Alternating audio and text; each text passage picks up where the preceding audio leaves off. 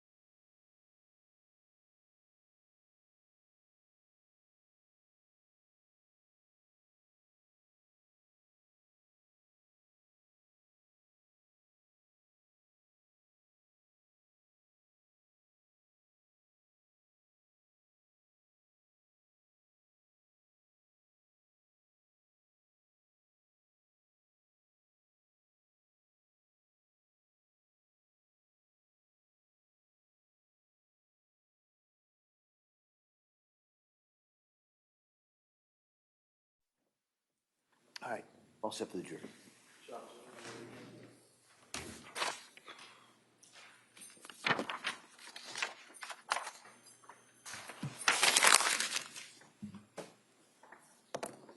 Court, all rise. Jurors entering.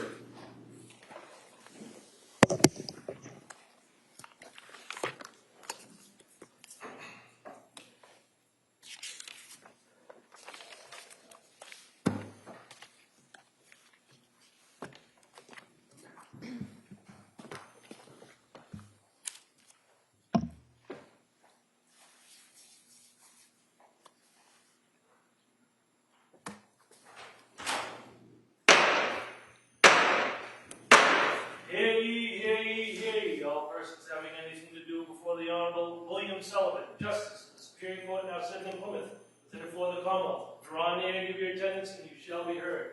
God save the Commonwealth of Massachusetts. This court is now in session. Please be seated. Good morning, Your Honor. May I proceed? Yes, please. Your Honor, before the court today, we have a continuation of the jury trial in the matter of Commonwealth versus Lindsay Clancy. Ms. Clancy is present. She is represented by Attorney Kevin Reddington. The Commonwealth is represented by Assistant District Attorney Jennifer Sprague and Assistant District Attorney Shannon Buckingham. All right. Thank you, Madam Clerk. Good morning, everyone. So what I'm going to do is, you probably expect, I'm going to ask you those questions to make sure everybody's able to follow my instructions. I'll go a little bit into our schedule, and then we'll return to the evidence on this case. So, first question. Has any member of the jury read, seen, heard, or overheard anything from any source that would affect your ability to be a fair and impartial juror in this case? Last question is there any other serious matter or concern bearing on your service as a juror in this case that anybody needs to bring to my attention at this time? Again, thank you so much for following those instructions. Again, as I always say, I hesitate to give you the schedule because I'm, probably 50% right, 50% wrong. But the intention today The thought is we'll probably go most of today. All right? And then at the end of the day, before I send you home, I'm going to talk to the lawyers, kind of see what the schedule is for next week so you can plan as best you can, and also kind of see where we are in regards to the timeline and the estimate of the case. So I'll try and give you as much of that information today before I send you home. All right? So with that, we'll return to the case on trial. Commonwealth, call your next witness, please. Commonwealth would call Kimberly Hardy as first witness today.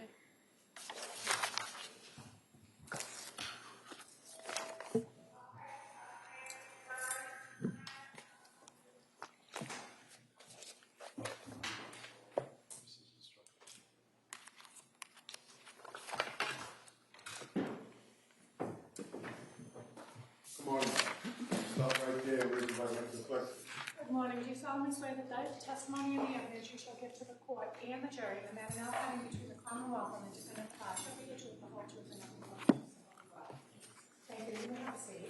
Watch your step, please. Hey, good morning. Good morning.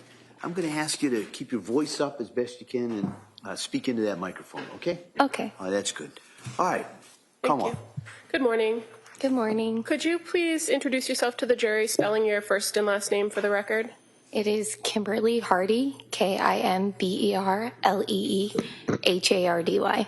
And what city or state do you currently live in? Cypress, Texas. And back in 2023, where did you live? Brockton, Massachusetts. And in 2023, where did you work? Kingsbury Club Where is the Kingsbury Club? in Kingston. And how long did you work for that club? 4 years. What is the Kingsbury Club? It is a tennis club, but it also has like a gym. It's kind of like a Y where people can come and drop their kids off in the playroom and stuff like that. Okay, is it a private facility? Yes. So members only? Yes. And you mentioned dropping kids off. What was your role at the Kingsbury Club? So I was the child service director, so I ran all the kids programming and the playroom. So what is the playroom at the Kingsbury Club? So the playroom is a room where parents can drop their kids off for 2 hours a day so that they can work out. And what's the procedure when a parent or a guardian drops a child off at the playroom? We have our system where we sign them in. And that's something on the computer that logs when the child comes in? Yes. And it also logs when the child leaves, correct? Yes. Now, what's the protocol for who can drop off and pick up a child at the playroom? So parents, usually we say whoever drops off should be the one picking up as well, unless the parent notifies us that another parent will be picking up. And as far as that system that you have to log the drop off and pickup, fair to say that system is geared towards the guardian who drops off and picks up. Correct. So it's a separate log for each child based on who the guardian is. Yes. Now, what is the security like at the Kingsbury Club? How do you get into the club? Oh, you sign in. You have a key fob, and you go to the front desk, and you'll sign in. Are you familiar with some members using like a scan app to Yes. sign in? And as far as where the playroom is in the club, where is it in relation to kind of when you come in the front doors? It is right to the right. There is a long hallway, and at the end of the hallway, that's the playroom. Now, is there kind of a rule there at the Kingsbury Club when you drop your child at the playroom that you have to remain on property? Yes. And other than the gym and the tennis courts, what other facilities are on property? We have a pool and a spa. I'm going to draw your attention to, one more background question. Mm-hmm. You mentioned that there's other programs that the Kingsbury Club runs for children, right? Mm-hmm. And you as the child service director were involved in that? Yes. Is there a particular age that the children can start participating in the other group activities? Camp starts at 5, and at that point, too, we had tennis that started at 5, but swim lessons can start from babies. Okay, and so is there an age limit to the kids that could be in the playroom at any given point? Typically, we only take 3 months old up to like age 10, normally they don't want to be in there. And then you said that the time limit is 2 hours per day. Yes.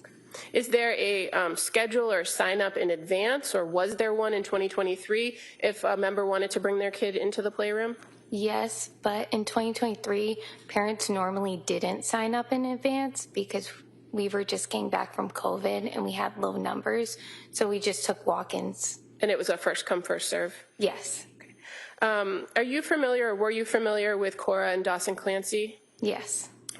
Did you often see them in the playroom at the Kingsbury Club? Yes.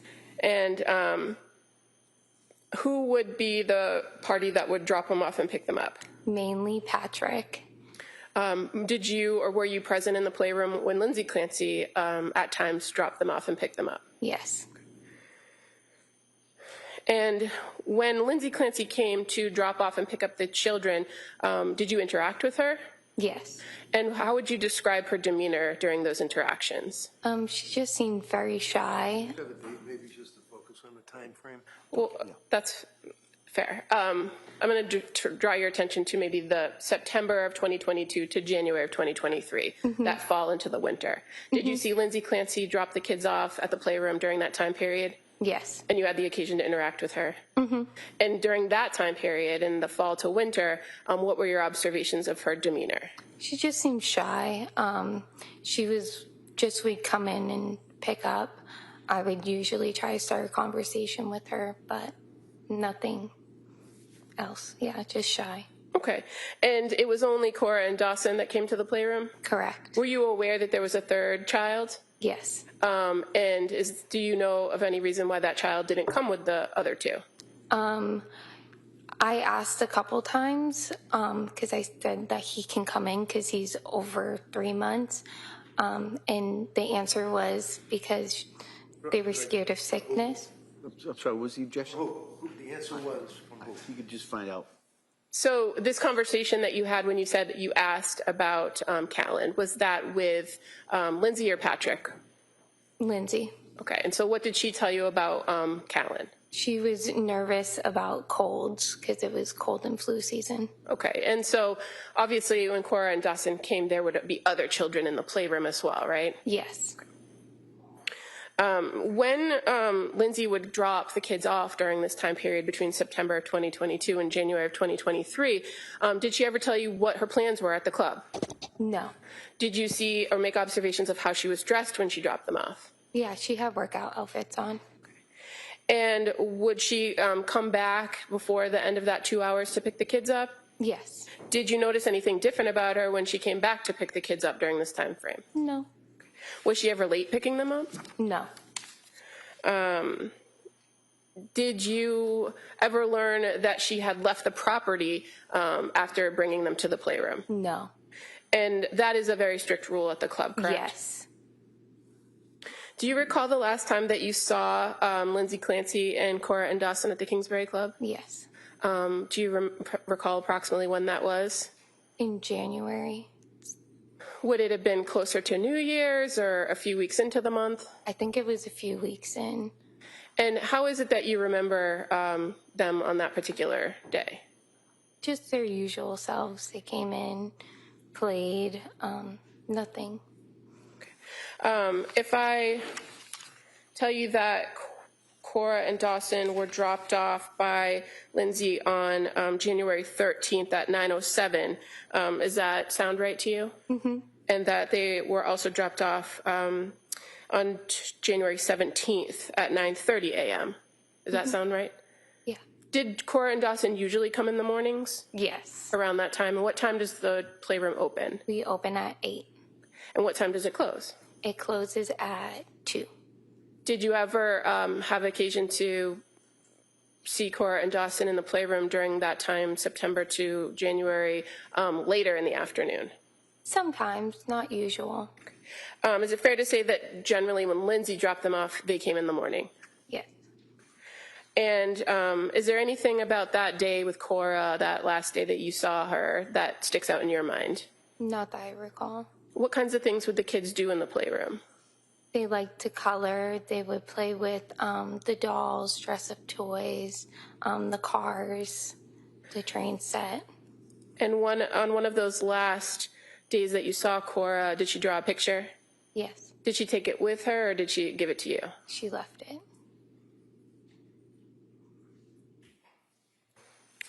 Your Honor, at this time, I would move to admit the Kingsbury Club records as the next exhibit. All right, they may be admitted.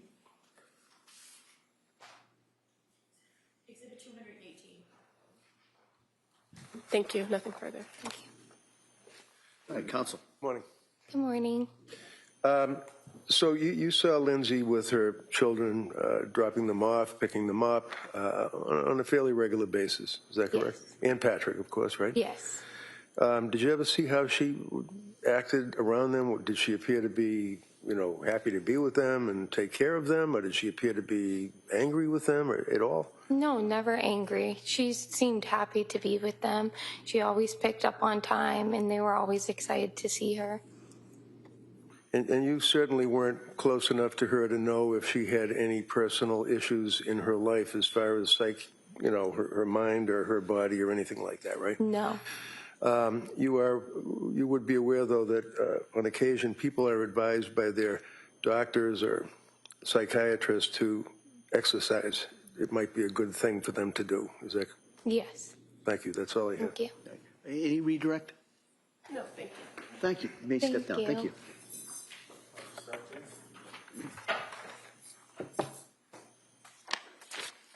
All right, Commonwealth.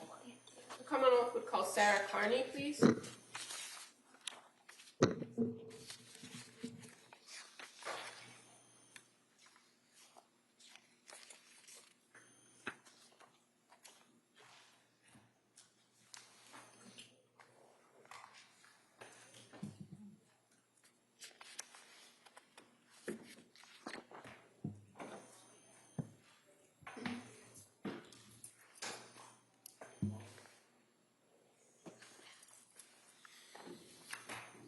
Good morning, ma'am. Stop right there, raise your right hand to the pledge.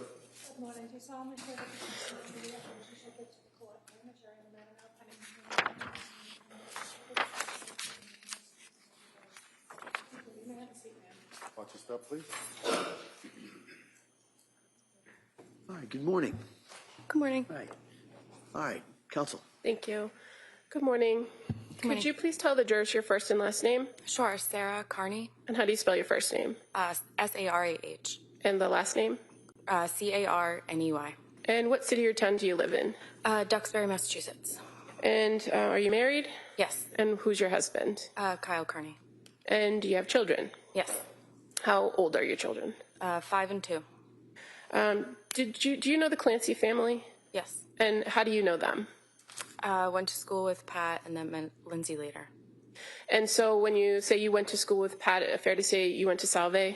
Yes, And did you know Pat before school? no, And did you become friends with him in school? yes, When you graduated from college, did you remain friends with Patrick? yes, And is your husband also a friend of Patrick's? yes, Did they meet at college or just someplace else? in college.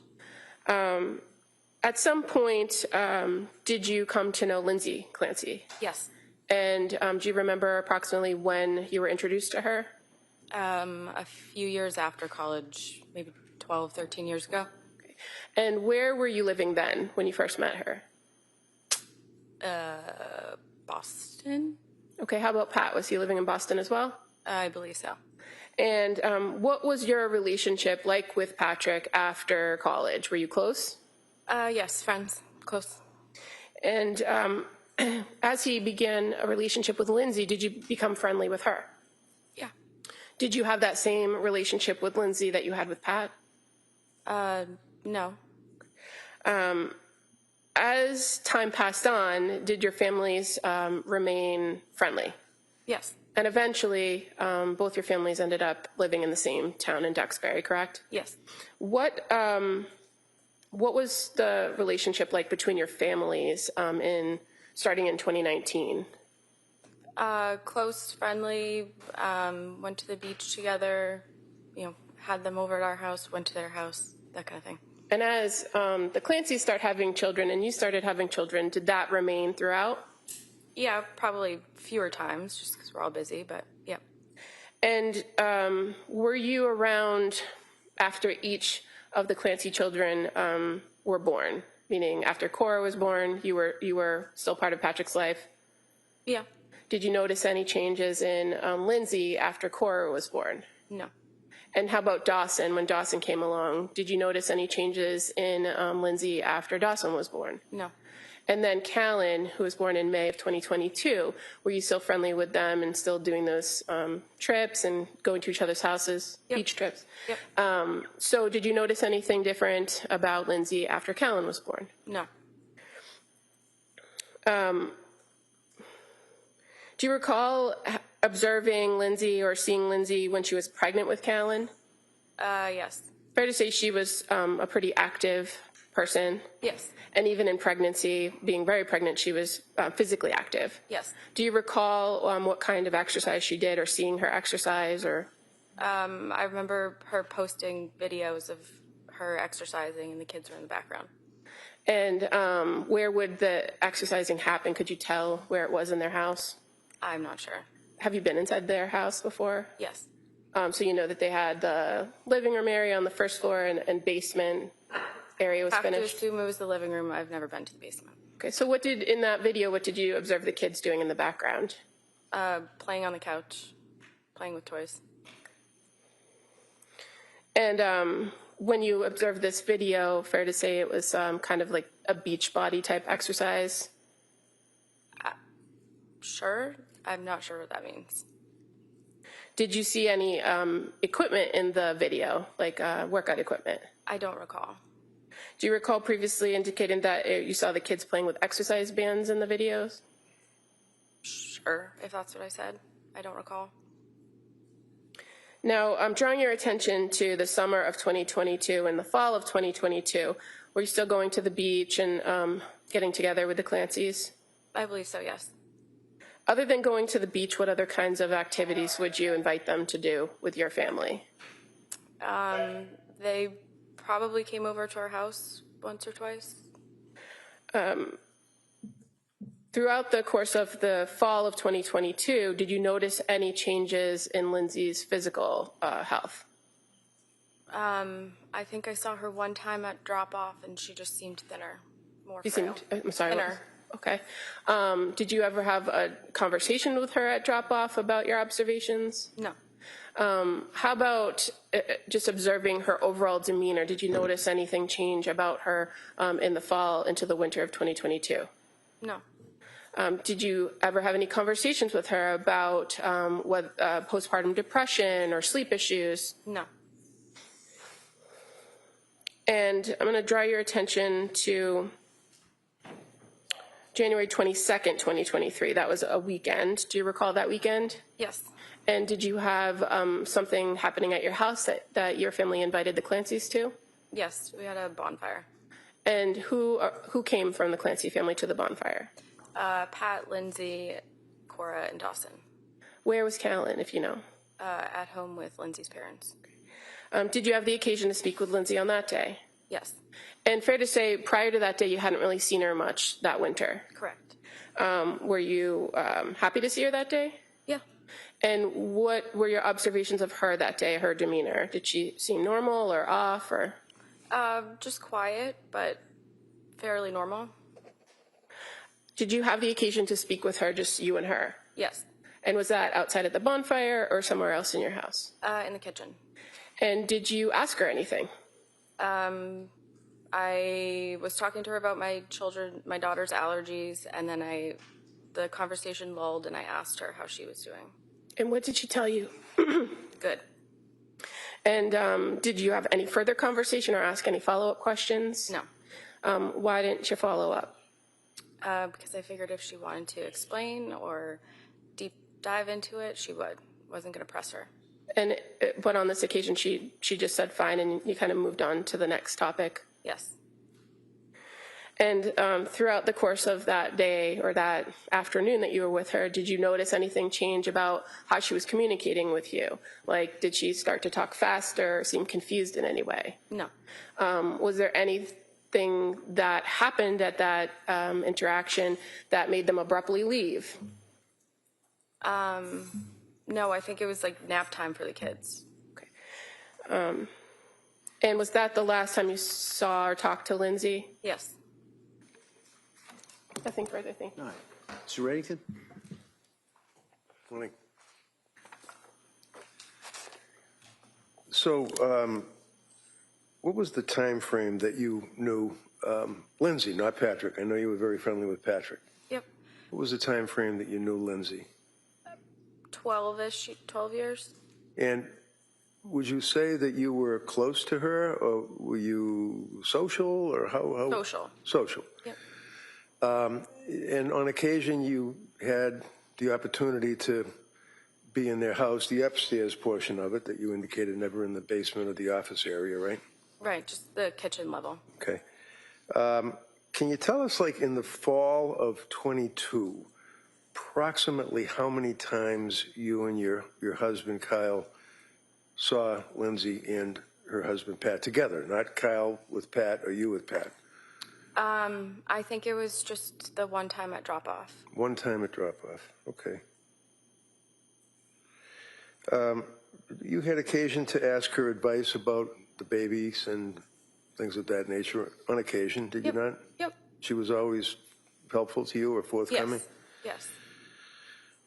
And this, the last time you saw her on January 22nd, this was a bonfire, is that what it was? Yep. And that was where, in your backyard? In our backyard. Was it in the daytime or the nighttime? Around lunchtime. Lunchtime. And do you recall how long they were there for the bonfire? A few hours. And they were there with the two older kids, and Callan was home with her parents, right? Yes. And she appeared to be quiet to you? Yes. And she appeared, to your observation, around that time frame to be thinner than what you had seen before. Yes. But you'd agree with me that you guys weren't that close that she would confide in you, correct? Correct. That's all I have. Thank you, ma'am. All right. Any redirect? As far as your observations of Lindsay over the course of 12 years, fair to say she was always quiet with you. Yes. Thank you. Nothing further. All right, thank you, ma'am. Let me step down. Thank you. Thank you.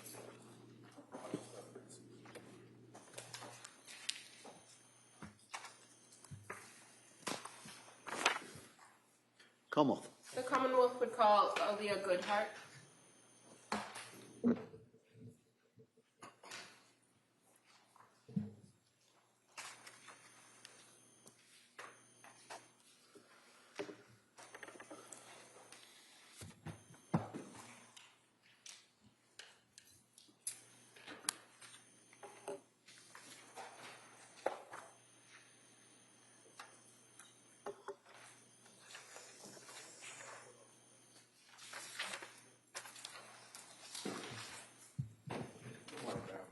Stop right there, raise your right hand for the clerk. Good afternoon. Do you solemnly swear that the testimony and the evidence you shall give in the court and in the jury in the matter now pending between Commonwealth and the shall be the truth, the whole truth, and nothing but the truth. And you may have a seat. Watch yourself, please. All right, good morning, doctor. Good morning. All right, I'm going to ask you, when you sit down, if you speak loudly so the jury can hear you and speak into that microphone. Okay? Thank you. All right, thank you.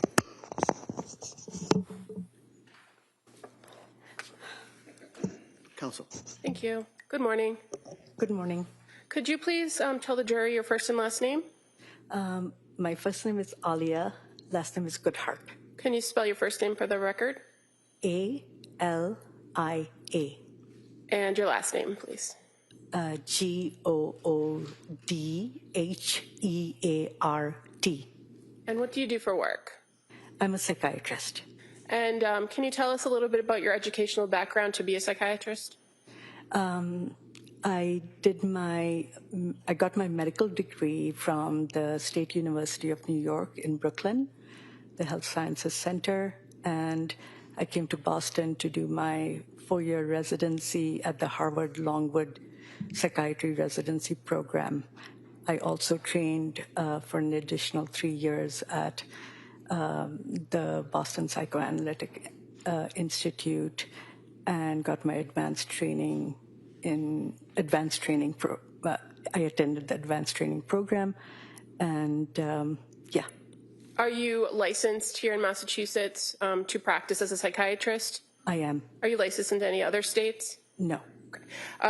So you said that you're a medical doctor with a specialization in psychiatry, correct? Correct. Can you tell us a little bit about your work history in that field? Yes. I've worked in several different settings. When I first started out, I was working at Beth Israel in integrated care, which means essentially that you work with primary care physicians, and if they have patients that they have questions about, they can consult you. And if there's a need, you can continue to manage the patient's psychopharm medications. And if it's simple, they can continue to do it, but you're available for them to consult with and to discuss cases. After that, I went to Emerson Hospital, where I worked on the inpatient psychiatric unit for a total of 9 years. I left for 1 year to be the medical director at another freestanding hospital. After that, I worked at the women's prison in Framingham for 1.5 years. And after that, an outpatient clinic affiliated with Tufts. I had a private practice for 2 years, and then I've been working at McLean for the last 5 years. Okay. And what is McLean Hospital? It's a freestanding psychiatric hospital that is part of the Mass General Brigham system.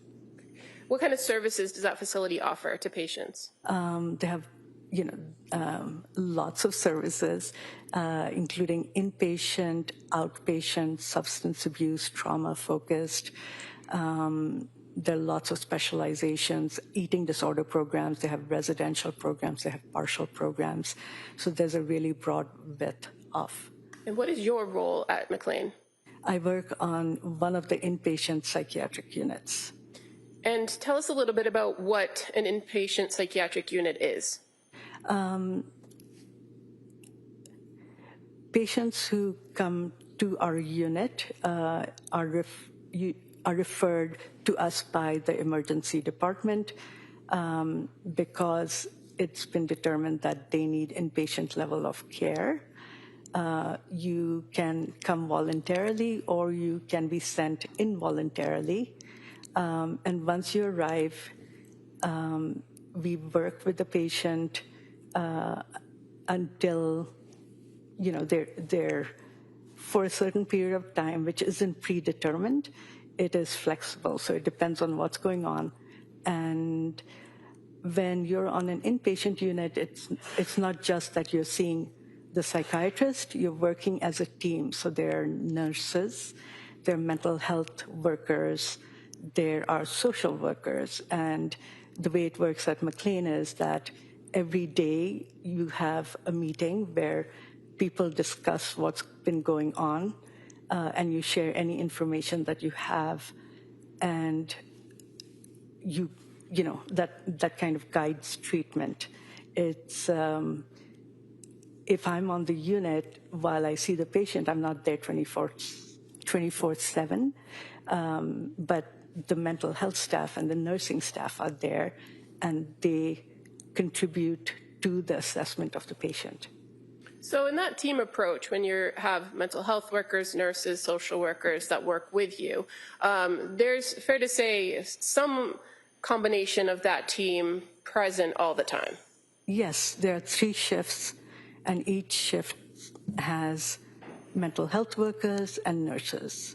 And in that team approach, sometimes particular members of that team may have direct contact with the patient, correct? Absolutely. Each shift, each patient is assigned a mental health worker and a nurse. They're offered a check-in, which is basically time to sit and talk about how they're doing and what's going on, and if they're upset or distressed. And so, there is documentation of that, and that happens on a regular basis. And even when members of the particular treatment team don't have direct contact with the patient, they're still there and observing what's going on, right? Correct. And are they trained to do that? Absolutely. And so even if they don't have a conversation with somebody that's documented, they're still observing to be able to report back if there's any concerns that they observe during any given shift. Is that fair to say? Yes. Now, you mentioned that the inpatient unit at McLean, that they come from the ER departments of the surrounding hospitals? Yes. So you can't just walk in? Not at McLean. For the inpatient, in any... Right, correct. Okay. And so oftentimes when a patient comes from the emergency department or is referred over there, how do they get there? They have to be sent on a Section 12 most of the time. Well, then it doesn't make sense. So they're usually sent on a Section 12, especially if they're going to be sent in an ambulance. And then when they arrive at McLean, they are seen at the CEC, which is the Clinical Evaluation Center. If I could just stop for you for one second. Can you tell us what a Section 12 is? A Section 12 is basically a doctor or social worker or psychologist states that you are being referred to a hospital for admission because you have a mental health condition. And the Section 12 could be something that the patient voluntarily elects to do, right? That's a Section 10. The Section 12 is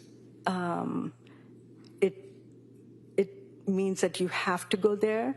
If you go there and they evaluate that you're fine and you decide you don't want to be at the hospital, you can choose to leave and they'll have to let you go. So when you say that a person comes transported from an ER on a Section 12, they also can come transported on a 10 as well, a voluntary? A Section 12 is required for transportation because in the time between when they leave the hospital and they're supposed to get to you, you want to make sure that something could happen and then they could leave. So you want to make sure that the physician sees them at that end and then somebody sees them at the other end to ensure that something hasn't changed. So it's evaluation. Okay.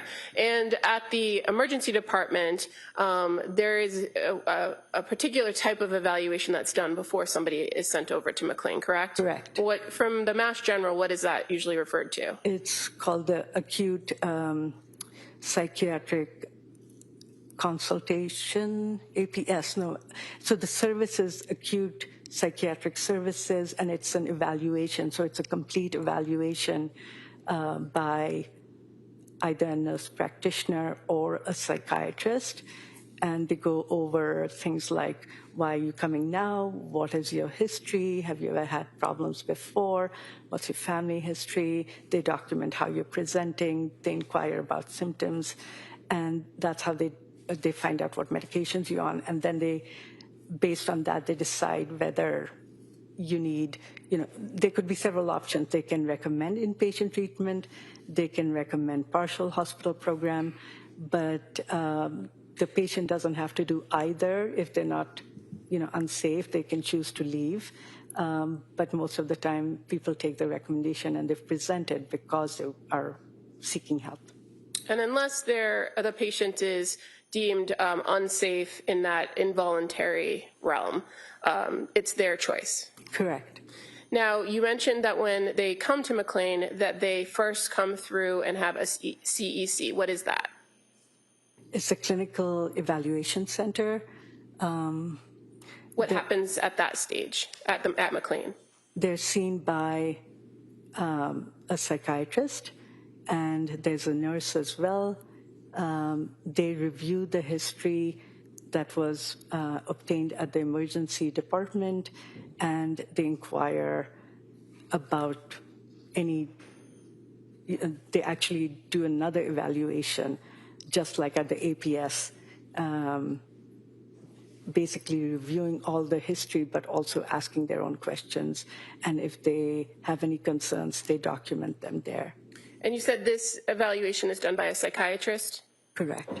And when a person comes into McLean, can they come at any hour of the day or night? Correct. And when they first make it to the clinical evaluation center, they're always seen by a psychiatrist? Yes. Now, once they do this evaluation, gather all the information, do they also do kind of a physical exam to make sure that there's no medical issues to address? Yes. And after all the information is gathered, what is done at the evaluation center? So they basically enter the order. May I have some water, please? Oh, sure. Sorry. No worries. Up there, my fault. Can you repeat the question? Sure. When a patient is evaluated or seen in the clinical evaluation center, what happens after the evaluation's done? So they determine the level of checks that the patient should be on once they get to the unit, because there are several units. There are at least 4 inpatient units. They decide what medications the patient is going to be able to get, thank you, until they are seen by a psychiatrist on the unit. And when you say level of check, what does that mean? Everybody who is on the unit, there's a mental health worker assigned the task of ensuring that all the patients who are supposed to be on the unit are present and that they're safe. And the lowest level is 15-minute checks. If there's concern about somebody, it goes up to 5-minute checks.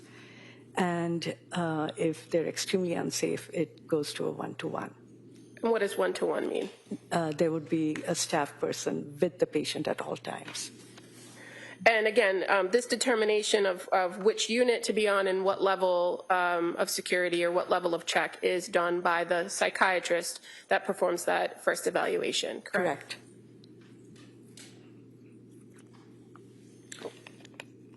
Now, when a person who comes through the CEC then gets sent to the unit, do they walk to the unit on their own, or how do they get to the unit? They're escorted to the unit. And you said there's 4 inpatient psych units, is that right? Correct. Now, when the person arrives at the unit, what happens? They're seen by a nurse and a mental health worker. Their belongings they go through the belongings to ensure that there's nothing unsafe. There's certain things that are not allowed on a psych unit. The nurse reviews their history and takes some vital signs, sees if they need any medication, and then they show them to their room and the unit. And again, people come through the CEC at all hours of the day and night, correct? Yes. So this whole process is pretty seamless and could happen at any point. Yes. Now, you mentioned previously that the length of stay or how long a person is on the unit or inpatient varies, right? Yes. Is there any sort of minimum that's required when a person comes in for an inpatient stay at McLean? No. And if they are voluntarily there, can they leave at any time? As long as the psychiatrist and the team assesses them and determines that they don't pose an imminent risk to themselves or anybody else. Now, what if they're there on a Section 12? Is there a time limit or a minimum amount of time they have to be there? She wasn't there on Section 12. She was on a voluntary. We haven't gotten there yet. I'm just asking background questions about the facility. I'll allow some background questions, but let's kind of move it along.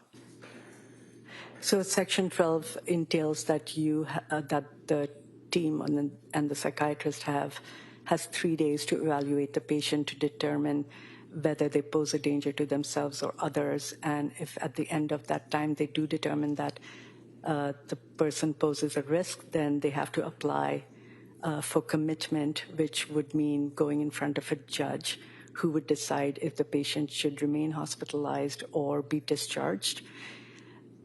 And if at the end of the 3 days you deem them to be safe, are they allowed to leave? Yes. And is there something in the field of psychiatry or in your training and experience in your time at McLean about being discharged against medical advice? He wasn't discharged AMA. All right, we'll allow set the really the terms and where we are, so you can go into that. AMA is not applicable. If we can approach... Yeah, I don't think you heard me. I did hear you. All right, well then, I'm going to allow that question. There, your rights are saved. My objection. Yeah, I've noted it. Go ahead, Counsel. Thank you. I think we tend not to do against medical advice because if we are concerned about somebody's safety, we would not discharge them. So you have another procedure available to you if you were concerned for somebody's safety? Yes. And that's the procedure you described about seeking an In order for further commitment? Correct. Okay, thank you. Now, when a person comes and goes through that process and is placed on their unit and settled in, what is the plan after that? How often do they see providers? They're assessed by a psychiatrist every single day that they're there. They have nurses who are checking in with them, mental health workers. They're offered group programming and medical monitoring, vital signs. Yeah. What types of group programming are offered to people while they're inpatient at McLean? We offer skills groups, which are things like they're meant to teach patients skills so that they can tolerate distress, they can kind of observe their thoughts. It's meant to shore up their skills. Then there are some groups which are more just relaxed, I guess, such as going for fresh air walks or going to the recreation center, just, drawing or coloring and, yeah. And are there other things offered to patients once they're on a unit to assist them in their care, like counseling? Yeah, those are the check-ins, and when they meet with the psychiatrist and the social worker, the counseling happens in those sessions as well, and also by the nurses and the mental health staff. Okay. Now, does this procedure, or how it operates for any given patient, does it change if there's a holiday or a weekend? I think they're still seen by a psychiatrist. She's thinking if she knows, I have no objection. I'm going to object to the way she's answering that. All right. Why don't you rephrase the question? I will, thank you. As far as your experience at McLean Hospital, does the schedule change when there's a weekend or a holiday? The group schedule might change, but the staffing schedule doesn't change. So the availability and the mental health worker that sees the patient, the social worker that checks in, and the psychiatrist and nurse, the team all stays the same even on a weekend or a holiday? Other than the social worker. Okay. And when I say stay the same, it could be different individuals, but Correct. It's somebody from that group, correct? Yes. Okay. So as far as your role as a psychiatrist, how do you get assigned patients when they are admitted to McLean inpatient? It's random. There are beds that are open, and I carry a certain number of patients, and other psychiatrists have a certain number of patients, and whoever has an opening gets the admission. Do you have to be there when the patient is admitted to have the patient assigned to you? No. And so do you rely on other psychiatrists to perform those tasks before you meet a patient? Yes. I'm going to draw your attention to a particular patient by the name of Lindsay Clancy that arrived at McLean in the early morning hours of January 1st of 2023. Do you recall that patient? Yes. Have you had the ability to review the records related to that patient prior to coming in today? Yes. And do you know where she came from? The emergency department at MGH. Okay. And did she come voluntarily, or did she come on some sort of section? Again, for transportation, it's always a section, but then she signed in voluntarily, which is the section 10. Okay.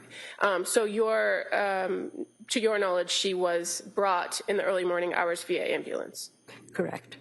And did she go through that process of the clinical evaluation center in the early morning hours, approximately 4 a.m. on the 1st? Yes. And who saw her there? I think the psychiatrist's name was Dr. Outlaw. Okay, and you're familiar with Dr. Jasmine Outlaw? I've never met her. Okay, but she is a psychiatrist on Correct. staff. I don't know what you mean by on staff. Well, she works at McLean. Correct.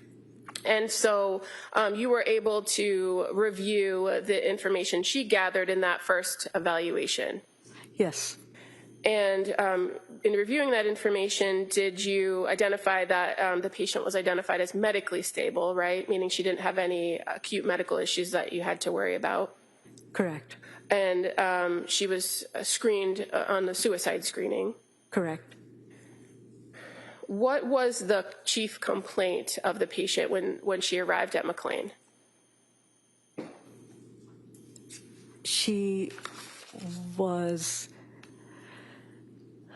unhappy. She was finding it hard to sleep if she didn't take medications. Okay. And do you recall reviewing in the records that it was noted that she reported that she felt numb? Yes. And that she was having some issues managing medication? I don't know what you mean by that. Well, that she had some complaints about side effects or symptoms of medication? Yes. Now, when the psychiatrist and the clinical evaluation center gathered the information, fair to say that it's primarily based on what's reported to the doctor by the patient? Yes. At McLean, do you have access to a patient's full psychiatric history or all of their records from other places? It depends where the patient is coming from. I think that Dr. Outlaw did take an excerpt of the APS evaluation that was done at MGH, so I assume that she had access to that. I'm sorry. Assumptions? I mean, I she can would ask have it a had. different way. She doesn't know, she doesn't know. Yeah. All right? As far as the full record of this particular patient that you were assigned to and responsible for, you reviewed all of the notes and information gathered by Dr. Outlaw on that first interaction with the patient, correct? Yes. And you indicated a little while ago in your testimony that McLean is affiliated with the Brigham Correct. Hospital and Mass General. So is it fair to say that those records from Mass General are available to you at McLean? Yes. And again, you indicated that that APS evaluation is something that's done at the emergency room, right? Yes. And is it common that that information come along with the patient? I don't know. No, good. Just if you could answer that. You don't know? I don't know. Okay, all right, next question. In this instance, when you reviewed the records, were you aware or did you see that there was some note to the APS evaluation from the Mass General ER? I saw the excerpt of the APS evaluation in Dr. Outlaw's note. Okay.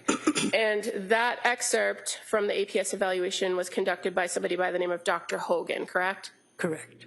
And did you review a portion of the record indicating that the patient said to Dr. Hogan or reported thoughts of wishing to be dead but no plan? Yes. And that there was no violent or homicidal ideation, right? Yes. And that there was observed at Mass General to have no evidence of psychosis, mania, obsessions, or current anxiety symptoms. Correct. So that's information that you knew before you met with the patient. Yes. And as far as what's reported when the patient comes to McLean, and in this instance when Lindsay Clancy came, are you aware she reported during that clinical evaluation center evaluation that at the beginning of December she had started Seroquel and Remeron and started to have intrusive and suicidal thoughts? Yes. That she attributed that to medication? Yes.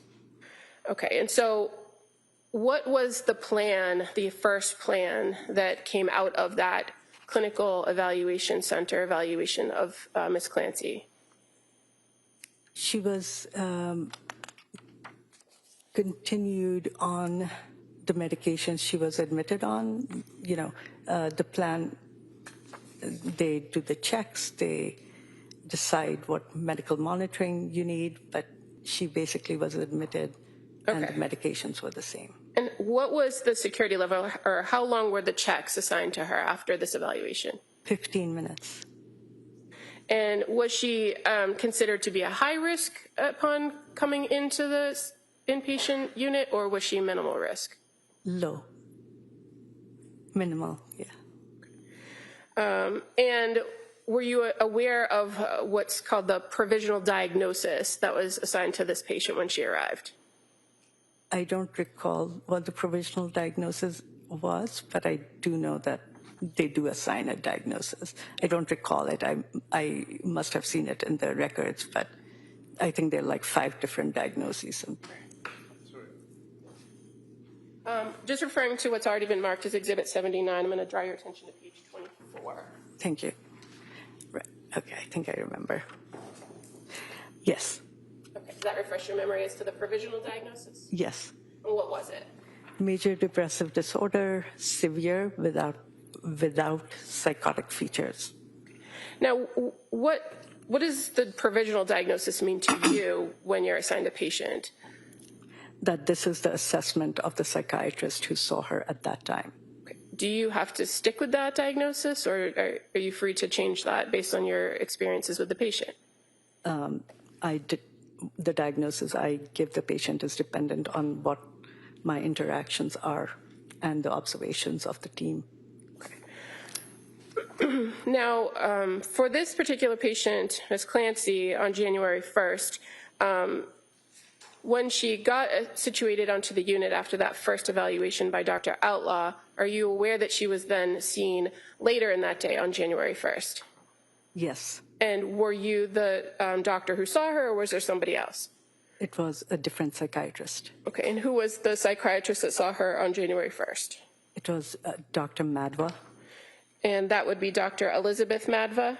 Correct. Again, is she a psychiatrist as well? Yes. And so this occurred while you were not in the hospital, right? Yes.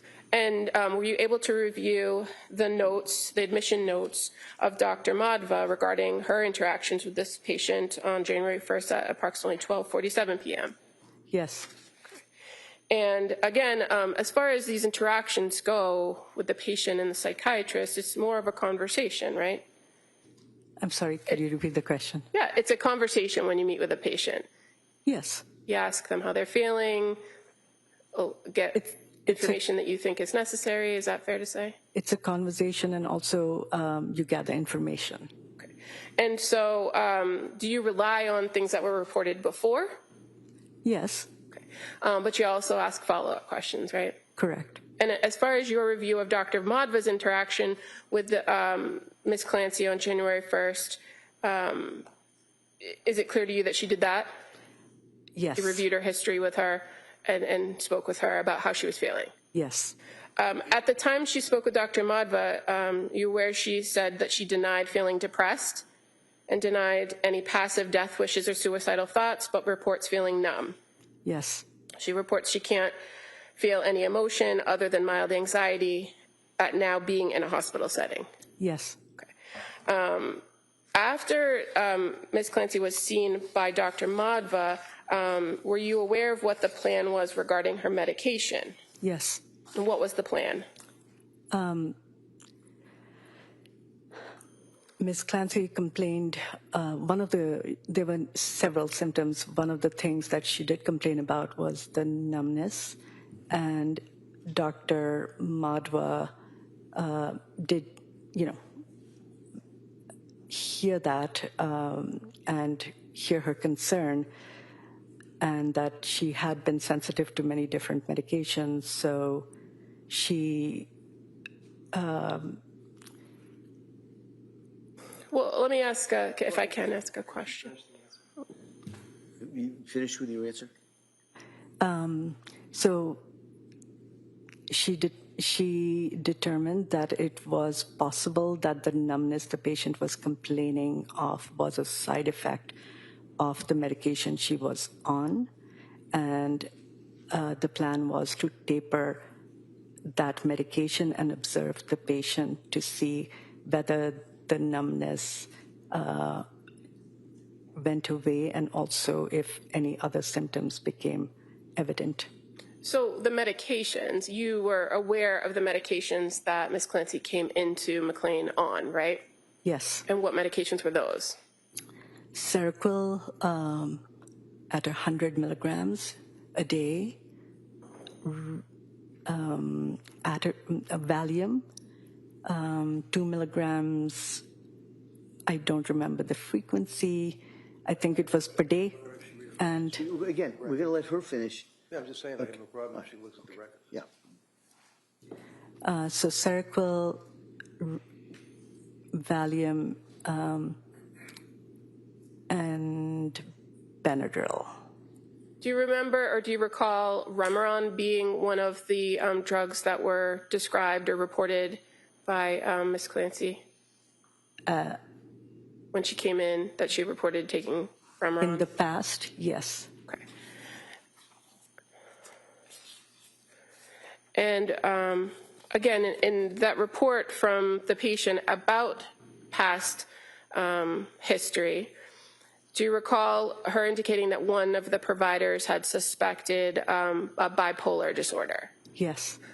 In your interactions with Ms. Clancy and your review of the interaction she had with other psychiatrists, did she appear to agree with that diagnosis?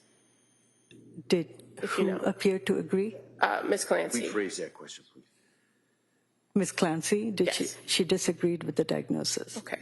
The fact that she came in and she was on 100 milligrams of Seroquel or more, would that have been something that was significant to you in considering a bipolar diagnosis? Seroquel is used for several purposes. It is not just used for bipolar illness. Okay. And Ms. Clancy also reported coming to McLean issues with insomnia, correct? Yes. Is Seroquel sometimes used in low doses to address insomnia? Yes. Now, as far as the plan from January 1st, you indicated that Dr. Madhva recommended reducing the Seroquel and then monitoring symptoms, correct? Yes. Okay.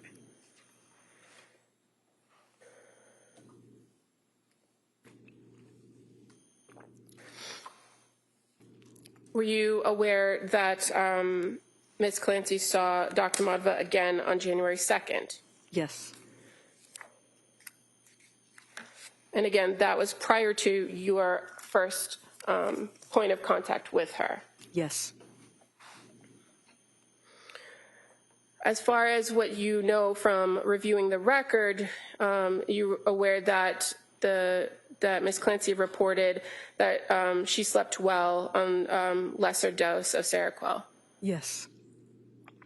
Did she report any delusions, hallucinations, or suicidal or homicidal ideation? No. And as far as after the check-in with Dr. Madhva on the 2nd, was the plan to continue to decrease the Seroquel? Dr. Madhva was going to continue her on 75 milligrams, and then the next day she would have gone down to 50 milligrams.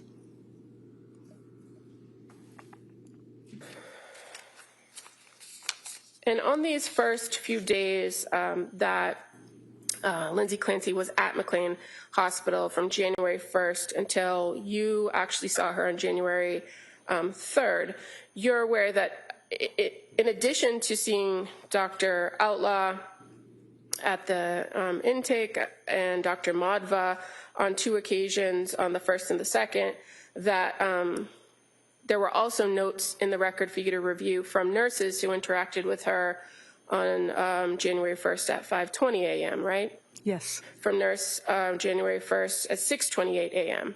Yes. A nurse interacting with her on January 1st at 10:34 a.m. Yes. And that she actually participated in a group activity with a social worker at 12:03 p.m. on the 1st. Yes. And that a nurse interacted with her and made notes at 2:07 p.m. on the 1st. Yes. And that she saw a mental health worker at 9:33 p.m. on the 1st. Yes.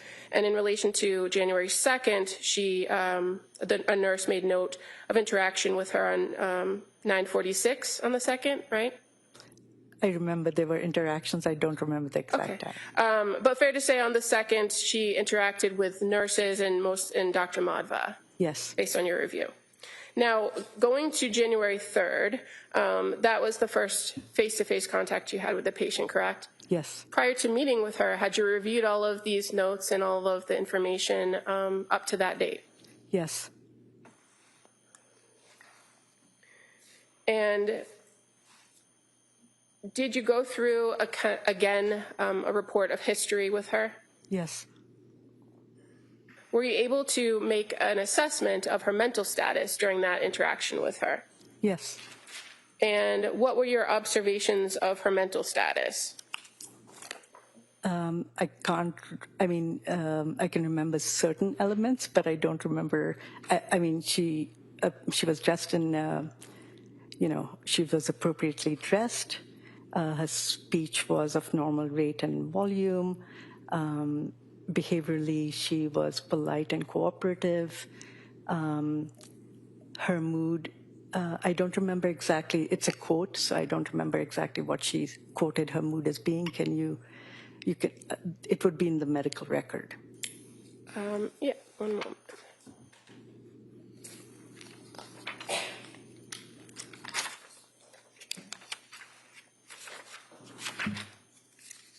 I'm just going to approach, if that's okay. Yeah. And just so the records are Exhibit 79? Yes. All right, so those records, you'll have those with you. Okay.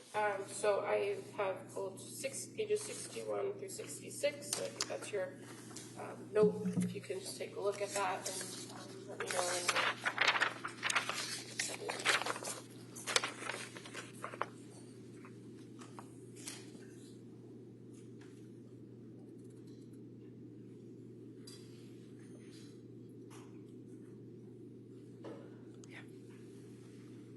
Does that refresh your memory as to what your observations were of her mood? Yes. What was her mood? Anxious. Okay. And did you observe signs of anxiety, or did she tell you that she felt anxious? She appeared anxious. And her affect, did you observe it to be congruent to her mood? Yes. And you examined her and found her to have linear thinking and appear goal-directed, right? Yes. Okay. And as far as addressing kind of why she was there and what your recommendations were, ultimately, what were you trying to address or accomplish in the treatment plan with Ms. Clancy?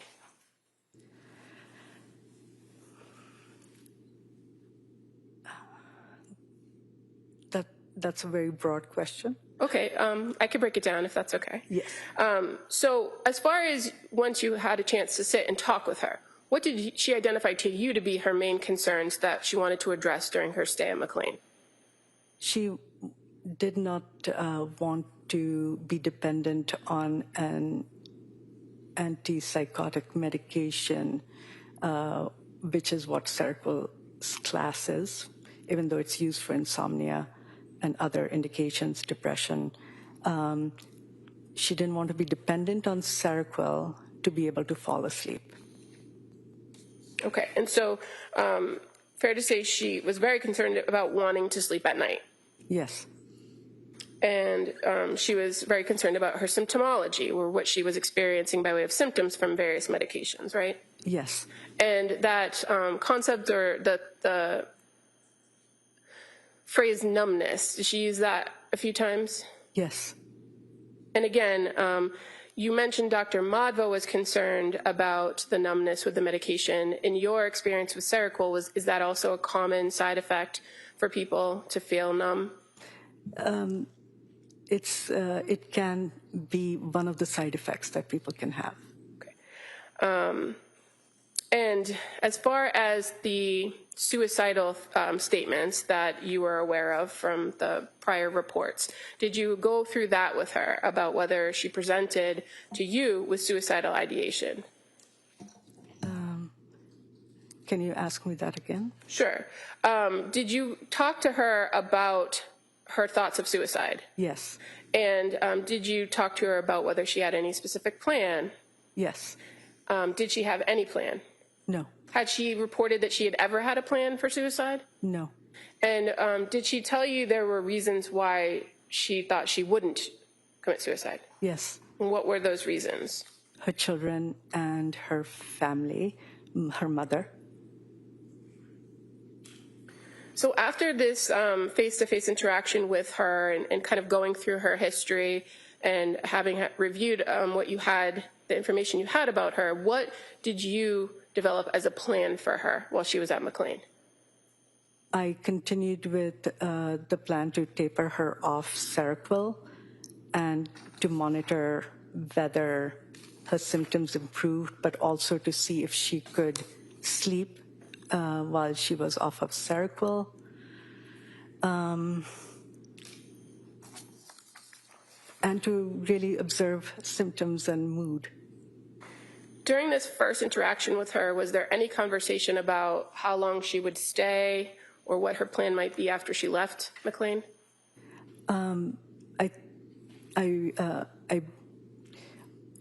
When we met the first time,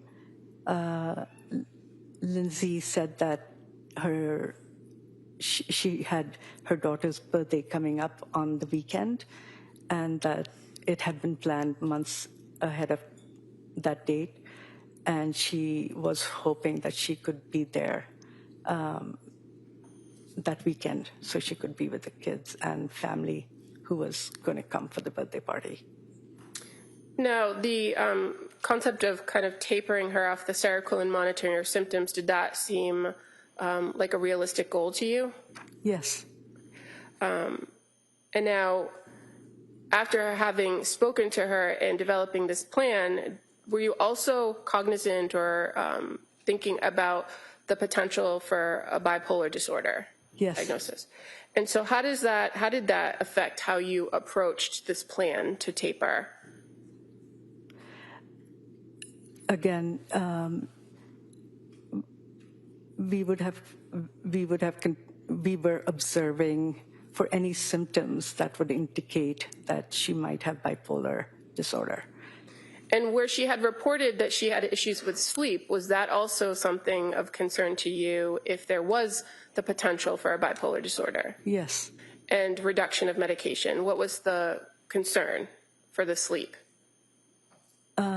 I think people's mental health is negatively affected if they cannot sleep, whether it's bipolar disorder or depression, and so sleep is important.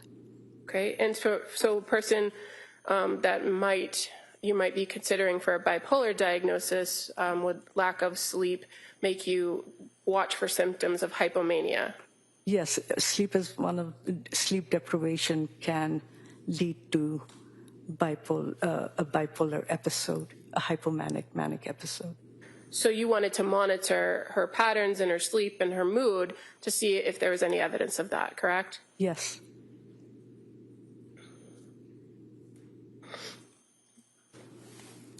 In this first interaction where you identified a plan, did you also make a suggestion about a particular medication that she might consider after the Seroquel had been discontinued? Yes. What was the alternative medication, if you will? It was Cymbalta, which is an antidepressant. And was that something that you intended to prescribe for her while she was there, or was it something that you suggested that she could consider as an outpatient? It was just a consideration. It would depend on how she was doing after she was off of the Seroquel. Okay. Now, what about the Valium? Was there a plan to address tapering or weaning her off Valium or an alternative to Valium? Yes, I switched her from Valium to Ativan. Okay. Because it has a shorter half-life. And, in my experience, it manages anxiety well. And were you aware that she had taken Ativan before? Yes. And did she report any concerns about Ativan or benzodiazepines in general? Yes. And what was the concern she reported to you?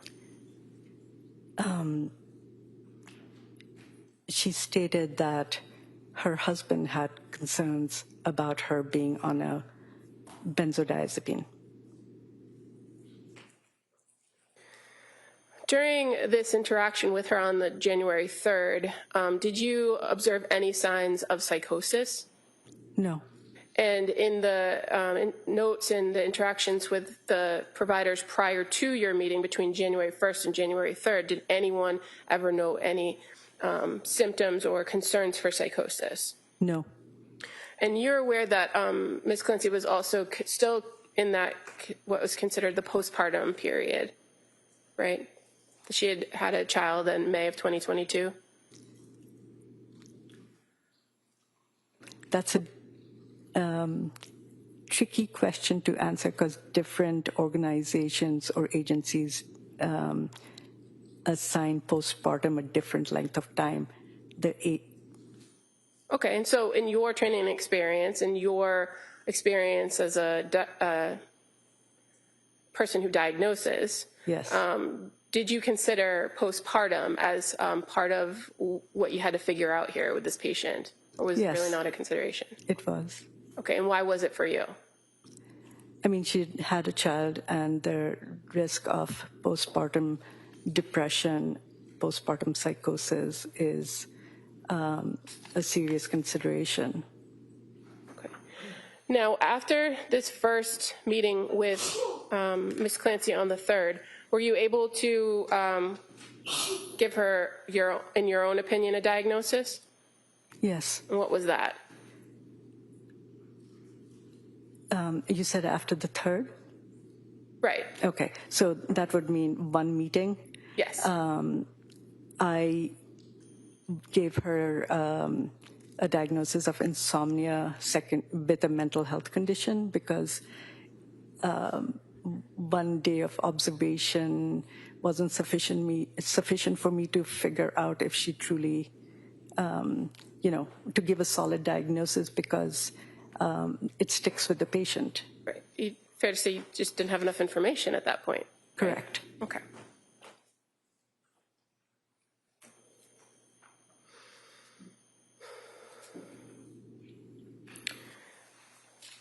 So again, you saw her on January 3rd, and that was approximately 9:15 a.m., right? If that's what it says. Yeah. Well, at the top of your inpatient progress note on page 61 of the exhibit, if I say the data service reads 1/3/23 at 9:15, would that be where you would note the time you were scheduled to speak with the patient? Yes. Okay. And you're aware that on that same day, on January 3rd, that in addition to meeting with you, that she met with a social worker at 10:07 a.m., right? Yes, the social worker and I would have met with her together. Okay, but then the social worker would have their own note if there was any interaction that they were noting, and also a nurse as well. Yes. Right? And that on the 3rd, that Ms. Clancy participated in a group at 12:02 p.m., correct? Yes. And engaged with a mental health worker at 12:22 p.m., right? I do know that she engaged with the mental health worker. The times are not something I recall. If I indicate that the records show she did another group at 2:36 p.m., would that sound right? Yes. That she then declined a group at 3:50 p.m. Yes. And then saw another mental health worker in the evening before presumably she went to bed 8:52 p.m. Yes. Okay. Did you see her on January 4th? Yes. And so again, is this the same protocol? You meet, you talk, you discuss. Did you talk to her about how the previous night's sleep went? Yes. And how was that night's sleep? She reported sleeping well. Well? I don't remember the exact words, but she said she slept. And, okay. Yeah. And do you remember having a conversation with her again on that day, January 4th, about going home? Yes. And what did she say about that? Originally, I think we were thinking, we had talked about discharge on Friday, and she stated that she was anxious being in the hospital, and that she wanted to be discharged so she could be home with her family and her children. And so did she ask to leave earlier than Friday? Yes. And when she asked to leave earlier than Friday, what was your response to that? Whenever I said she could leave provided she had psychiatric follow-up the next day. And why did you do that? I wanted to ensure that if she wasn't able to sleep that night after discharge, that she could speak with somebody about it so that they could come up with a plan to ensure she could sleep and to monitor how she was doing off the medication. And was there a kind of a secondary reason that you had asked that she make sure she make an appointment before discharge? Yes, it was also to assess whether she could think clearly and follow directions and get it together. We asked her to set up the appointment herself, and she was able to do that. She responded within an hour. She told the social worker that she had gotten an appointment, and the social worker had asked her for a fax number so that we could we could send the discharge summary, and she provided the fax number as well. And now on this day that you had met her on January 4th, she reported that she slept well. Do you recall what dose of Seroquel she was down to at that point? Had she reached 0? On which day? On the 4th, when you saw her. I'd have to walk myself through this. So I know she was on 75 milligrams the night of the 1st, 75 milligrams the night of the 2nd. On the night of the 3rd, we decreased it to 50 milligrams. On the night of the 4th, she would have been on 25 milligrams. Okay. And fair to say that on the 4th, your plan was to continue to taper her so that she would be at 0 for Seroquel, take no Seroquel on Thursday night, right? Correct. And that she would be restarted on Ativan, and that she'd have the trazodone available if she needed it. She was already on Ativan during her admission and was taking it at night. She also had trazodone, which is a sleep medication. It has sedating properties, so it can be used for sleep.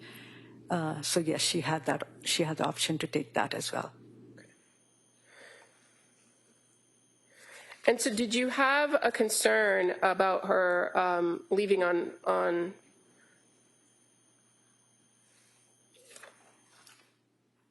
Thursday, the 5th, without having monitored her at no Seroquel? I did not have any concerns about her safety or a risk for anybody else. Okay, but as far as from a diagnostic perspective, would you have preferred to have more information about her sleep patterns and her mood? Yes. Okay. Now, you said that you didn't have a concern for her safety. So what, in your time that you were with her, that you met with her, and all the information that you reviewed, what were identified as maybe protective factors that made you feel comfortable that she was safe? She was, there are several things. She was future-oriented. She was clearly invested in her children. She was a caring mother, just like a caring mother. She had her parents around to help her. She had family and supports. We ensured that she would have outpatient psychiatric care for follow-up.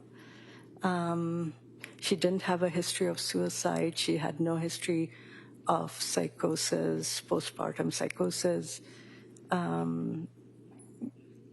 She had a stable place to live. So the statement that she made to you that she wouldn't have completed the act of suicide because of her kids or her mom, was that something that you considered? absolutely.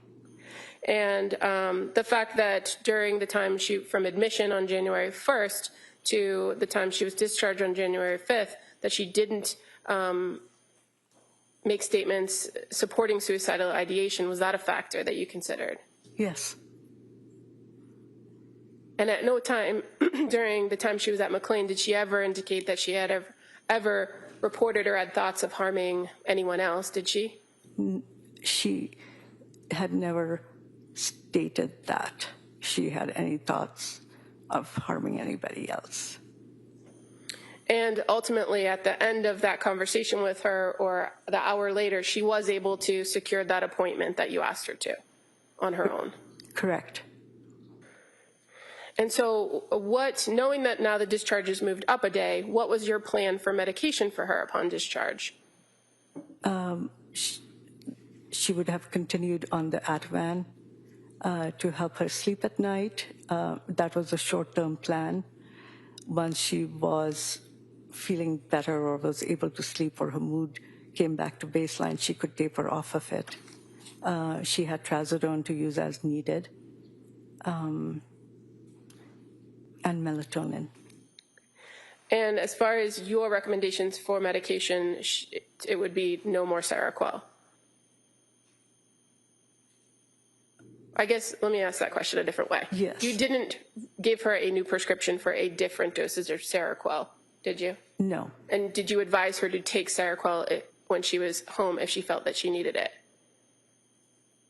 I would assume she would take what I had prescribed.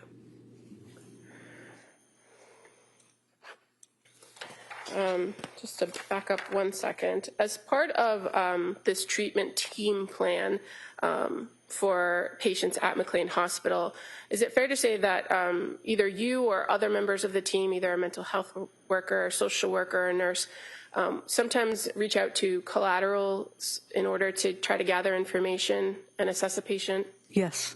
And in this instance, are you aware that somebody reached out to Patrick Clancy to speak with him about his wife and her care? Yes. And were you aware that he reported that she hadn't ever had suicidal thoughts?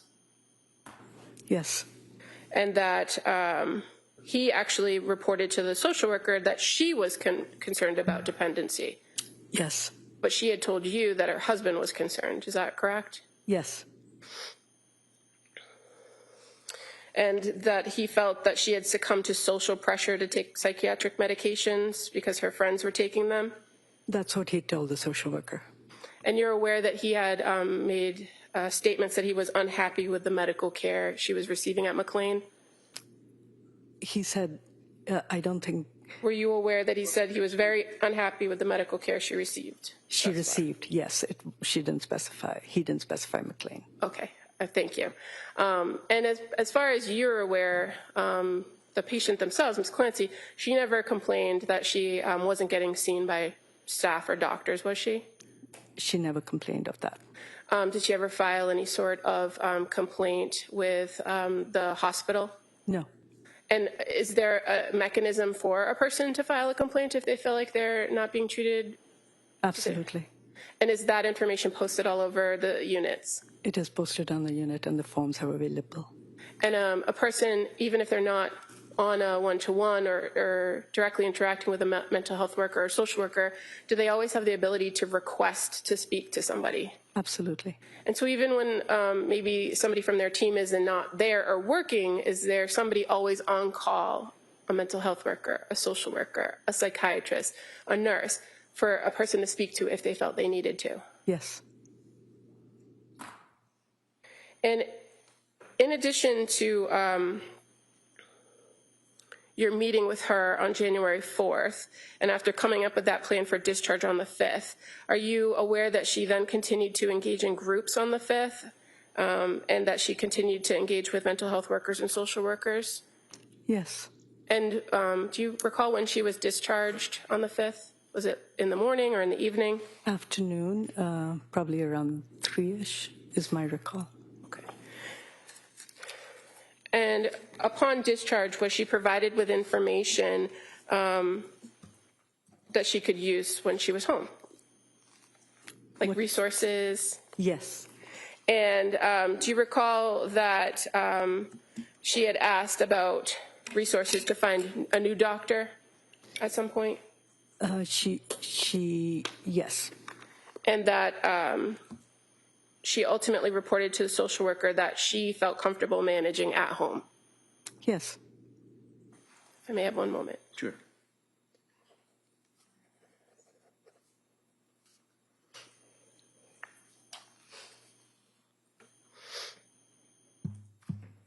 So upon discharge, what did you actually prescribe her? A 14-day supply of Ativan and a 14-day supply of trazodone. Okay. And when you were having conversations with her about her thoughts of suicide or her thoughts of wanting to die, was she expressly asked if she wanted to kill herself? Yes. And what was her answer, if you recall? She denied that. She denied that? Yes. And was she specifically asked if she had a plan to kill herself? Yes.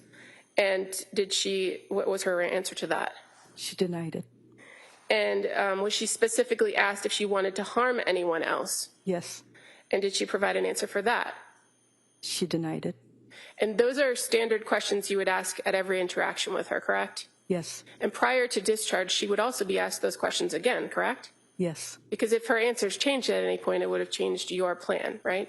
Yes. Thank you.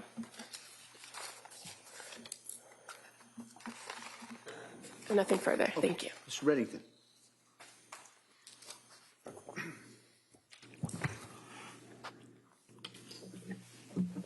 I'd like to start off just by asking, District Attorney asked you about resources that were provided to her. What were the resources? We had discussed going on Psychology Today, where I'm sorry? she was aware of the website Psychology Today. Website? Yes, she was given the name of a case manager through her insurance who she could contact for assistance in finding new providers. So other than telling her about the website for Psychology Today and talking about her insurance company and what they would allow for her to reach out for what, other providers? Is that what it was? Can you restate that? Sure, of course. You referenced her insurance company. Yes. I mean, that's a major consideration in medical treatment, is it not? What a person has for insurance? No. No? I don't understand what you mean by that. You know what insurance is? I mean, as far as like a person paying their bills for medical treatment or psychiatric treatment. The insurance is important because who you can see is limited by what insurance you have. So that's what I was asking as far as the insurance. You referenced that on the resources, when the DA asked you about resources, and I asked you what were the resources, and you said going on the website for Psychology Today, right? Yes. And that you spoke to her about her insurance, right? We gave her the name of a case manager who she could contact and her telephone number in case she wanted to find other providers. They would be able to look at their database and figure out what providers would be within the distance she was comfortable with, whether they were male or female, if she had a preference, and if she had any preference about any specialization. Okay. And in reference to the insurance, what is the insurance? You answered the question about insurance. I'm just asking, what is the involvement of insurance in that offer of resources? I don't understand your question. All right, maybe I didn't understand your answer. That's why I apologize. You had indicated that in addition to telling her to go on the website for Yes. Psychology Today, that you spoke about her insurance and other providers that would be permitted, I guess, under her insurance. Not every patient, the fact that she had a case manager at Blue Cross Blue Shield was an added benefit because they could assist her in finding providers. Okay. That's what I meant. All right. Other than the case manager from Blue Cross Blue Shield and to do research off of the website for Psychology Today, what resources were provided to this woman? There are numerous resources that are printed on the after visit summary. I don't know each and every one of them, but I think they would be in the medical record. Okay. And that's something that is provided to a patient when they leave. Yes.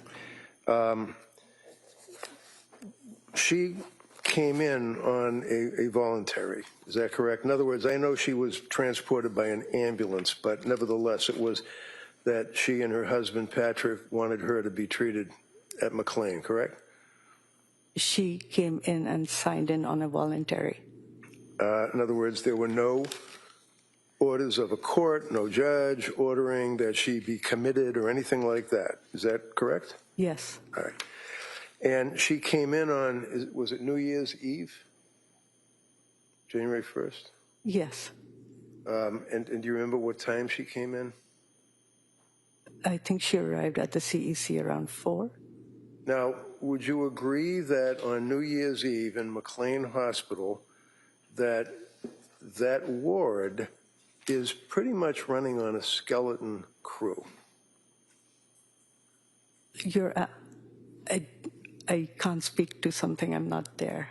Well, it's obviously you're not there, but what about other people? Was it skeleton crew New Year's Eve? Or You would was it- have to ask somebody who was there. Well, you've worked there for what, 7 years? 5. 5 years. And what is the ward that she was on? AB1 South. 81 South? A as in apple, B as in boy, 1 South. South. And how many doctors work at AB South, on whatever shifts that you may have? There are 4 psychiatrists assigned who work on AB1 South. Now, sorry, go ahead. Yes, that's it. And does that include you? Yes. And approximately how many nurses work on AB South? I wouldn't know, but I know that there is a nurse assigned to each team and that there are 4 teams. Sometimes, yeah, in general. 4 teams on AB South, right? Yes. Okay. And when you say a team, that consists of what? A psychiatrist, a nurse, perhaps, or what? A psychiatrist, a nurse, a social worker, and an assigned mental health worker. And what are the shifts that this team would work? There are 3 shifts. Okay. And would that be like, 7 to 11, 11 to 4, that type of thing? I think there's 7-hour shifts or 8-hour shifts. I don't know the exact times. All right. And are you assigned a shift, or do you just go whenever you want? We are not assigned shifts. And when she was presented to the hospital, she went through that initial evaluation that you told us about, the CEC. Is that correct? I'm sorry. Can you repeat CEC, maybe you were talking about the CEC? Yeah, can you repeat the question? Sure. When she admitted herself and was escorted onto AB South, that's where she was evaluated? She was evaluated in the CEC by the psychiatrist. Then she came to the unit and was seen by Dr. Madhwa later the same day. So she met 2 psychiatrists on January 1st. Okay.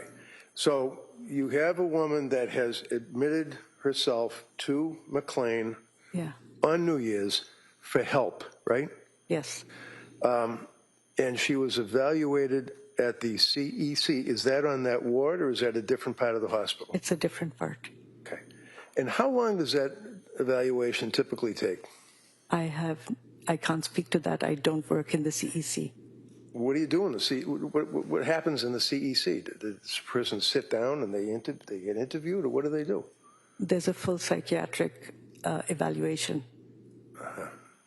And a full psychiatric evaluation consists of what?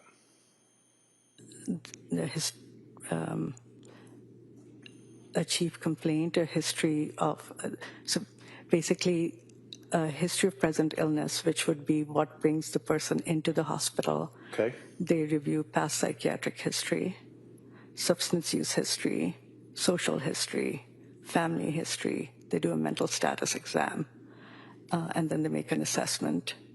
And they would be the CEC? Psychiatrist. And that would be the psychiatrist that you were referring to?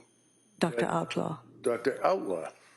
Now, how long does the CEC typically take? I do not know. It depends on the speed of the person seeing the patient. I imagine that at some point, a psychiatrist or a social worker or somebody must get into the prior history that the patient had prior to coming to your doorstep, right? That is a part of the evaluation, yes. Okay. And you had a chance, as the district attorney asked you, as to whether or not you were able to review the medical records that involved Lindsay Clancy's treatment at McLean Hospital for the 4.5 days, right? I was able to review the CEC note, which had an excerpt of the MGH evaluation and the notes that were available to me since January 1st at McLean. Now, as a psychiatrist, I mean, when she goes to the hospital, she's your patient, right? She's your patient. Yes. Yes. And as a doctor, what you want to do is get all the information that's available on why this person is in your locked ward, right? Yes. So did you do inquiry into her prior history, or was that left to the CEC person or the social worker? That is part of the evaluation.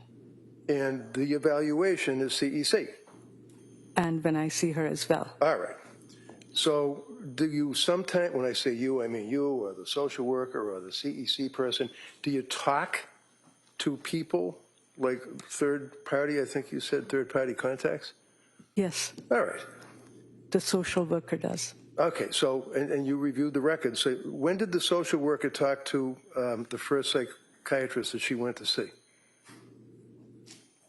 The social worker contacted Patrick. Well, I know you told us that he contacted Patrick, and that Patrick gave some history about the benzodiazepines that he was concerned about, and he thought she wasn't getting good medical care. Is that correct? Yes. All right. You know that she had medical treatment before she came to McLean? Yes. Okay. Who was her psychiatrist? The nurse practitioner she was seeing prior to coming to McLean, I was aware of that person. Would that be nurse practitioner Gelada? Yes. Did you speak to her? No. Did you look at her records? I did not have access to them. Why not? They aren't in the same medical record system. Well, the same medical record system is just so that you have access to MGH, you have access to Brigham and Women's Hospital, because it's all part of some big computer information access you have. What about other healthcare providers? Can you get access to their records? Not immediately. Well, how about if you have a release signed by a patient under the HIPAA law? You know what the HIPAA law is, obviously, right? Yes. And just tell me, what does that actually mean, that a patient allows someone to look at their medical records? Yes. And Lindsay was very, very cooperative with you guys, wasn't she? Yes. Did anyone ever ask her to sign a HIPAA release for anyone to get access to nurse practitioner Gelada's records? No, How about psychiatrist Tufts' records? no, How about nurse practitioner Paul's records? no. Who's Letitia Dukes? She was a social worker, I think, that Lindsay saw at South Shore at the perinatal program. Okay. And do you know when she went to the South Shore, Rhode Island perinatal program? I know it was prior to admission. I don't remember the exact dates. Do you know what recommendations that she had received at that point? No, other than the medication. Do you know what medication she was actually on when she presented to McLean Hospital? Seroquel and Valium. What is it? Seroquel and Valium.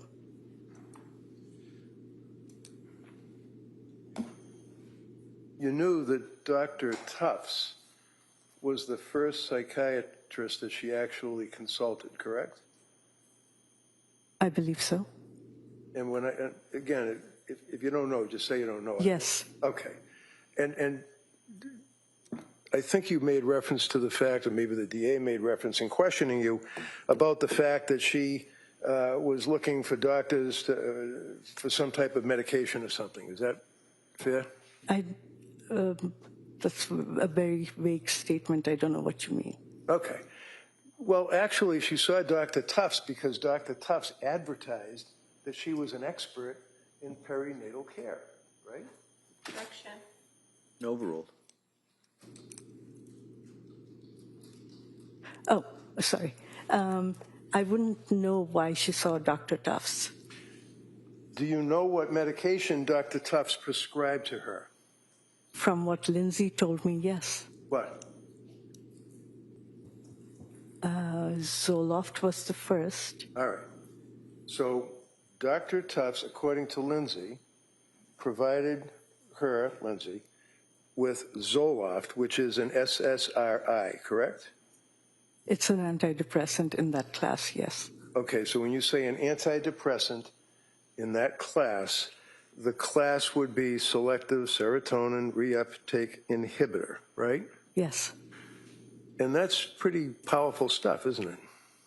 I don't know what you mean by powerful. No? Well, are you supposed to prescribe Zoloft or sertraline to a person that has bipolar? I think it all depends on what you're seeing when you see the patient. All right.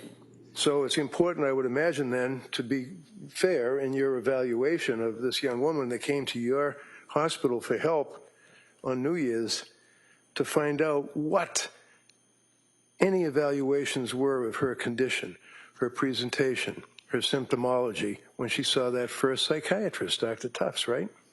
Lindsay was cooperative and she was forthcoming. I had no reason to think that she would not provide us with what other providers thought, just like she told us that Tufts said she was worried about bipolar disorder. And I apologize. Yes. Tufts advised her that she was worried about? No, sorry, it was... Gelada? Yes. Okay. Sorry, thank you. That's all right, no problem. And again, if you have records or you want to look at them, that's fine, because I know it's tough to have all this stuff in your head. Yes. Thank you. And so Dr. Tufts prescribed the Zoloft to her, and you knew that right after the initial prescription of Zoloft, do you know how many milligrams she was prescribed initially by Dr. Tufts? Lindsay, I think, stated it was 25. Okay. And then Dr. Tufts increased it to what, 100? Lindsay said it was increased to 50. 50, all right. So, and again, you're in a, I don't know if it's appropriate to say, but you're in a mental institution, right? That's where you work at McLean Yes. Hospital. Okay, and it's a locked ward, right? Yes, And she's a patient that's coming to you for help, right? yes. Is it appropriate for a doctor to take what that patient is telling you as a history? Or do you have to verify it or talk to other healthcare providers to make sure that they're not just running off and making something up? I had no reason to believe that she was not a reliable reporter. Because she seemed very forthright, right? Yes, She seemed very honest in her disclosure of her symptomology, right? yes. One of the things, or one of the tools that you in the mental health field have access to is psychiatric testing, right? Yes. Okay. You have, for example, one tool, and I think psychologists, and there are psychologists that are on staff, I would imagine, at McLean as well. No, not on that unit. As a psychiatrist, you don't administer psychiatric or psychological testing, do you? No. All right. But for example, you've got the Beck inventory test, or what's called the MMPI test. You're familiar with those, right? These are forms and forms that the patient can fill out. Right. And one of the tests is the MMPI, which is Minnesota Multiphasic Personality Inventory Test, right? I have heard of that. Okay. And you know that one of the things that it determines is, if they call it the K scale, whether or not somebody is lying or minimizing, or not minimizing, but lying about their symptomology, right? I don't know much about the scale. Well, that's a tool that can give someone information as to the person's presentation of their symptomology. That would be important as to their honesty of whether or not they're trying to minimize or whether or not they're trying to falsely project their symptomology, right? I don't know what you're asking me. Okay. Were you aware that there were ever any psychological testing administered to Lindsay? MMPI or Beck or anything? No. Okay. How many times did she call or reach out to help for a suicide hotline? I don't know. Wouldn't that be something important to find out, if the person who you're suggesting was denying suicidality or suicidal ideation upon your evaluation, that she called out to suicide hotlines? She was telling, she told us that she was having suicidal thoughts, Right. but had no intent or plan. So I do know that she was struggling with suicidal ideation. Right. Anybody else that you talked to? Or did you Patrick. talk to anybody else? I know the social worker, Dr. Patrick, and he did give the information he gave. Okay. So what I'm asking is, as you're investigating the history of this patient, you're not aware, no idea that she had reached out on not one but two occasions to a suicide hotline. Is that correct? Yes. All right. Did you know that when she was first prescribed the Zoloft by Dr. Tufts at 25 milligrams, then increased to 50 milligrams, that she then reported that she was unable to sleep? She For shared 40 that with us. Yeah. Was that? Sorry, I'm sorry. I Go didn't. right ahead, no problem. What is it? I'm going to let you finish the question. Okay, thank you. No big deal. It's just that she reported that she went for 48 hours without sleep. I don't remember that time quoted. I know she had difficulty sleeping. You indicated in your testimony that, and I quote, "I would have preferred to have more information about her sleep patterns," right? Do you remember saying that? Following the changes in the medications that we were making. So sleep pattern would be just what it says, sleep pattern, like you sleep from 9 at night till 7 in the morning, or Yes. 12 at night, whatever your pattern would be, right? Yes. And why is a sleep pattern important for you as a psychiatrist trying to evaluate your patient? Because difficulty sleeping is a symptom of several different conditions, and it can worsen several different conditions. And you know that she had reported severe anxiety, right? She was struggling with anxiety, yes. Struggling with anxiety, and she was having not just insomnia, but she had very, very severe insomnia, didn't she? she wasn't able to sleep. And you would prefer to have more information about sleep patterns, is what you said. I'm not putting words in your mouth. That's what you said. I know that we were able to observe her sleep while she was on the unit. Once she left the unit, I would not know how she was sleeping, which is why we referred her to somebody else so that they could continue to monitor her symptoms. Obviously. So let's put the time that you are observing her, or that your social workers are investigating to whatever extent they did, her background.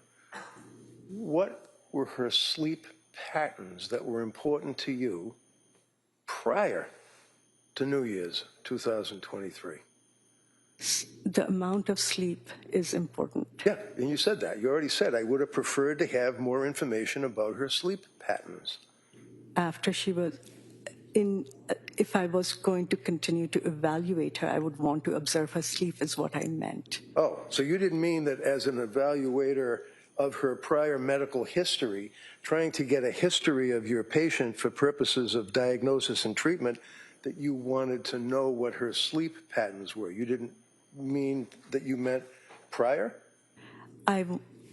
The history of whether somebody is struggling with insomnia is important, and the patient can relay that to me. Okay. You ever heard of patients that minimize their symptoms and lie about their symptoms sometimes? Yes. Okay. So it's important to corroborate what the person is telling you, right? I mean, you want to talk to somebody else objective to find out what, if any, evidence there is of symptomology. And we did that with Patrick. I'm sorry? So when a patient presents and they're talking to us, it is not just about what they are saying. It's about their body language, their eye contact. You can get a sense of whether a person is being honest or whether they're lying. And we are not, we're providers. The patient is there to get help. They're going to tell us what is bothering them and what they're concerned about. That's why they're in the hospital. This woman was in a locked ward. She couldn't walk off your unit, could she? That is what a psychiatric unit is. Right. And she was very sick, wasn't she? I don't know what you mean by very sick. Really? You indicated that you would assume that she would take what I prescribed. Do you do that with all of your patients? Assume that when they have mental disease or a defect that they would do what they're told? If they are cooperative, and they have been cooperative and reliable, yes. One of the things that's referenced would be, she stated that she had intrusive thoughts. Remember that? Yes. What were the intrusive thoughts? From what's stated in the medical record, thoughts of suicide. Okay. And how often would she have the intrusive thoughts? I don't recall if the frequency. Would you agree with me that in addition to anxiety and in addition to inability to sleep, that she was in what was self-described as a brain fog, right? She complained of feeling, you can complain of feeling foggy. She also complained about that she felt as if she was a zombie, right? She did not use those words. Anybody else use that word describing her in your investigation? No. Did Patrick tell you that he was concerned about the medications that she had been prescribed over the past 2 or 3 months? Yes. And you knew what the medications were that she was prescribed, correct? She told us. She told you, okay. And she told you that she was prescribed, in addition to the SSRI Zoloft that was increased from 25 to 100, that she was then told... I was aware that... I'm sorry, 50. Correct. She was then told to stop taking the Zoloft by Dr. Tufts, right? She reported not being able to sleep, and they agreed that she would not take the Zoloft. Okay, so the answer is yes. She was told to stop taking the Zoloft by Dr. Tufts, right? I think you would have to ask Dr. Tufts that Well, I question. will. But I'm asking you, as investigating I her. know that she stopped taking the Zoloft, Well, and is it that she saw Dr. Tufts, so I assume that they would have come to that agreement. All right, so as you're evaluating this patient, you're assuming that she voluntarily stopped taking the Zoloft? Because she wasn't able to sleep, and she discussed it with Dr. Tufts. She did. You knew that. She told us she did. Okay. How many patients have you treated, how many women have you treated that were suffering from postpartum psychosis?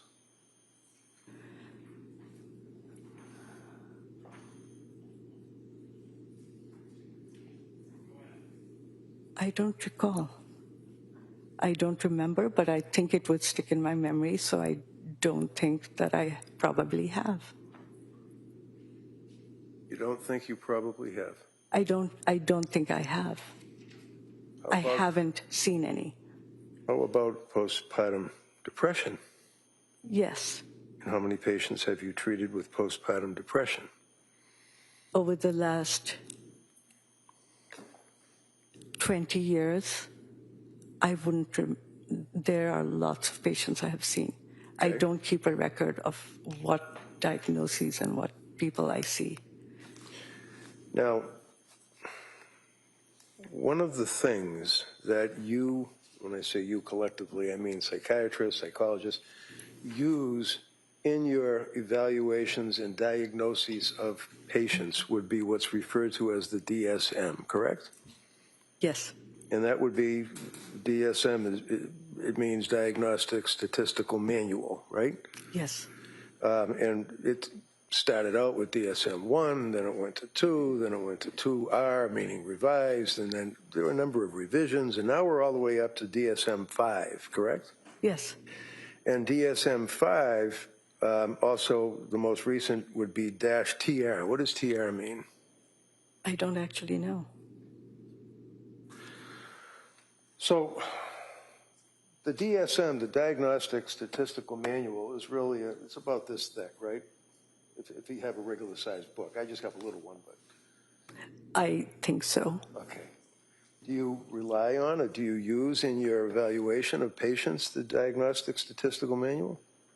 The diagnoses are based on the criteria that are stated in there. Okay, so you do use, for diagnosis purposes, what is stated in the DSM, correct? Yes. And it's kind of like a cookbook. I mean, it basically tells you what the ingredients of a particular mental disease or defect would be, right? Yes.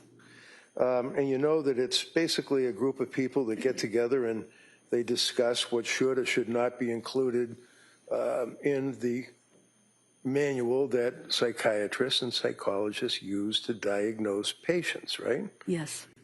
And they try to keep up to date and stay on top of any recent developments, right? I would assume, I don't know. Okay. I can't speak to it. That's all right. So here we are in 2026, not 1928. Is postpartum depression in the DSM? I think it's a subcategory. You think it's a subcategory of what? Depression. Depression. How about psychosis? Postpartum psychosis in 2026. Is that in this manual? I don't exactly know where it is.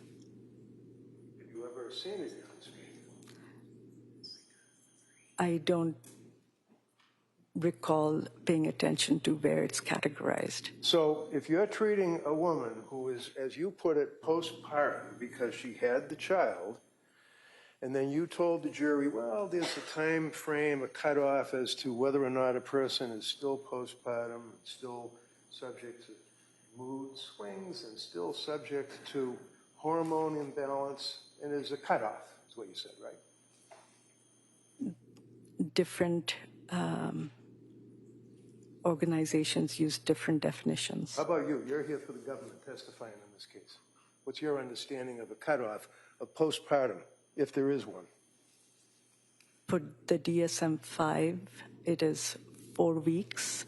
For ACOG, which is the American Academy of Obstetrics or something, I don't remember what it stands for. It's 12 weeks. For the CDC, it's 12 months. For the CDC, it's 12 months. Okay, so CDC would be Center for Disease Control, right? Yes. So they're pretty much all over the place as far as the time frame that a woman can still be involved with postpartum symptomology, right? Yes. Have you ever heard of a doctor by the name of Meg Spinelli? No. Have you read anything about the efforts being made to have the DSM-6 coming out include Objection. No, overruled. postpartum psychosis? I'm sorry, what's the question? Have you read or are you aware of efforts being made to include postpartum psychosis in the DSM-6 that will be coming out within a couple of months? I think it's clear that there is question about where it should be placed or categorized. Okay, so are you aware of any efforts being made to include postpartum psychosis in the DSM-6 when it comes out? Vaguely. Vaguely. How vague? I don't know.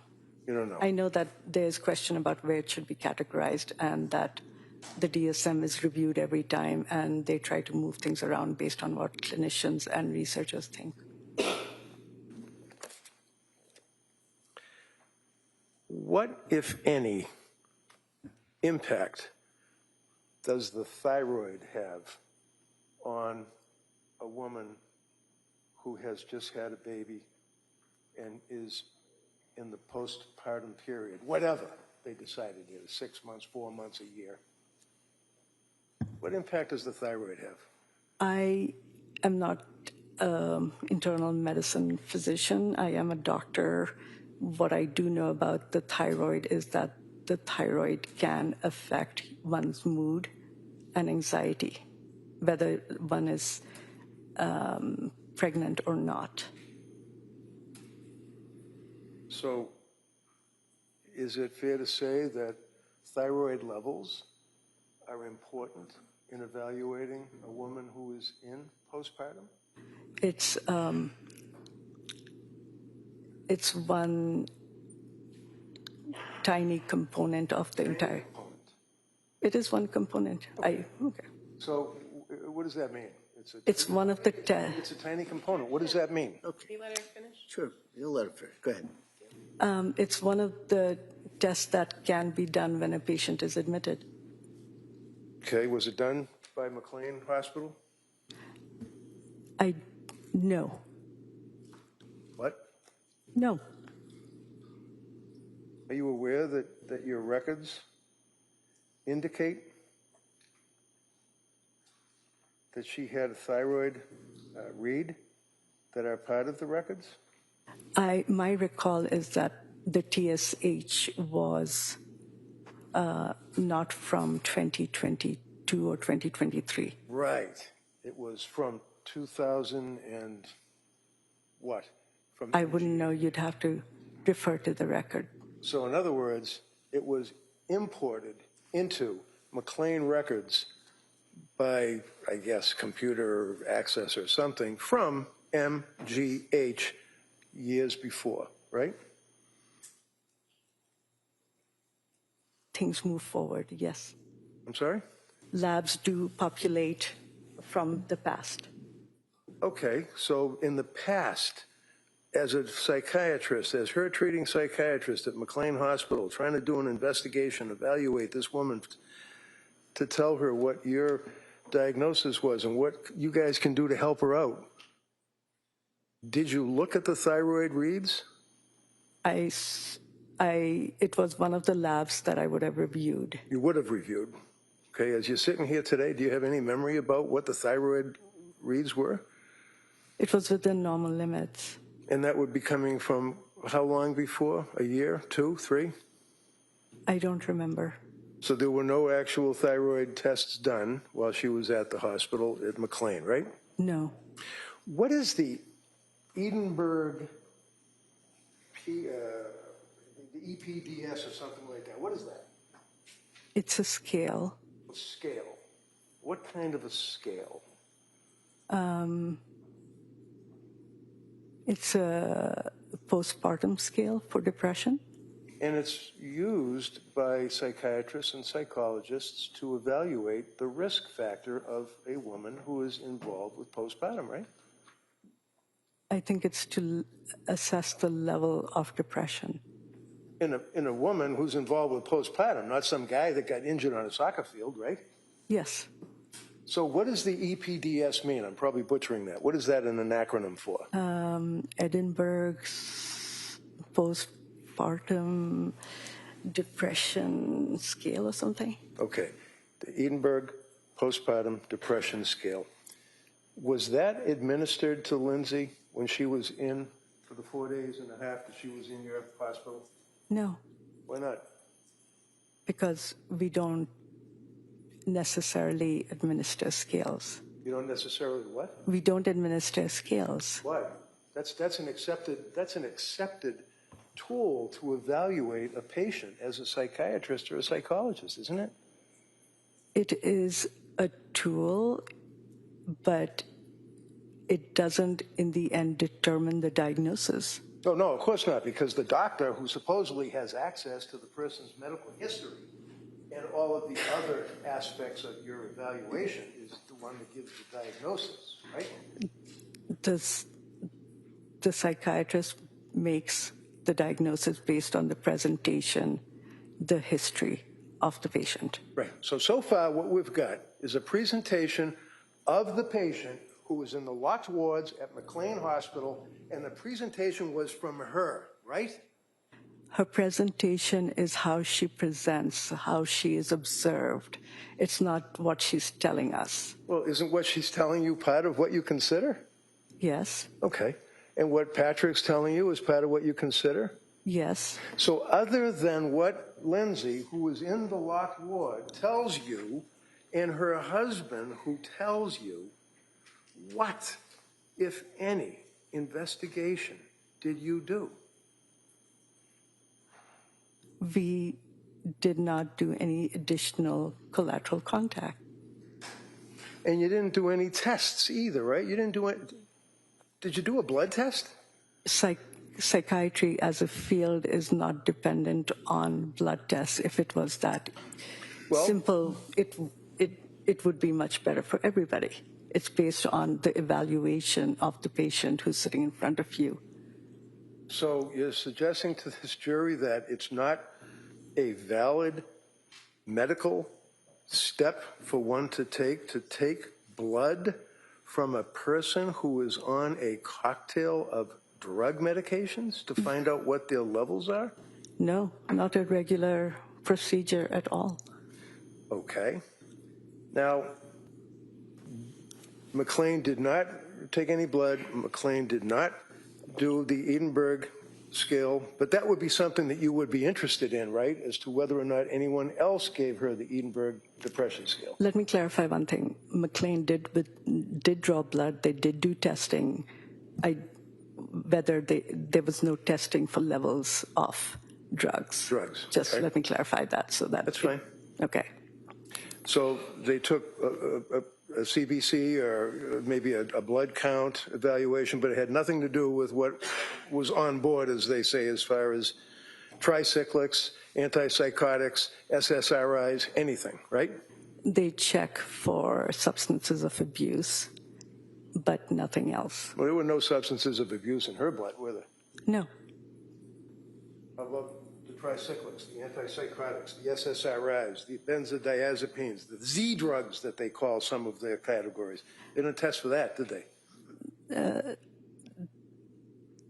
Those are not tested on a regular basis. How about by how anybody. about on her basis?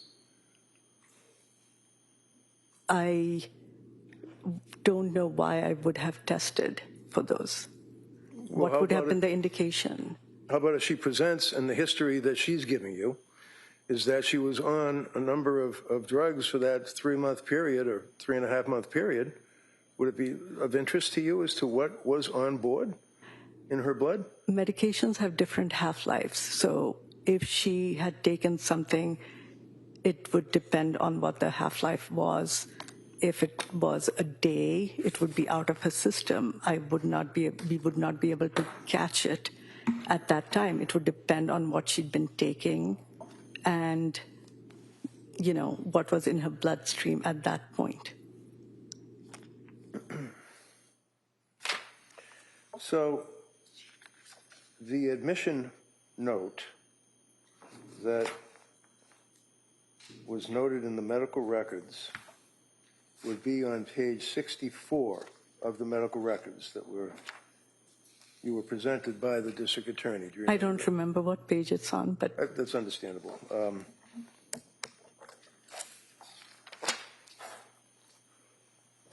Okay.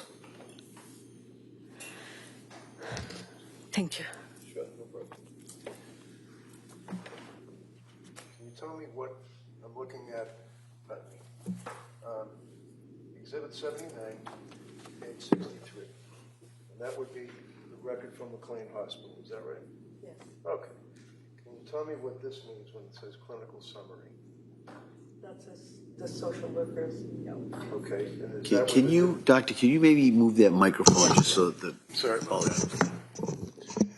That's the social worker's note? Correct. And that's what the district attorney was questioning you on when she referred you to symptomology? It was this a conversation with Patrick? I'm not sure I don't recall what you're talking about. All right. You can read along with me, all right? Okay. Clinical summary says the case was discussed in rounds, and would that be like on Grey's Anatomy? You have rounds, and they see patients in the rooms and that type of No. thing. No. What does it mean when it says in rounds? It's when we meet in the morning, the social worker, the psychiatrist, the nurse, and the charge nurse, the utilization reviewer. Okay. So that's why it says on page 63, discussed in rounds, SW and PIC met with Lindsay as part of the intake interview, right? Yes. Okay. Presenting problem, then it says HX, that's history, right? Mm-hmm. And psychosocial HX history was discussed, correct? Yes. At that point, she stated that she was hoping to be home by next weekend for her daughter's birthday, right? Mm-hmm. And that then she relates her history as far as having a third baby on May 26th. That would be Callan, right? Yes. The youngest baby. And she then told you all that 12 weeks after she delivered, the baby wasn't taking the bottle. It was around the time that she was supposed to go back to work. Husband also went back to work, and she was experiencing a lot of, and then someone puts in quotes, situational anxiety. Is that correct? That's what it states. All right. So as a result, is that coming from her, or that word situational anxiety, was that her words because it's in quotes, or was that you guys put that in there? I didn't write that note. Okay. But you factored that in your investigation, right? I read it. Okay. And as a result of this, she subsequently saw a psychiatrist that prescribed her Zoloft, right? Yes. And that would be Dr. Tufts, right? Yes. And 1 week after prescribing that, it says, after 1 week of taking it, that she developed insomnia, correct?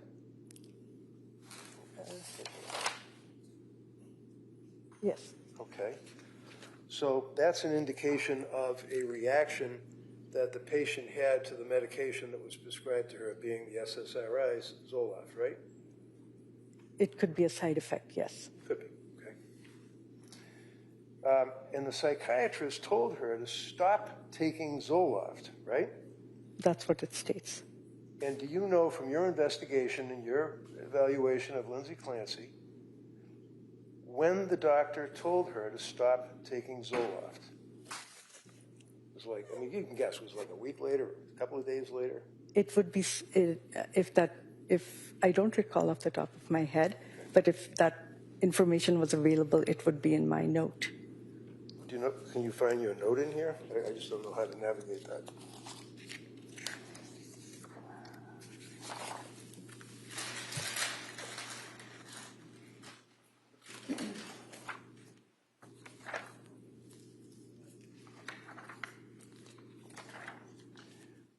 Would it help you if you had a break or a little recess just to look at this? No, No? I can find it right now. Okay. You know, Mr. Redding, that's probably not a bad idea. We've been sitting here, kind of missed that morning recess. So we're going to take that at this point, just a short morning recess. I'll let all of you kind of stretch your legs a little bit, and then we'll come right back. Okay? Court, all rise. Jurors, close your notebooks, place them on your chairs, please. This way, please.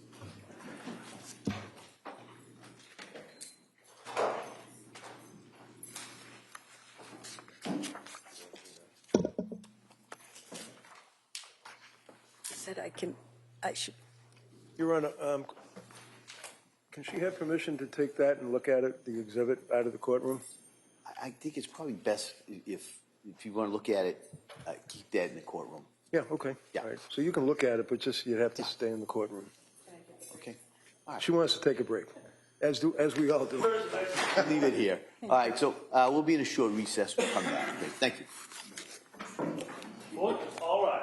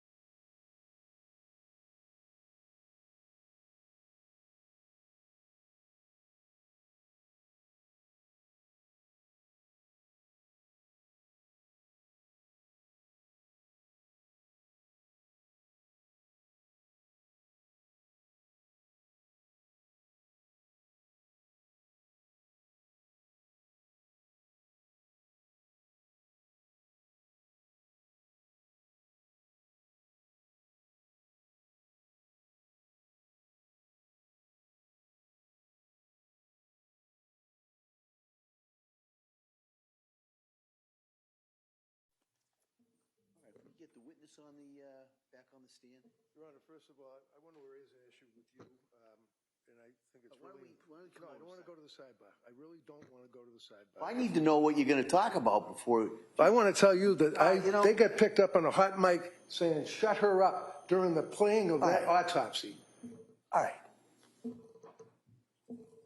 This is not like Handmaid's Tales where you're going to tape them out. Listen, I'm not doing that at all. I just want to find out what the issue is. There's a lot of privileged issues, and then you can tell me that, and then if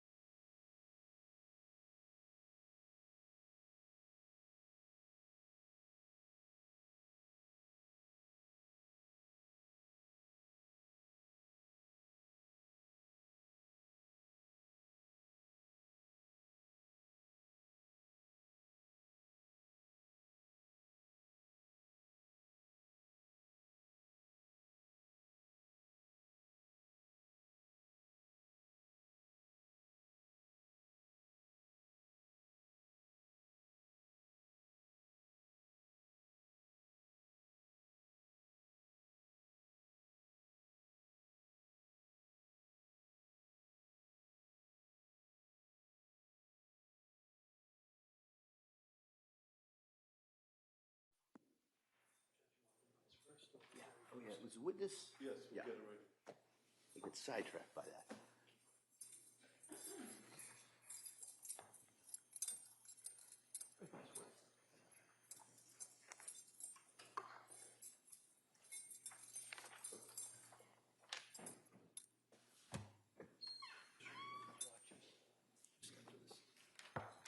All right. All right. Ready for the jury? Yeah. Can I keep looking? Judge.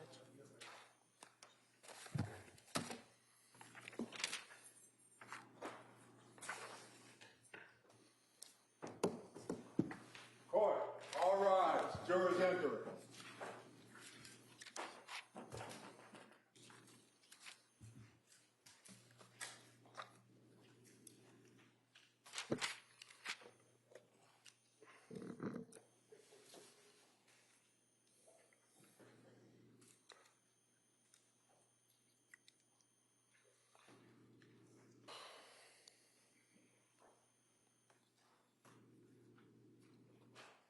This court's now in session. Please be seated.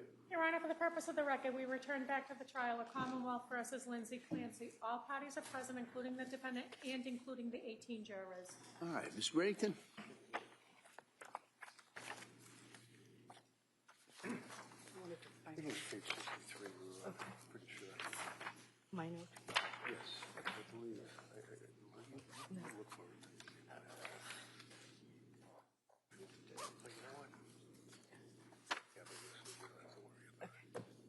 Doctor, you'd agree with me that your notes are contained in Exhibit 79, correct? Yes. Okay.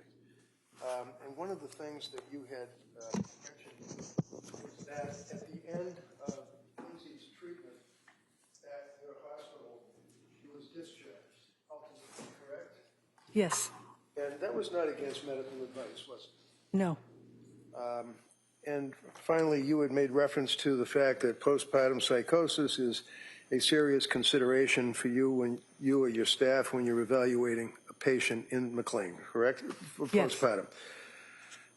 And one of the recommendations that you made was that she should follow up with other healthcare providers. And if I understand correctly, she actually sent a text or an email or something and confirmed that she did within the hour, right?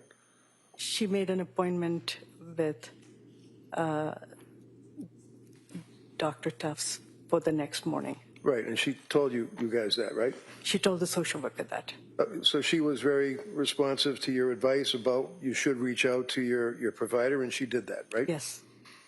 That's all I have. Thank you. All right. All right. Counsel, redirect.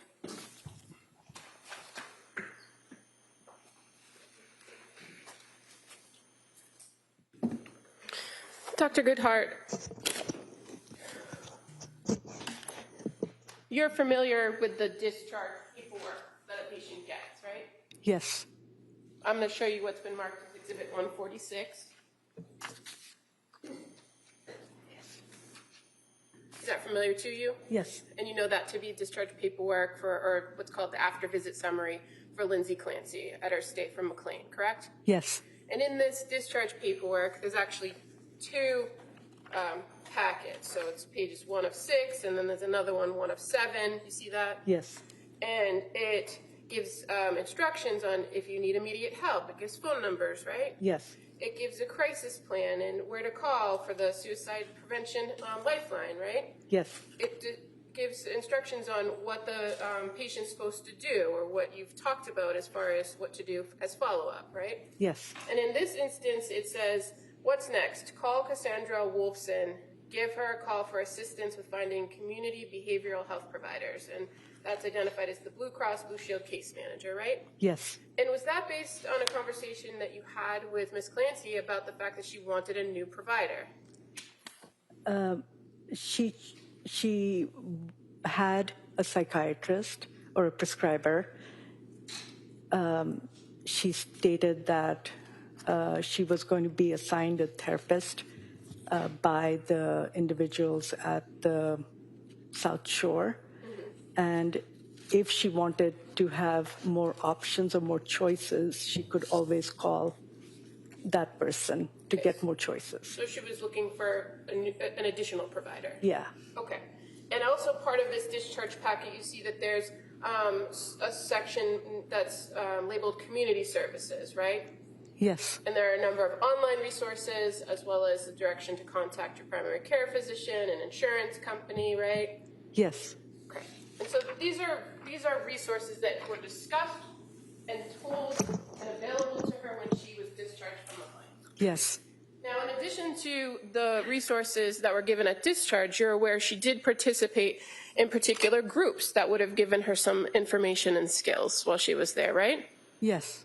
And those skills were about illness and symptom management, correct? Yes. Self-compassion was another one, right? Yes. I'm going to object. This is beyond the scope of cross, which is, I think, a legitimate objection. So, All right.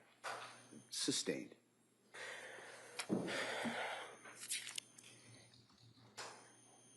Counsel on cross-examination kept referring to this, the unit at McLean as the locked unit, right? You Yes. remember that line of questioning? And fair to say, it is locked for the safety of the patients, right? Yes. And in this circumstance with Ms. Clancy, when she arrived from Mass General via ambulance, she voluntarily agreed to be at this locked facility until it was safe for her to leave. Yes. Now, when she came in, she was identified, I think you said, as low risk Yes. and at the lowest level of checks, correct? Yes. And she was very vocal with you about how long she wanted to stay and when she wanted to leave. Yes. And you respected that and you worked with her to come up with a plan, correct? Yes. And when counsel says she wasn't discharged against medical advice, would you have preferred more time with this patient to assess her symptomology? objection. Overruled. I think you're asking me to go back and do. Well, at the time, let's talk about the time that you had the conversation with her about leaving Yes. early. Yes. You said her original plan was to stay till at least Friday, right? I think I didn't have a set time on when she would leave. I take it a day at a time based on how the patient is doing. And at the time that she indicated that she wanted to bump up her discharge to Thursday, Yes. had you had the opportunity to observe her symptoms for more than a day or two? Yes. Had you been able to identify if any of the issues that she came in with were resolved? Yes. And so she was sleeping better, right? Yes. Was there any indication that her mood had vastly improved? Her mood had improved. I don't know what you mean by vastly. Well, did you have enough time to get to the root causes of why she was having the insomnia or why she was feeling numb? No. Okay, and so with more time, would that have been something that you could have explored more at least? Yes. And you were asked on cross-examination about asking Lindsay Clancy to sign releases, and you said that you did not do that in this case, correct? Yes. With more time with a particular patient, is it possible that you could have determined that you needed that more information and then asked her to sign releases? Objection. Sustained.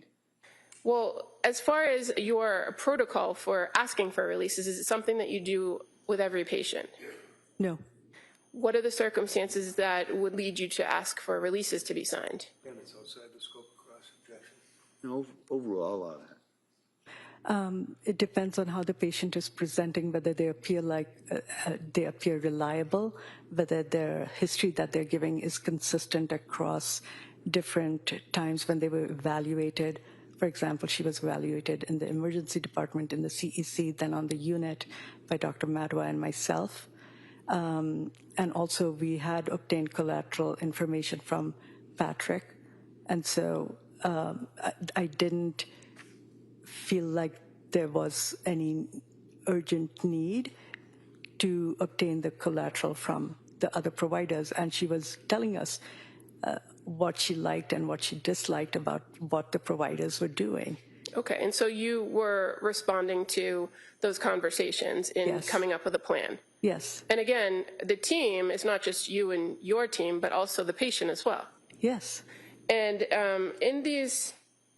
during this time period that she was there, in addition to what she was reporting, you were also making observations of her. Absolutely. And was there anything inconsistent about what she was reporting to what your observations of her were? No. When she arrived at McLean, you were advised of what medication she had been on, correct? Yes. And any of the treatment plans that you or any of your colleagues recommended, did they require different medications? I'm not sure I understand your question. Well, you were asked about the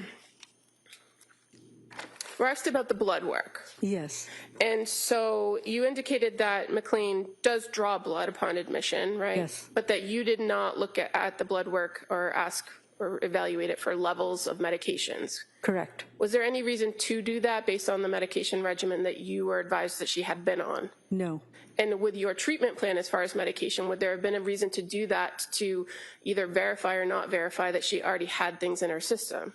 no,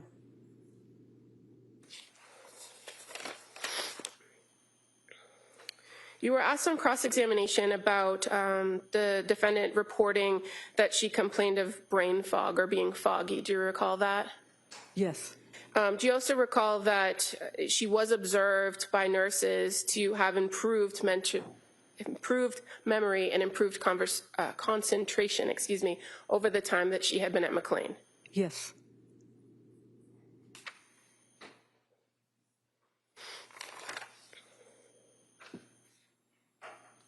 You were asked on cross-examination about suicide hotline.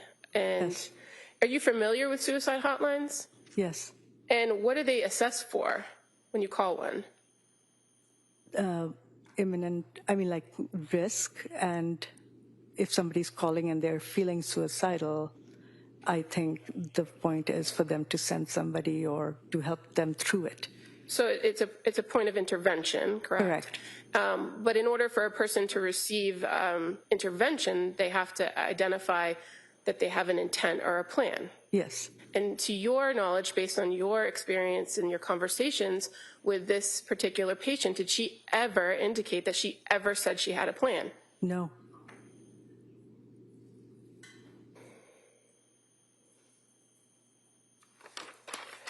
You were asked some questions about the DSM-5, and I actually have a big version of the most recent version, the DSM-5 TR, meaning text revision. You're familiar with this book? thank you for clarifying that. Yes, And counsel asked you some questions about postpartum depression and postpartum psychosis and whether they appear here in the DSM-5. Yes. Recall that line of questioning? And fair to say they do appear. They're not their own category, correct? yes, But they do appear in conversation of bipolar disorder 1, having major depressive symptoms or episodes, as well as psychosis. yes, And it's very brief mention, but it's in here. Is that correct? yes, And as a psychiatrist, this is just a tool that you could use. yes. What other things do you rely upon when making a diagnosis other than a tool like this? Observation of the patient, the history that they're relating, the information from family, and other, that's essentially it, and other records if available. Okay, and you use that information based on your own training and experience Yes. to come up with a diagnosis. Yes, And your diagnosis, does that have to agree with anyone else? no, And when you're treating a patient that comes before you for help at McLean, are you treating the patient in front of you, or are you treating the patient from several months ago? you take the history into consideration, but you're treating the patient in front of you because that's the presentation. Thank you. I have no further questions. All right, Mr. Reddington? No, thank you. Thank you, Doctor. All right, Thank you. Doctor. Thank you.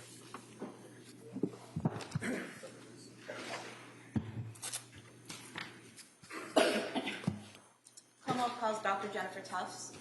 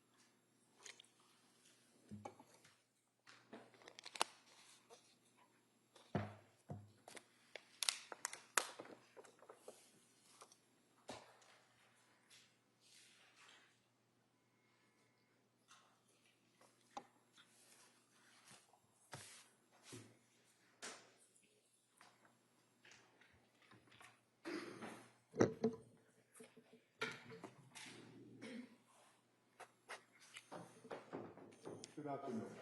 Can you start right here and raise your right hand to the clerk, please? Good afternoon. Do you solemnly swear that the testimony and the evidence you shall give to the court and the jury in the matter now pending between the Commonwealth and the defendant shall be the truth, the whole truth, and nothing but the truth, so help you God? Thank you, ma'am. You may have a seat. Watch your stuff there. All right, good afternoon, doctor. Good afternoon. I'd ask you to keep your voice up and speak into that microphone, all right? Okay. Counsel. Thank you, Your Honor. Good afternoon. Can you please state and spell your name for the record? Jennifer Tufts.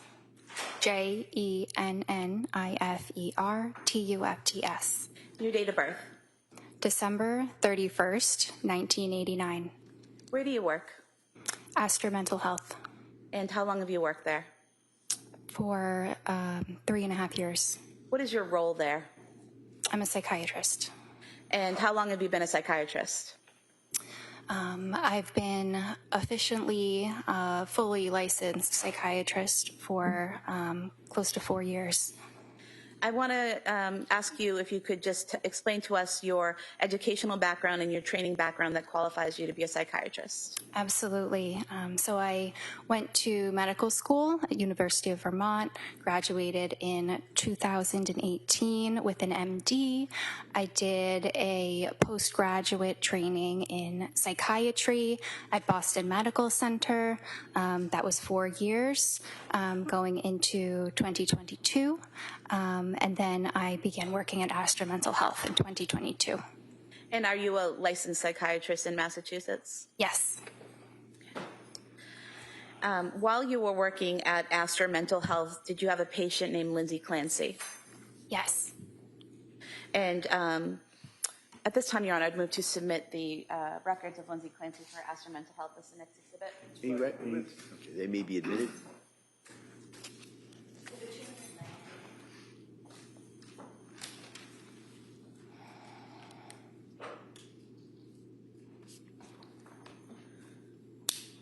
Do you recall when you first saw Lindsay Clancy as a patient? Yes. When was that? It was in September of 2022. And was that first appointment on September 15th, 2022? I believe that it was. And prior to a patient coming in for their first appointment, is there paperwork that they fill out, either online or that's provided to them to fill out? Yes. And what type of paperwork is that? It's fairly extensive. It includes past health history, past psychiatric history, medications they have taken in the past. It includes names of any therapists or other doctors they work with, usually primary care. It includes any report of substances that they may use or may have used in the past. It includes a number of scales, so scales assessing things like anxiety, depression, ADHD. So it's a fairly lengthy document. Are you aware that Lindsay Clancy filled out those documents on September 12th, 2022, 3 days prior to her first appointment? Yes. And did you have an opportunity to review what Lindsay filled out prior to meeting with her for that first appointment? Yes. Okay. And do you recall what you learned from those documents about her prior mental health treatment? Yes. What was that? That she had previously taken some medication. I believe it was in nursing school. It may have been fairly brief, but she had tried the medication Prozac. Do you recall that she also listed that she had tried Wellbutrin as well while she was on the Prozac? That was listed as well. Okay. And do you recall that when she listed that she took the Prozac and the Wellbutrin while in nursing school, she listed that she had no side effects from those medications? That is correct. Prozac, is that an SSRI? Yes. Okay. So Lindsay reported that she had previously taken an SSRI while in nursing school with no side effects, correct? Correct. Did she also report that she had no history of any kind of abuse that had occurred to her at any point in her life? Correct. What did she report in regards to alcohol consumption? I believe she reported 1 to 2 drinks at a time, and possibly up to 5 times a week. And is there a portion when the patient fills that in, how much they drink? Is there a question there about whether they feel guilty about that? Yes. And what was her response? Am I allowed to go check that just to make sure? Is there an objection to her reviewing the records? Yes.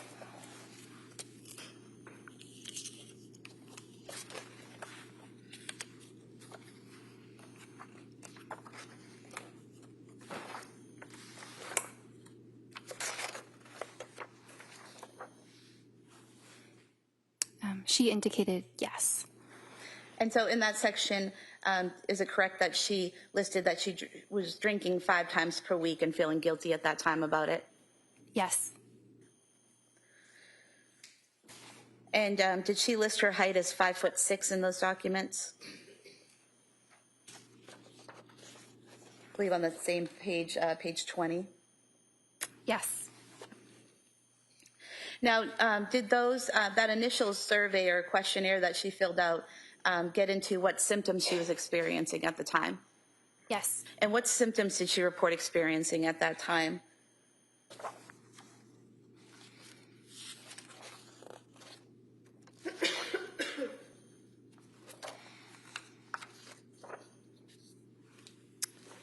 Anxiety attacks, decreased appetite, depressed mood, easily distracted, excessive worry, guilt, unable to feel pleasure, unable to fall asleep, and racing thoughts. And would it be fair to say that there's a checklist of symptoms and the patient checks off which ones they're experiencing, correct? Yes. And so on that list, engage in risky behaviors, that was not checked off, correct? Correct. And excessive energy wasn't checked off, correct? Correct. Feelings of hopelessness, feelings of abandonment, feelings of emptiness, none of those were checked off, correct? Correct. Impulsive behavior, that was not checked off, correct? Correct. Now, was there also a suicide risk assessment form that Ms. Clancy filled out? Yes. And what is a suicide risk assessment? Well, it assesses various factors that may increase a person's risk of committing suicide. And the form that Ms. Clancy filled out, the first question is, have you been so distressed you seriously wish to end your life? And her response was no, correct? I'm just looking. Page 23. Correct. And the second question is, has anything happened recently to make you feel you don't want to live? And her answer was no, correct? Correct. There's question 3, a specific plan. Do you have a specific plan of how you would kill yourself? And her answer was no, correct? Correct. Fourth question is access to weapons or means of hurting yourself, and the answer is no, correct? Correct. The fifth question is made a serious suicide attempt, and the answer was no, correct? Correct. The sixth question, purposely done something to hurt yourself. Again, no, correct? Correct. Seventh question, heard voices telling you to hurt yourself. Her answer was no, correct? Correct. Number 9, having thoughts of killing or seriously hurting someone else. The answer was no, correct? Correct. Number 10, heard voices telling you to hurt others. The answer was no, correct? Correct. Hurt someone or destroyed property on purpose. The answer was no, correct? Correct. In fact, the answers to every question on this suicide checklist was no, correct? Correct. Was there also a substance use assessment form that was filled out on page 24? Yes. And there were no issues with substance use, correct? Correct. Is there also an ADHD self-report scale that's filled out? There usually is. Direct you to page 25.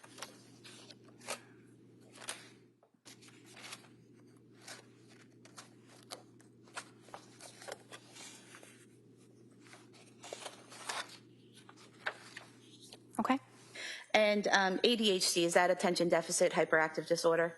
Yes. Okay. And given the answers that Ms. Clancy gave on that self-reporting form, were there any concerns about attention deficit hyperactive disorder? Not significantly. Were there any concerns at all? Well, she reported often to some of the questions. Yes. And is that significant to you based on your training and experience? You have to look at this form within the entire picture of the patient.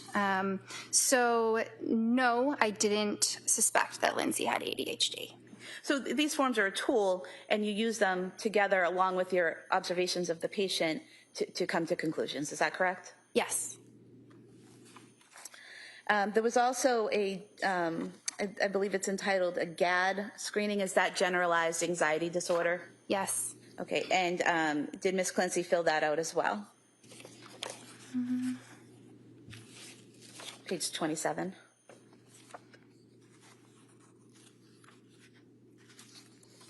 Sorry, my pages are a little bit different than yours. Oh, I apologize. I'll find it.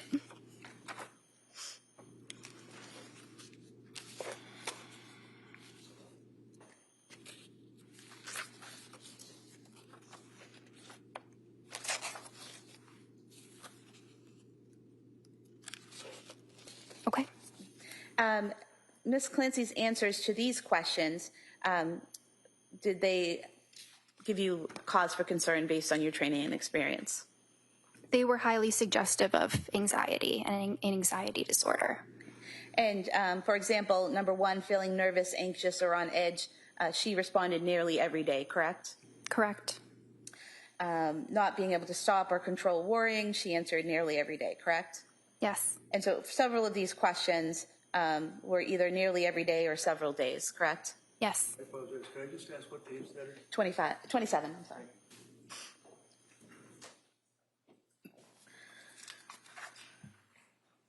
And then is there also a patient questionnaire that the patient fills out?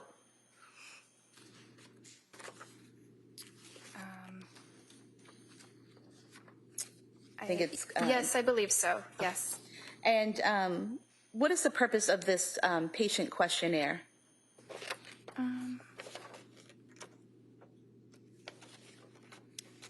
I'm not sure exactly which one you're referring to. It might be the one that asks about things like whether the symptoms affect their daily living, what their history is. Is that what you're looking at? It's entitled Tools-PHQ-9 Patient Questionnaire. And the date is 9/12. If you want to go over and show her. Are you able to? Thank you. Yes.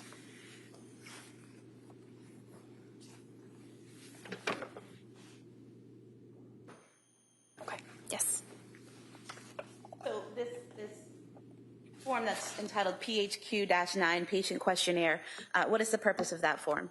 It's a screening tool for depression. Okay. And can you talk about the defendant's answers to those questions and what they told you based on your training and experience? Well, some of the answers were positive, so that really indicates that she should be assessed for depression. She might have it. Okay. And when you say positive, what do you mean by positive? So, for example, she said for number 2, feeling down, depressed, and hopeless more than half of the days, a positive response means indicating yes. So it's not a positive, happy response. It's a positive, this might be an issue response. Yes. And the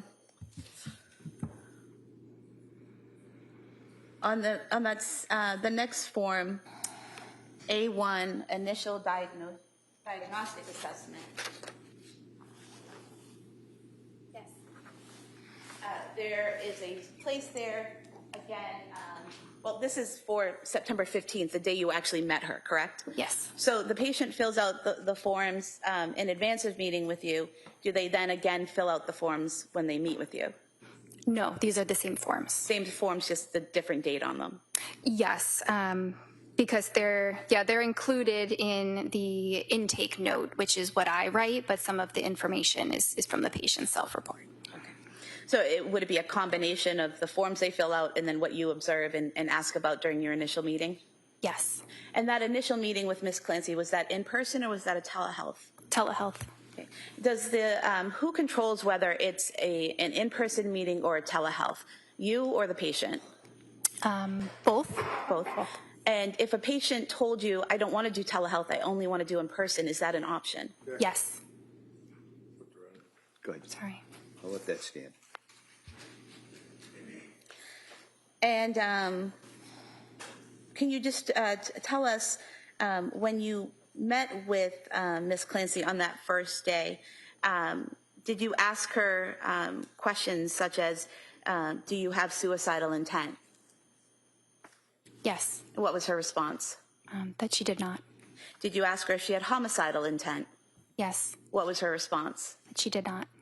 Did you ask her if she was experiencing any auditory hallucinations or visual hallucinations? Yes. What was her response? She did not. Did you ask her questions to determine if she was experiencing any symptoms of mania? Yes. What types of questions you asked to determine that?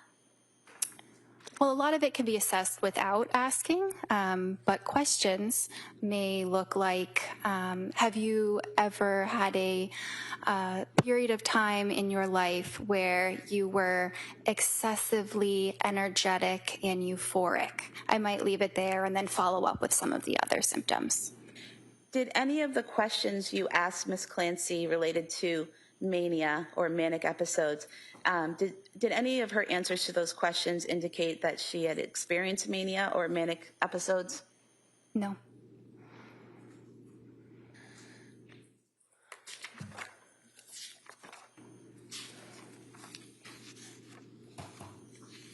Now, in that first meeting, what's your exam process? Like, how do you start the meeting and how does it flow? Sure. So I start the meeting by introducing myself, explaining what we're going to be doing for the day. Then I ask the patient why they're there. We talk about why they're there. I assess for different mood symptoms, anxiety symptoms, psychosis symptoms, mania symptoms, safety concerns.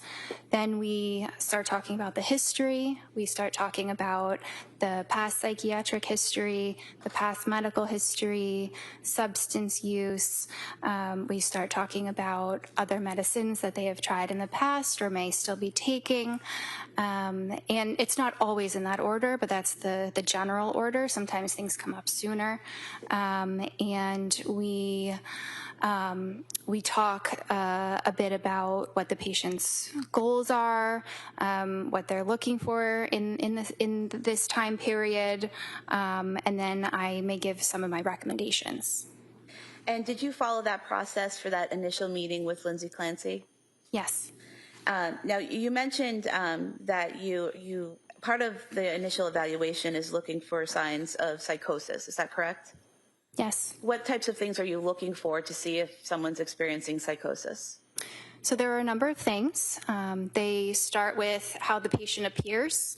So some signs of psychosis might be that they appear disheveled. I assess what their attitude is, if they might be agitated or very uncooperative. That's a red flag. I will assess what their speech is like. Is it very loud? Is it very fast? Or sometimes it could be the opposite, where they're not really even speaking at all. I assess what their mood is like, what they're saying that they're feeling, and how they appear visually. I assess what their thoughts are like. So are their thoughts disorganized, where it's really hard to understand? They're jumping around and you can't follow their line of thought. I assess what the thought content is. If it's particularly about anything very bizarre or very paranoid, that would be potentially indicative of psychosis. And you conducted that type of evaluation on Lindsay Clancy in that first meeting, is that correct? Yes, that assessment is done with every patient.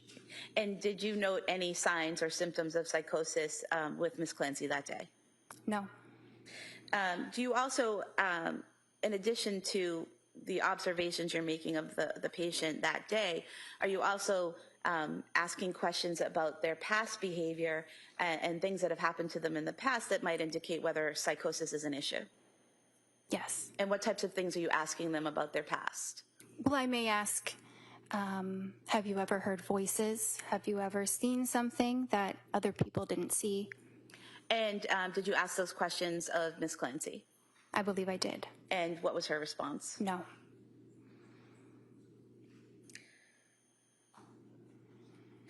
Do you, and as part of this evaluation, are you making an assessment about the patient's judgment and insight? Yes. And when we talk about psychiatry, what are we talking about when we say judgment? So judgment indicates their decision-making process, and whether it is a logical decision-making process or perhaps not. And same question in terms of insight. What does that mean in psychiatry when you're assessing their insight? So that's more about a patient's awareness, both of their inner feelings as well as mental health a bit more broadly. And in terms of orientation, when you're assessing a patient, what does that mean? Orientation is awareness of where someone is, who someone is, what day it is, what's going on. And based on your evaluation of Lindsay Clancy that first day, September 15, 2022, did she appear to have any issues with judgment, insight, or orientation? No. Do you also assess the patient's memory? Yes. And how do you do that?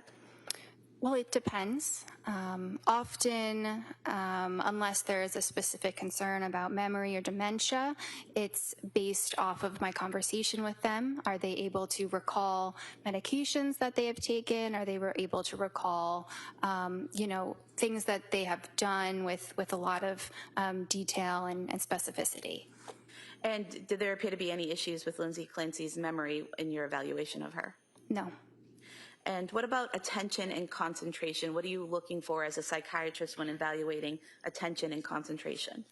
I'm looking for whether they're paying attention to the conversation, if they can follow it, or maybe if they get distracted, it seems like they're not listening, something like that. Did Lindsay Clancy appear to have any issues with attention or concentration? No. There was something in the records called fund of knowledge. What does that mean? Basis of knowledge, what someone understands about the world. So maybe if somebody has a very low education, they might have a low fund of knowledge. And was there any issue with Lindsay Clancy's fund of knowledge? No. Are you also assessing mood? Yes. And how do you assess the mood of a patient, and why do you assess it? Well, it's very important. The mood is based on what the patient says, what they say about how they're feeling. Okay. And so are there circumstances where a patient might say they're feeling happy, but you make observations that they appear depressed? Yes. Okay. And so when we see mood in the records, that refers to how the patient is reporting their mood is? Yes. So if it says appropriate mood and affect, or actually if it says patient description of their emotional state, it says okay, does that mean the patient said okay? Yes. Is there a place in the record where you describe what your observations of the mood are? That's the affect. Affect, okay. And so affect is how the patient presents? Yes. This first meeting with Lindsay, what was her mood? It was okay. And what was her affect? Anxious. So she was reporting to you, she felt okay, you were seeing she looked a little anxious. Yes. How do you, or what is it about a person that tells you they look anxious? Like, what were you seeing with Lindsay Clancy that told you she looked anxious? It's hard to recall exactly what she seemed like. Sometimes, a person might look anxious. Sometimes, Your Honor. All right, sustain. In your general observations of patients, what things would you look for in a patient to determine whether their affect is anxious? Is their voice quivering? Are they shaking a little bit? Do they appear very nervous? And what is psychomotor behavior?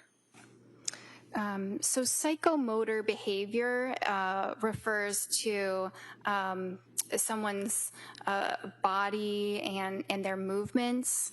So sometimes that can be abnormal. Okay. And did you notice anything abnormal about Lindsay Clancy's psychomotor behavior? No. This first meeting, was that approximately 40 minutes? It was a little bit longer than that, maybe 50 to 60 minutes. Is that typical for that first meeting where you're doing this initial assessment? Yes. And did she appear alone in that virtual meeting, or was she with anyone? Alone. And what are treatment modality and interventions in general? So that section is referring to therapy treatment modalities. It's not asking about medications. So different forms of therapy that might be done in the session. And what would be treatment goals? Goals that we are working on or will plan to work on, since this is only the first visit. So how do you determine for an individual patient the treatment modality or interventions that are needed? It depends on the patient. So basically on what you're seeing, what you're hearing, and the history they provide? Yes. And how do you determine treatment goals? So a lot of that is driven by what the patient's goals are. And you mentioned earlier that as part of your evaluation, you asked the patient why they've come to you, what they're concerned about. Do you recall Lindsay's response to that question, why she was there, what she was concerned about? I believe her biggest concern was about anxiety. And what was the treatment modality or interventions that you determined would be needed for Lindsay Clancy based on this initial evaluation? So I recommended a medication sertraline as well as individual therapy. And the medication sertraline, is that Zoloft? Yes. Okay. And when you say you recommended the Zoloft to her, was that you telling her you have to take this medication, or did you have a discussion about it? A discussion. And during that discussion, did you get the patient, Ms. Clancy's, input on whether she wanted to take the medication or what her thoughts were about the medication? Yes. And do you recall the details of that conversation with her? I recall that she was generally reluctant to take medications, but at this point she was considering it and was interested in learning about what medications might be helpful for her. And as part of that discussion, did you explain what the medication was and the side effects and all of that? Yes. And did she have any questions for you based on your explanation of what the medication was for and what the side effects could be? I'm not sure. And why did you recommend that particular medication? So it's a first-line medication used for treating anxiety disorders. It also is a first-line treatment when women are breastfeeding. It's the safest SSRI for babies. And when you say a first-line medication, what does that mean? It just means it's one of the medications that is recommended first. Sometimes you have to try a number of different medications, but that is often a first choice. And is that based on studies and the experience of the psychiatric profession? Yes. What was the dosage that you recommended or prescribed for her for the Zoloft? 25 milligrams. And were there instructions on the prescription in terms of how many milligrams to take the first week and then how many to take the second week? Yes, it was 25 milligrams for 1 week and then increasing to 50 milligrams. And that was your initial prescription and what should have been on the pill bottle, correct? Yes. Was there ever a call from the defendant where she called you and said that she was having trouble with the 25 milligrams and you recommended her go to the 50 milligrams? No. You said you also recommended therapy, is that correct? Yes. And Astor Mental Health, did they have therapists on staff that you referred Ms. Clancy to? Yes. And do you know if she took advantage of that, that resource? She did. Do you know which therapist she saw? Yes. Who was that? Jennifer McAllister. And how does it work when a patient is at Astor Mental Health, they're being seen by a psychiatrist, they're being seen by a therapist?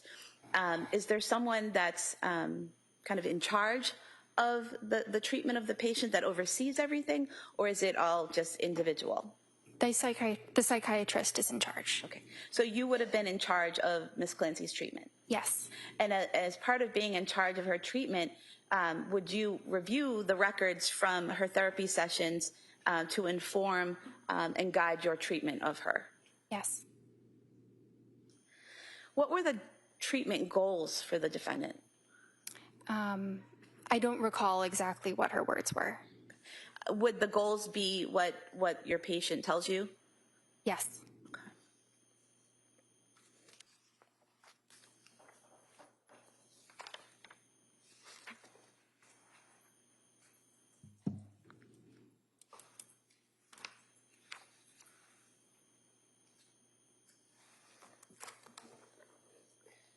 I'm going to approach and just ask that you look at page 41 of the records for Exhibit 219 to the treatment goals section. Did that refresh your memory? Yes. And what were the treatment goals according to Ms. Clancy? So these are not her words. There's a list in the electronic medical record where I can indicate which ones might apply, or I can type out my own. So the treatment goals based on what we had decided on together were symptom reduction and improved functioning. And you said that Ms. Clancy had been a little reluctant about starting medication. Did she tell you why she was reluctant? Yes. And why was that? She was worried about having side effects. And did she mention which specific side effects or just side effects in general? I thought it was in general. And as a result of that concern, is that when you went over the potential side effects of Zoloft? Yes. And after having that discussion and you explaining the side effects of Zoloft, how did the two of you leave it in terms of whether she was going to take the medication or not? I told her what my recommendation was, that she should start the sertraline. I'm not sure if she told me definitively if she was going to take it or not. She might have needed some time to think about it. And based on your evaluation with Ms. Clancy, everything you learned about her history and how she presented that day, did you have an initial diagnosis? Yes. And what was that? It was a generalized anxiety disorder, and it was an adjustment disorder with depressed mood. What is generalized anxiety disorder? It's an anxiety disorder where an individual may have a lot of different worries. They may also have physical feelings of anxiety, but they're worried about a lot of things, not really just one thing specifically. And what is adjustment disorder with depressed mood? So adjustment disorder refers to the fact that there may be symptoms, but they are kind of secondary to the situation. So they don't meet the full criteria, say, of a major depressive disorder, but there were some symptoms of depression. Is this a good place Yes. to start? All right. Members of the jury, this is, it's 1 o'clock. We're going to take the afternoon recess. I'm going to ask you to be ready to come back at 2 o'clock. And again, same instructions and orders. Don't, during the break, don't read anything about this case or similar cases. Don't do any research. Don't talk about this. Just kind of relax as best you can for the next hour. We'll have to bring it back in. We'll continue with the evidence this afternoon. Okay? Court, all rise. Jurors, closing all books, placing on the chairs. This way, please.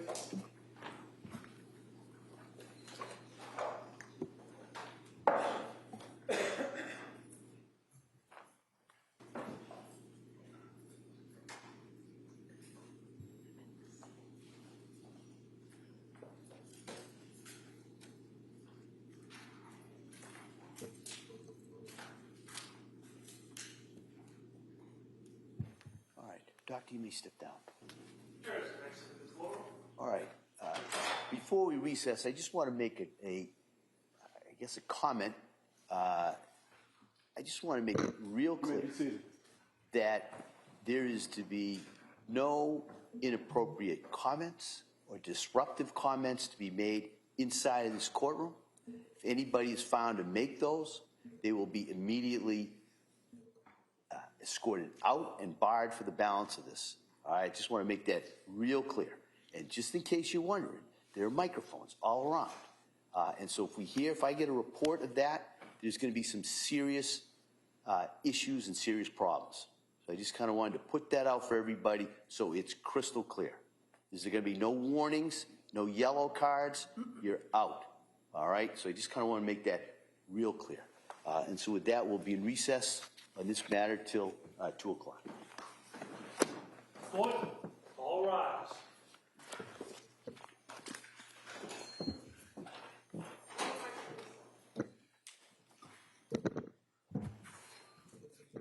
Court stands in recess. Please exit the courtroom. Thank you.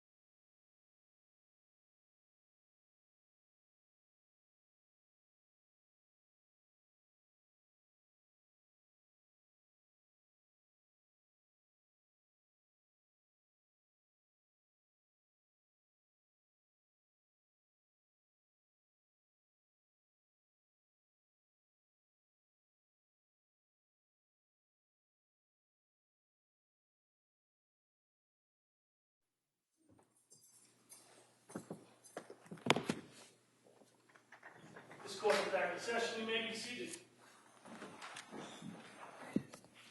So for the purpose of the record, we return back to the matter of Commonwealth versus Lindsay Clancy. All parties are present, including the defendant, excluding the jury. All right, counsel, we ready for the jury? Can we be seen briefly at sidebar? Sure.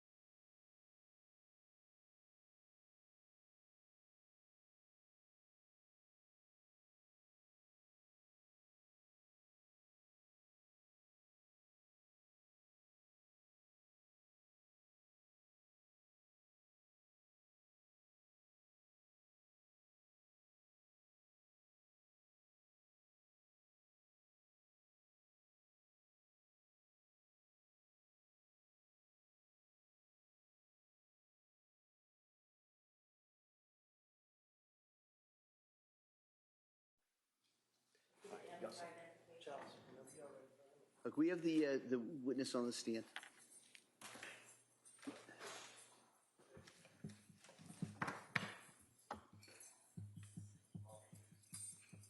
Yeah, stand by. We're going to put the witness on the stand and I'll call you in.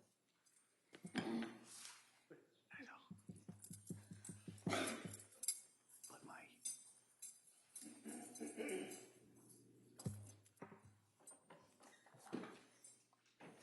Just watch your step as you take the stand.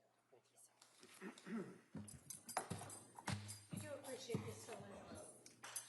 Thank you. all right, we all set?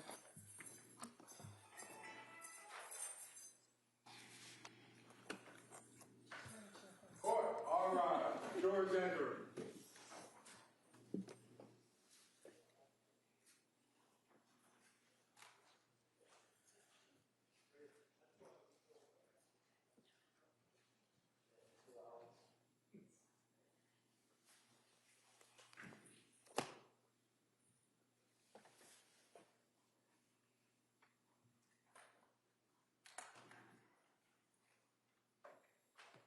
This court's now in session. Please be seated.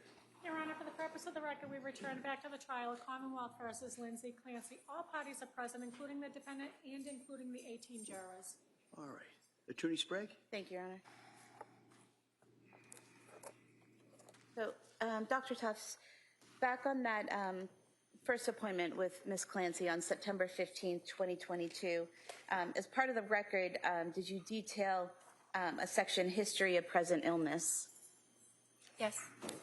And in that section, you put in here initial presentation, nursing school, Prozac helped, got treatment after second baby, 2 for anxiety, Zoloft 1 week, was nervous about breastfeeding, initial side effects. Can you just tell us where that information came from? My conversation with the patient. Okay. And where it says Zoloft 1 week, was nervous about breastfeeding, what does that mean? So she had tried Zoloft before during the postpartum period after her second baby. And did she tell you whether she had any side effects when she took Zoloft after her second baby? She mentioned something about initial side effects, which are pretty common for many people. I didn't detail what those side effects were, but they sounded like the very normal ones that people might experience that are transient in the beginning of the treatment. And what would those side effects be? Possibly upset stomach, appetite issues. I apologize. Can we know what related to this patient rather than somebody? All right, so why don't you ask if she remembers what the defendant said the side effects were? do you remember what the defendant said the side effects were? I don't remember them exactly, but they were ones that did not seem concerning. And in your experience, in your training and experience as a psychiatrist who prescribes Zoloft, what are the common side effects that you deal with, that patients deal with from this medication?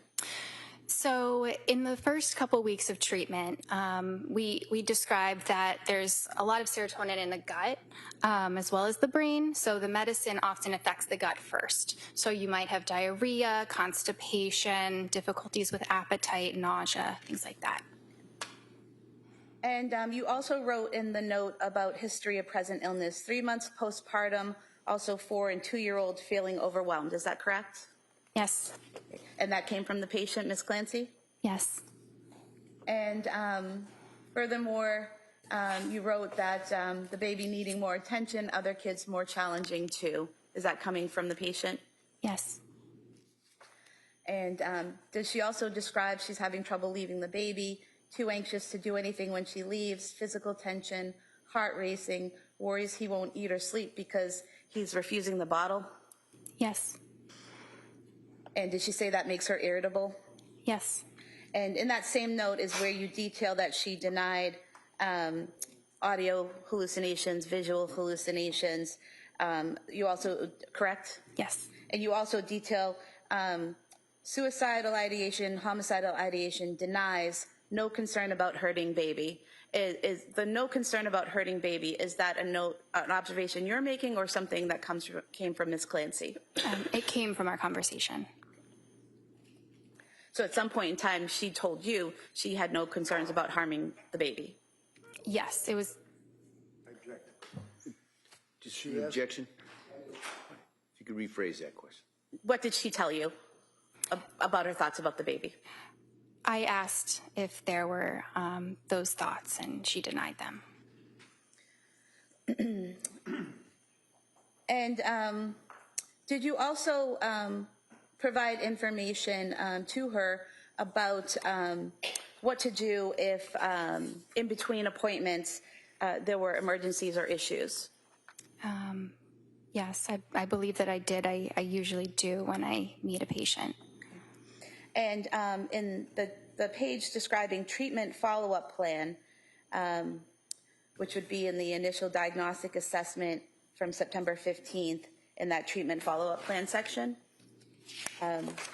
is there a part, there's a part there that says, if having urges to harm self or others, go to the nearest emergency room, call 911, or call the National Suicide Prevention and Crisis Hotline, correct? Yes. Is this page given to the patient? They can access it online on the portal. So Ms. Clancy would have the ability to go on here, look at the portal, and see what to do if she was having a crisis? Yeah, just this this plan section, yes. Just the treatment plan section? Yes. So is it that she would have to search through the records, or is that something you can click on to see the treatment plan? I'm not sure exactly what it looks like for a patient. Okay, but that's one of the sections that's available to the patient, Lindsay Clancy, if she goes onto the portal? Yes. There's also in here, if you feel you're in crisis, you may text home to a certain text number from anywhere in the United States. Is that correct? Yes. And what does that do when you text that text number you text home to that text number? It connects you to a counselor. Now, what was the treatment or follow-up plan for Ms. Clancy? To start the sertraline, to start individual therapy, and to follow up with myself. So your recommendation wasn't just that she take pills, you recommended that she attend therapy, correct? Yes.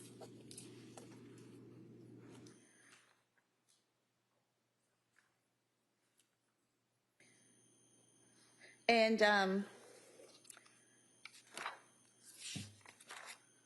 when you recommended the therapy, did you, and the medication, did you also go over with Ms. Clancy alternatives to the medication that you were recommending? I believe she was aware that the alternative was that she could not take a medication, which is what she had been doing before. And after you went over all of this information with Ms. Clancy, did she convey to you that she understood the plan and was agreeable to the plan? Yes. What is informed consent? Informed consent means you communicate with a patient what the risks and benefits are of treatment, and they understand that and they agree to the treatment. And did Ms. Clancy show that she had informed consent to everything you discussed? Yes. Now, was your next appointment with Ms. Clancy on September 28th, 2022? Yes, it was. And so during that appointment, did you discuss the medication, the Zoloft, that you had prescribed to her? Yes. And what did you learn from Ms. Clancy about whether or not she had taken that medication? She shared that she decided not to take it. Did she tell you that she had picked it up but had decided not to take it? Yes.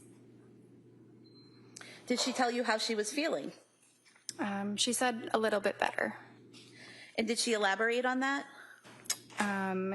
The baby was getting some more sleep, so she was also able to get some more sleep, and that helped her feel better. And at this appointment, did you go through a mental status exam of Ms. Clancy? Yes. And what is a mental status exam? So a mental status exam is an assessment of the patient at the point of meeting. It can change at different times, but it's comprehensive, referring to how the patient appears, how they cooperate, how they speak, how they describe their thoughts, how they're able to communicate with you, and what their mood is like. And do you do that at every appointment with every patient? Yes. And so on the September 28th, 2022, when you met with Lindsay Clancy for that second meeting, did you do a mental status examination? Yes, I did. And what was the result of that? So I can, is it okay if I read it from the note, or do you just want me to? There's no objection? Go ahead, you may. She was alert, she was oriented, she was appropriate, her rapport, meaning how she worked with me, was appropriate, dressed appropriately, euthymic, meaning not depressed, not angry, kind of a normal mood. Her affect was full, her speech was appropriate, her thought content and a process were appropriate.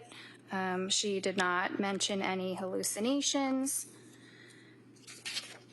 At this point, I mentioned her insight was poor, her judgment was excellent, her cognition did not show any deficits, and there was normal psychomotor activity.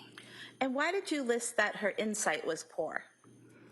So I think that must have been related to the fact that at this point, she did have some very clinically significant anxiety.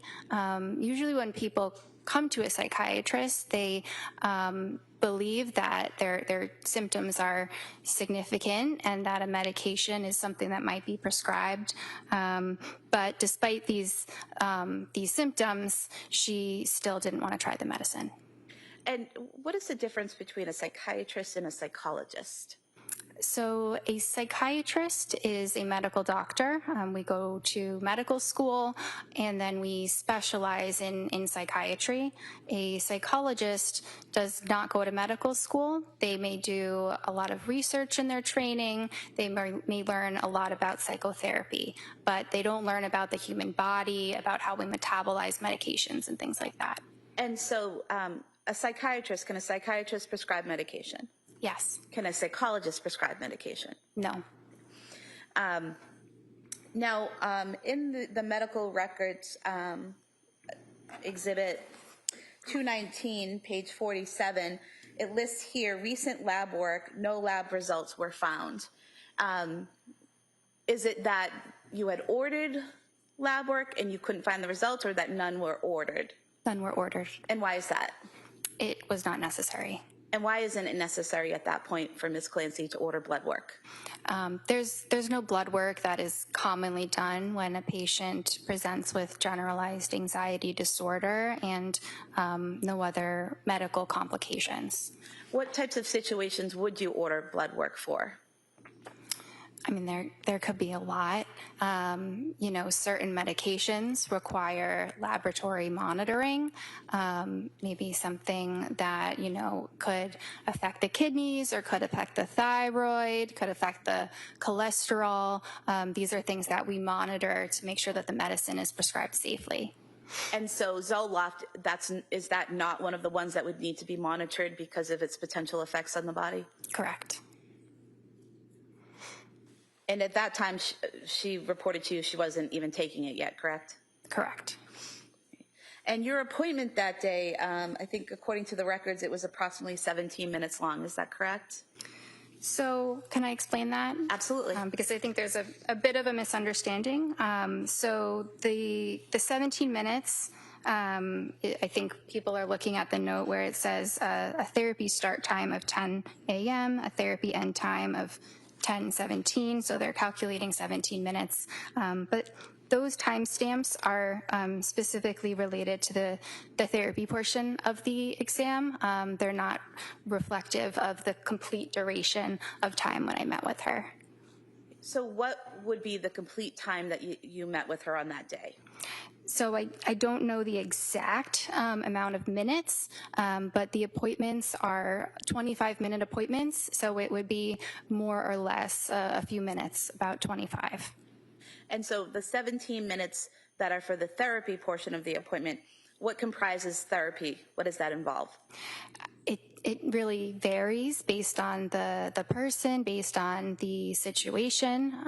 It can involve, providing some emotional support. I apologize. Can we talk about Lindsay Clancy rather than in general? That's all. It's I'm going to allow a little bit of the background, so that then we'll move into the defendant. Thank you. So you were saying that therapy portion is kind of talking to the patient, seeing how they are, and getting an assessment of their current mental state? Yes. And the other 8 minutes, typically, what happens in those 8 minutes? That's more focused on specifically medications and medication management. So these appointments that you had with Lindsay Clancy, when it says 17 minutes, that's the therapy, the talk portion of the appointment, and then there was a separate portion where medication was discussed? Yes, in the real world, those two segments are intertwined. So it's not necessarily that we say, this is the end of your therapy component. It's a bit more seamless than that. Okay. Now, in your training and experience in the way you conduct your practice, if you're having a therapy portion or you're conducting therapy with a client and that 25 minutes has run out, is it a hard stop or is there an option to continue? It's not a hard stop. I do have limitations because I have other patients that are waiting. But if there's something urgent, I can go a little bit over. If there's an emergency, I can cancel the next patient if I have to. And these 25-minute appointments that you have, if a patient were to request a longer appointment with you, is that available? It's an option. Did Lindsay Clancy ever request a longer appointment time with you? No.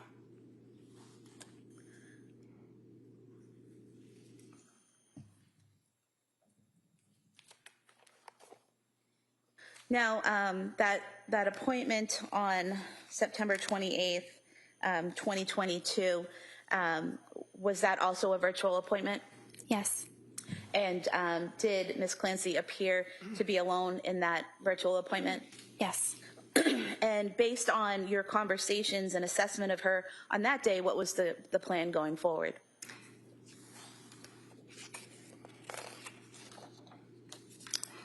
So at this point, she was improving and we decided to pause on the medication question and have her meet with one of our therapists. So that first appointment was on September 15th. You recommended therapy. The next appointment was September 28th. So had Lindsay not scheduled a therapy appointment yet with Jennifer McAllister at that point? I'm not sure when she called to schedule that. And but that was the plan going forward, that your recommendation was that she attend therapy with Jennifer McAllister? Yes. And did Ms. Clancy seem receptive to that plan? Yes. Did she tell you she was going to make an appointment with Ms. McAllister? Yes.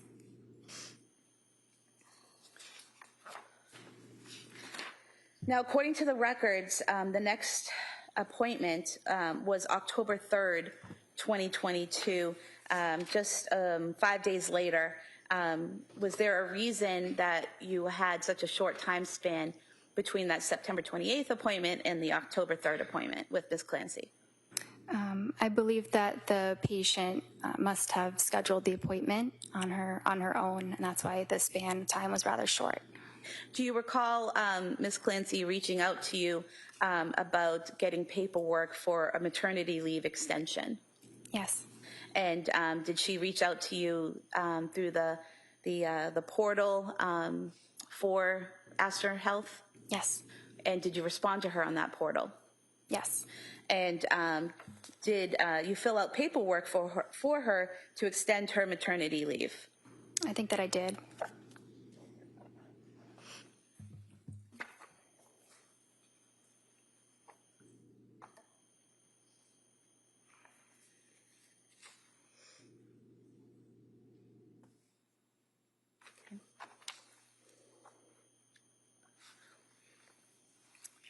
And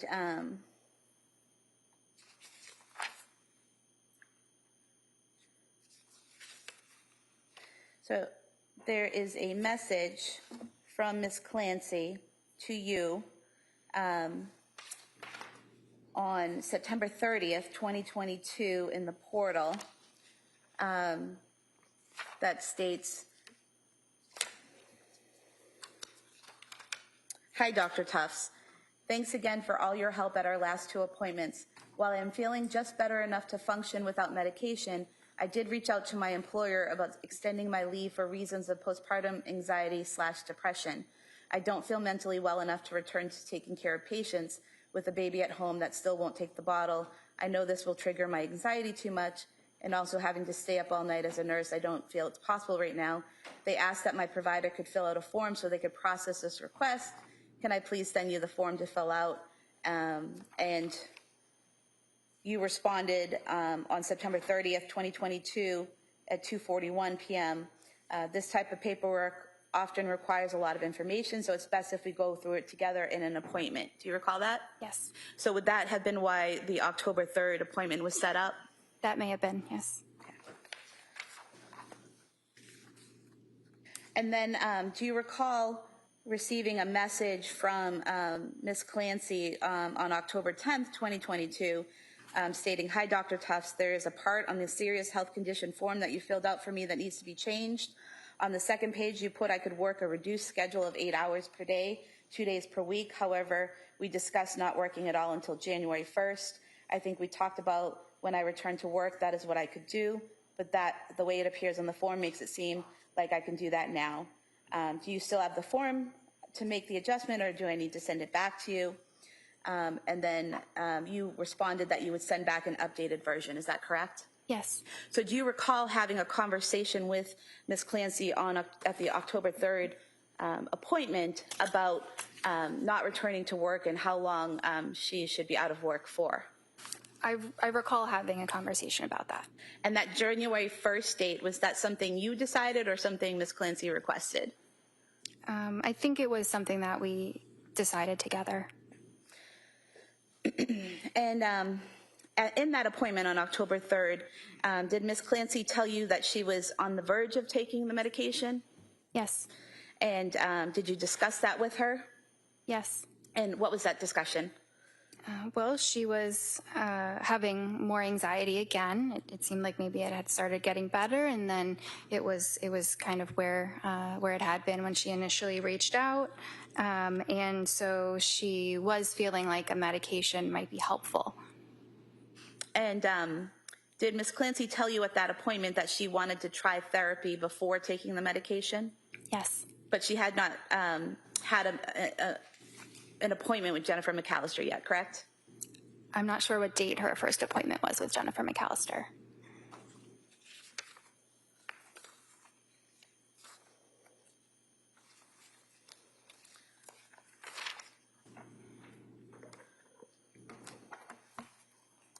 Showing you page 57 of Exhibit 219. An initial therapy assessment by Jennifer McAllister on October 3rd, 2022. Would that have been the first time she saw Ms. McAllister? Yes. So that's on that same day that you saw her. It looks like from the records you saw her at 11:30. Is that correct? I don't have the time on my paper, but I'm sure that's correct. Okay, so apparently she saw you about the work form, and then she had an appointment with Ms. McAllister. Is that correct? Yes. And it says here in the records that Jennifer McAllister is an LMHC. What is that? A licensed mental health counselor. And so is a counselor, a licensed mental health counselor, someone who can conduct therapy sessions? Yes. And why is it in your practice that you have a psychiatrist who does therapy and prescribes medication, but in addition, you would have a therapist doing counseling? So today, a lot of psychiatry is practiced as a team. At least that's how we practice at my office. So oftentimes the therapist is able to see the patient every single week.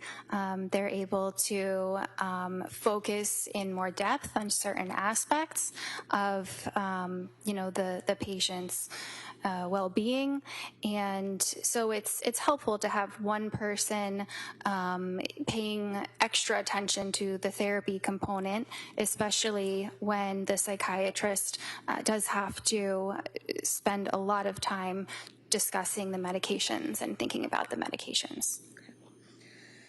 And so is that the teamwork approach that Lindsay Clancy received in her treatment at Astor Mental Health? Yes. And in that October 3rd assessment with Ms. McAllister, you reviewed those notes and records so that you could properly treat Ms. Clancy, correct? Yes. And in that first meeting with Ms. McAllister, the defendant described her relationship with her parents as very supportive and stable, correct? I don't have Jennifer's notes in front of me. Showing you page 60. You want to just review the notes? Sure. Look up when you're finished.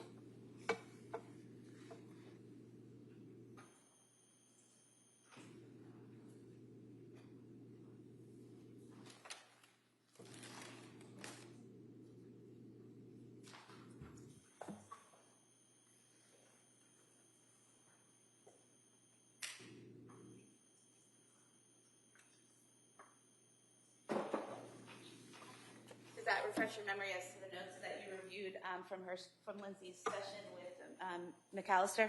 Yes. And so in that session, Ms. Clancy stated that her parents were very supportive and stable? Yes. Okay. And she also mentioned having the support of an older sister who only lived 2.5 hours away. Is that correct? That's what she stated in the note to Jen. Did she also say that she was not close with her in-laws who lived in Scituate? She would see them often as they were her husband's parents, but she didn't generally allow them to watch the children. Is that correct? That's what I read. And there's a quote in here, don't have a particular reason why, they don't bug me about it either. Is that correct? That's what I read.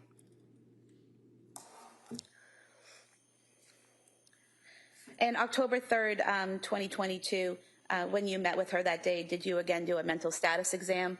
Yes. Had anything changed in that mental status exam from the September 28th meeting that you had with her?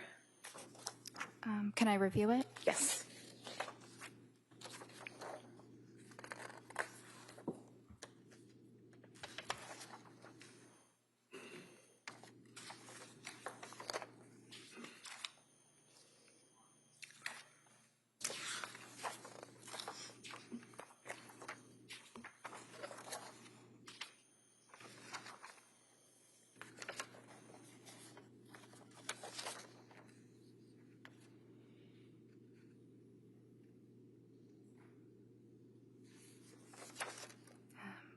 I mean, there isn't anything that stands out to me right now. And I think that what you put on the October 3rd date was that her insight was still poor. Yes. Was that for the same reasons you described earlier? Yes. The next time that you saw Ms. Clancy, was that on October 20th, 2022? Yes. And what information did you learn on that date about whether or not she was taking the Zoloft you had prescribed? So she told me that she decided to start the Zoloft. And did she tell you how long she had been taking it? For 1 week. And did she tell you that the previous night she had increased the dose? Yes. And that's what was in the original prescription, correct? To take the pills at 25 milligrams for 1 week and then increase to 50? Yes. So if that had been done, taking the 7 pills, taking the pills for 1 week would be 7 pills, and then increasing the dosage the next night would be 2 pills? Yes. And so that would be 9 pills? Yes. When she told you she increased the dose, she told you she now feels awful. Is that correct? Yes. And what was it that was bothering her? She was having increased difficulty sleeping. She had loss of appetite, diarrhea. She was feeling her mood was down. She was tearful and feeling very foggy and feeling very anxious. Now, what is the lowest dose of Zoloft that you would prescribe a patient or could prescribe?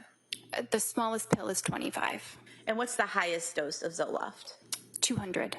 Okay. So she was on the lowest dose of 25, is that correct? Yes. And then according to what she told you, she had increased for 1 night to 50 milligrams, is that correct? Yes. Did she also tell you she was scared to start something new? Yes. Is that in terms of another medication? Yes. So what was your discussion with Ms. Clancy when she's telling you that she's having these issues with Zoloft, but she's afraid to try something new? So we discussed what to do moving forward. So we discussed whether it would make sense to switch to a different medication at that point. And at that moment, because of her negative experience with the Zoloft, she did not want to start a new medication at that point. At this meeting with her, did you ask her if she had any suicidal thoughts? Yes. What was her response? No. Did you ask her if she had any homicidal ideation or thoughts? Yes. What was her response? No. Did you ask her if she was hearing any voices or seeing any visual hallucinations? I'm not sure if I asked that in that appointment, but she was very clearly not psychotic. And why do you say that? Because of how I described some of the signs of psychosis that are on the mental status exam. None of those were present. Okay. What was her affect during this meeting?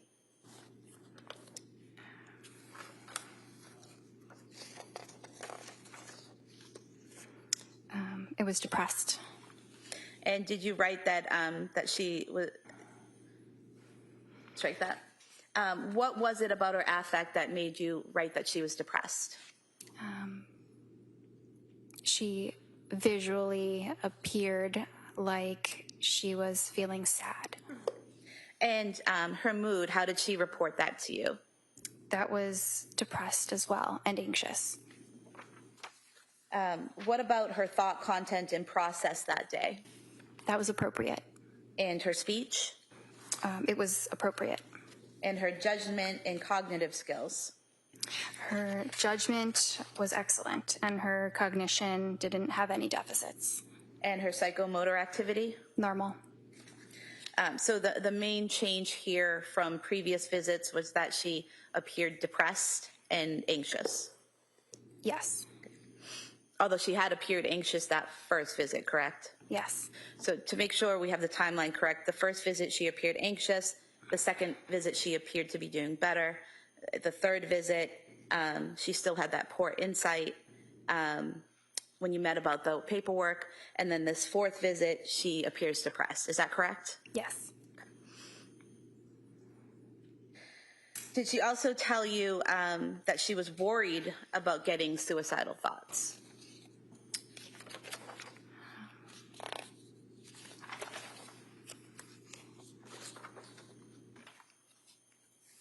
Yes. So that would have come directly from her, correct? Yes. And what was that? What were the details of that conversation?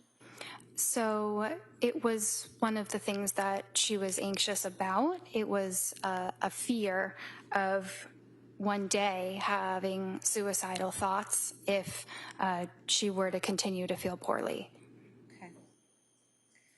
And showing you page 77 of Exhibit 219, I know you said earlier you weren't sure if you asked her about audio or visual hallucinations, but just directing your attention to the interval history, if that refreshes your memory. Yes. So did you ask her about audio hallucinations and visual hallucinations? On the 21st, I did. Okay. All right, so then there was an appointment the following day on October 21st? Yes. So why did she have an appointment that following day? Because she was feeling pretty poorly after starting the Zoloft, so we were following her closely. And at that point, you knew that she had had an appointment on the 3rd with Miss McAllister, correct? Yes. And do you know whether or not she had followed up making another appointment or was struggling with that? She was planning on making another appointment. I don't know when that second appointment was scheduled. When that first appointment where she was seeming depressed and having issues with Zoloft on October 20th, did you tell her to stop taking the medication at that point? Yes, I did. Okay. And did you discuss other options with her other than medication, like natural remedies? Yes. And what type of natural remedies did you discuss with Ms. Clancy? So I mentioned things like fish oils, something called L-methylfolate or SEAM. These are supplements. And why would you offer alternative remedies to a patient? So it was because she seemed reluctant to start a prescribed medication. I thought she might be more open to something that was natural. So you weren't pushing her to take a prescription medication, correct? No.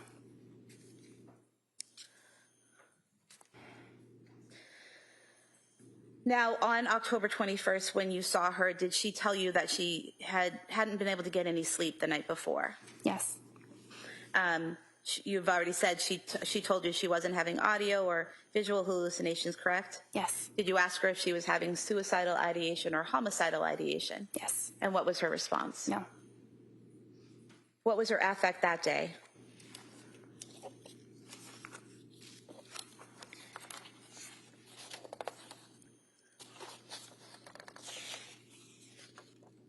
It was depressed.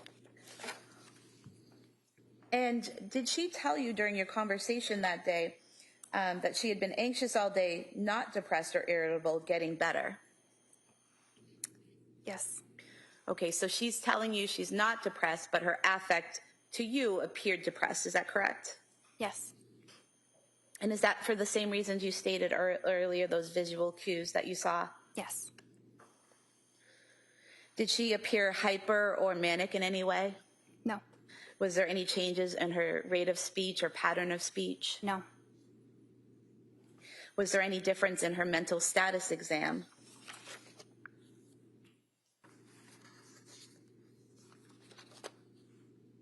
No.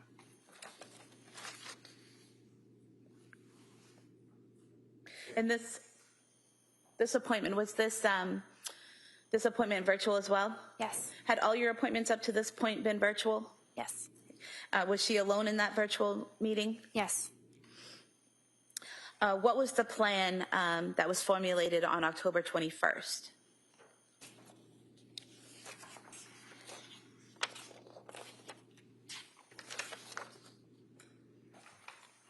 So the plan was that she start a medication called Ativan to be taken as needed, which means not necessarily every day, but in the instance of severe anxiety. And how did you explain to Ms. Clancy when to take the medication? I don't remember exactly how I explained that. Okay. So in general, as a psychiatrist, when you're prescribing a medication like Ativan and you're telling a patient to take as needed, what does that mean?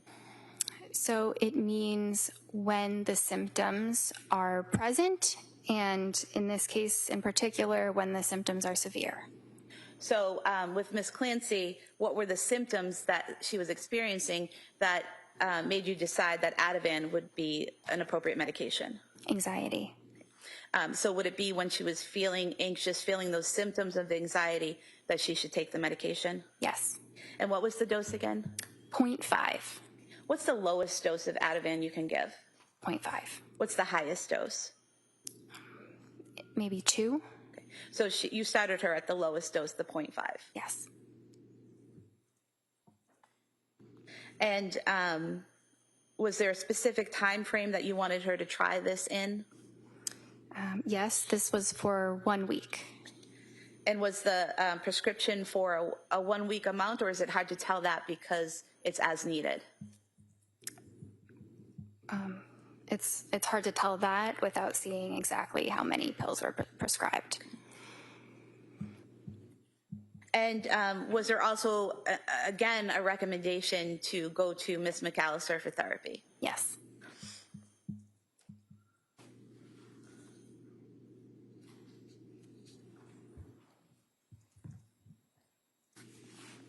And when were you recommending follow-up with Ms. Clancy? 1 week. And why a short turnaround at this point? Because she was still having very significant symptoms. And did you in fact see her on October 26, 2022? Yes.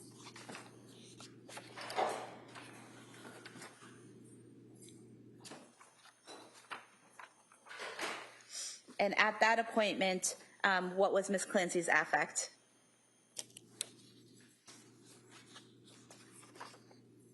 Depressed. What was her mood according to her? It was anxious and depressed. And did you discuss with her whether she was taking the Ativan and whether it was working? She said that it was not helpful for her sleep, but it made her feel less anxious. And in this appointment, there was a discussion of Benadryl, is that correct? So she reported that Benadryl was something she had tried and it was helpful. It was taken over the counter. Had you recommended or told her to take the Benadryl at that point? I don't think so. And so when you met with her and she told you that she had taken the Benadryl and it had helped, what was your reaction to that? I was glad that something was helping. And did she tell you how often she was taking it or how much of it she was taking? I don't recall. Did you ask her that day if she had any suicidal or homicidal ideation? Yes. And what was the response? No. Did you see any signs of psychosis that day? No. Up to that point on October 26, 2022, had you ever had any difficulties in communicating with Ms. Clancy? No. And ever any difficulties understanding her or thinking she wasn't understanding what you were saying? No. At this appointment on October 26, 2022, did she tell you that she had scheduled an appointment for therapy with Ms. McAllister? I don't remember. Oh, yes, she did. She said she has an upcoming appointment. And what was the plan after meeting with Ms. Clancy on the 26th?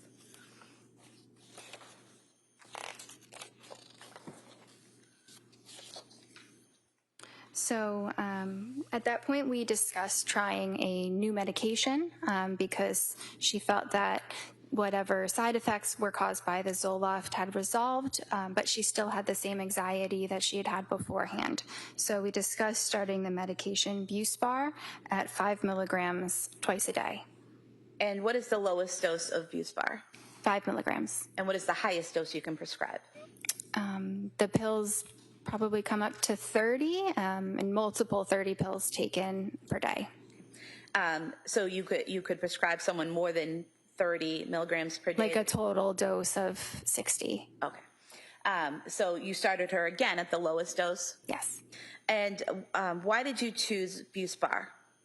So Buspar is very well tolerated. It's a very mild medicine, especially for someone who is experiencing side effects from another medication. And what does Buspar do? It lowers anxiety. And was she to continue taking the Ativan with the Buspar?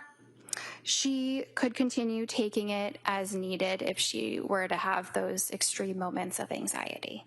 So would it be that the Buspar was twice a day, and then if she felt really anxious, she could take an Ativan?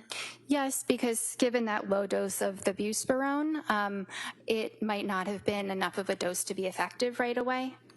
And Buspar and buspirone are the same thing? Yes, sorry.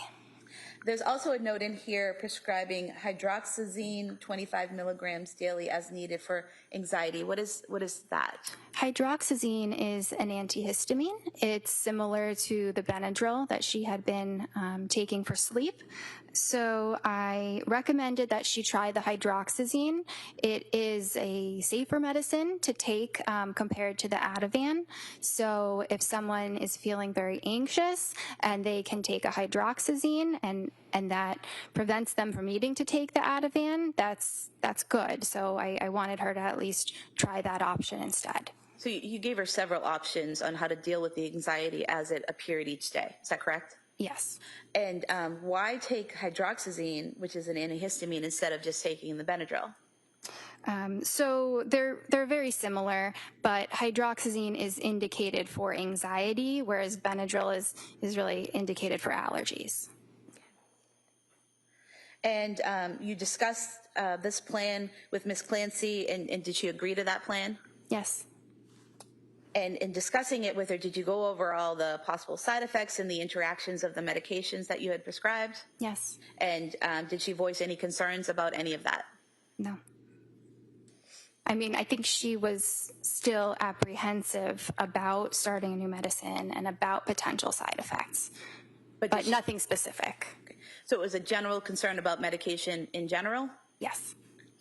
But after you had the conversation and explained what you were recommending and prescribing, did she agree to that plan? Yes. And was there any change in her mental status that day? No.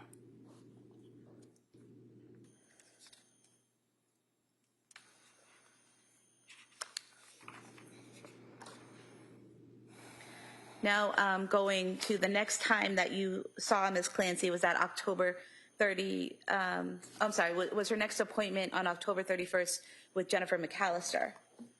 Yes. So you were able to review in the records in preparation for your next appointment that she had, in fact, went to a therapy appointment. Is that correct? Yes. And the therapy appointment, was that approximately an hour-long appointment with Ms. McAllister? Yes. When was your next appointment with Ms. Clancy? November 2nd. And on that date, was that also a virtual appointment? Yes. Do you know whether the therapy appointment with Ms. McAllister was in person or virtual? I'm not 100% sure, but I think it was virtual. Okay. And up to this point, had Ms. Clancy ever told you that she didn't want to do virtual, that she wanted to come in person? No. Now, on this November 2nd appointment, did you have a discussion about the Buspar? Yes. And what was that discussion? So she did not start it. She was too afraid to start a new medication. Did she tell you that she had continued with the Ativan and the Benadryl? She said she continued with the Ativan. Ativan. Was there any further discussion about the Benadryl or the other antihistamine that you had prescribed, the hydroxyzine? I hope I'm saying that correctly. You are, and I'm not sure. I don't think there was much conversation about the Benadryl or the hydroxyzine. Okay. And what was her affect that day?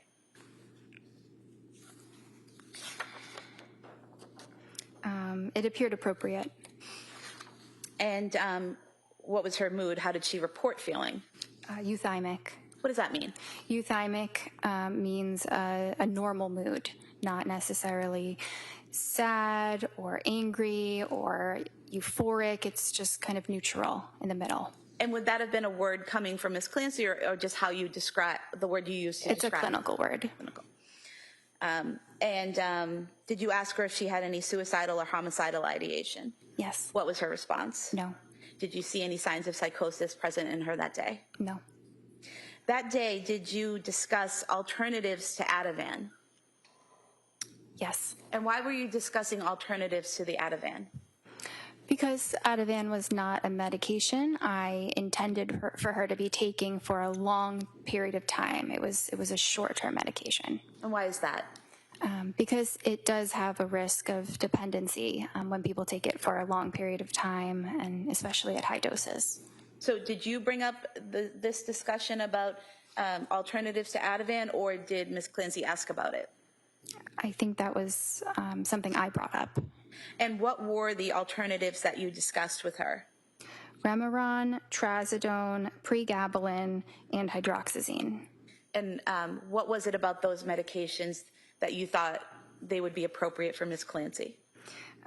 That they might be safer medications that could also help her with sleep, also help her with some of the anxiety. And how are they safer? So they don't have that risk of the dependency. And while you're interacting with her and discussing the alternatives to Ativan, what was her mental status that day? Was there any change in it?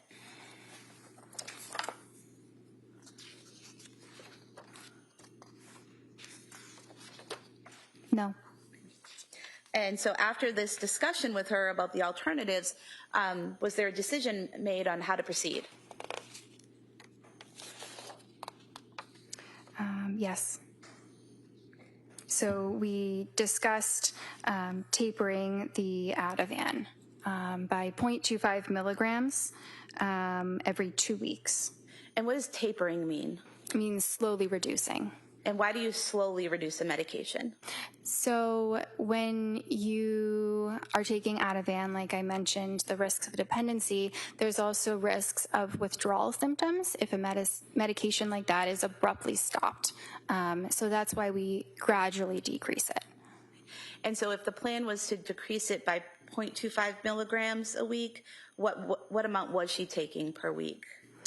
So it was by 0.25 milligrams every 2 weeks. Oh, 2 weeks, okay. So at first we were decreasing it from 1 to 0.75. Okay. So it was a 1 milligram pill that she was taking, and then she would just take less and less and less until she wasn't taking it any longer? Yes. Okay. And then had you, with Ms. Clancy, decided on a replacement for the Ativan? At this point, I don't think there was a medicine that we had decided on. Okay. So the plan at that point was just to taper off the Ativan, but nothing was added at that point? Yes.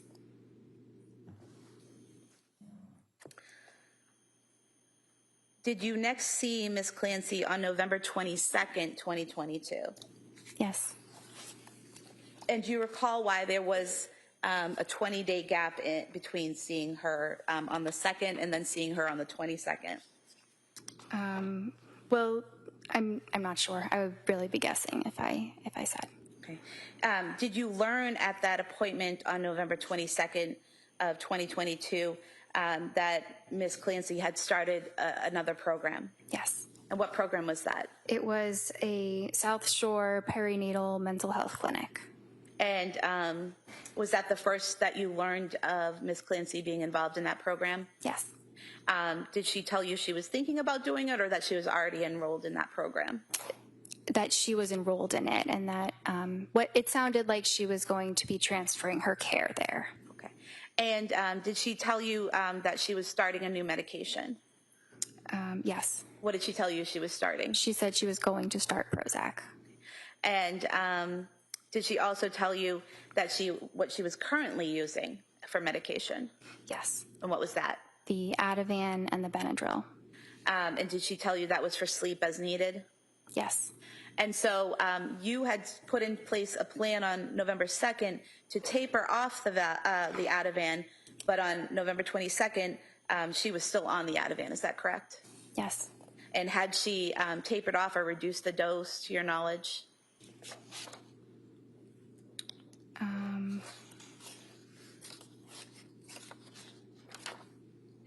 I don't have it documented exactly what dose she was taking on that date. She was just still taking the medicine. Still taking it, okay. On that date, did Ms. Clancy deny suicidal and homicidal ideation? Yes.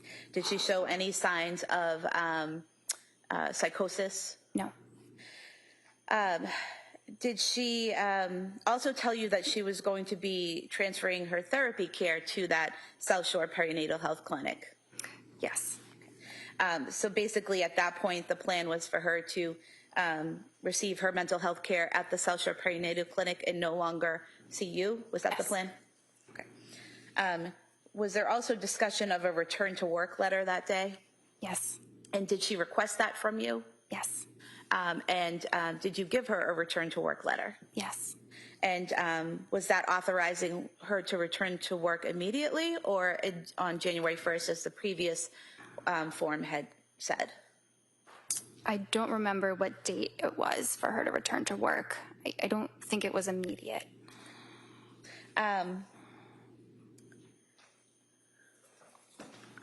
Did you then have a further appointment with Ms. Clancy on December 1st, 2022?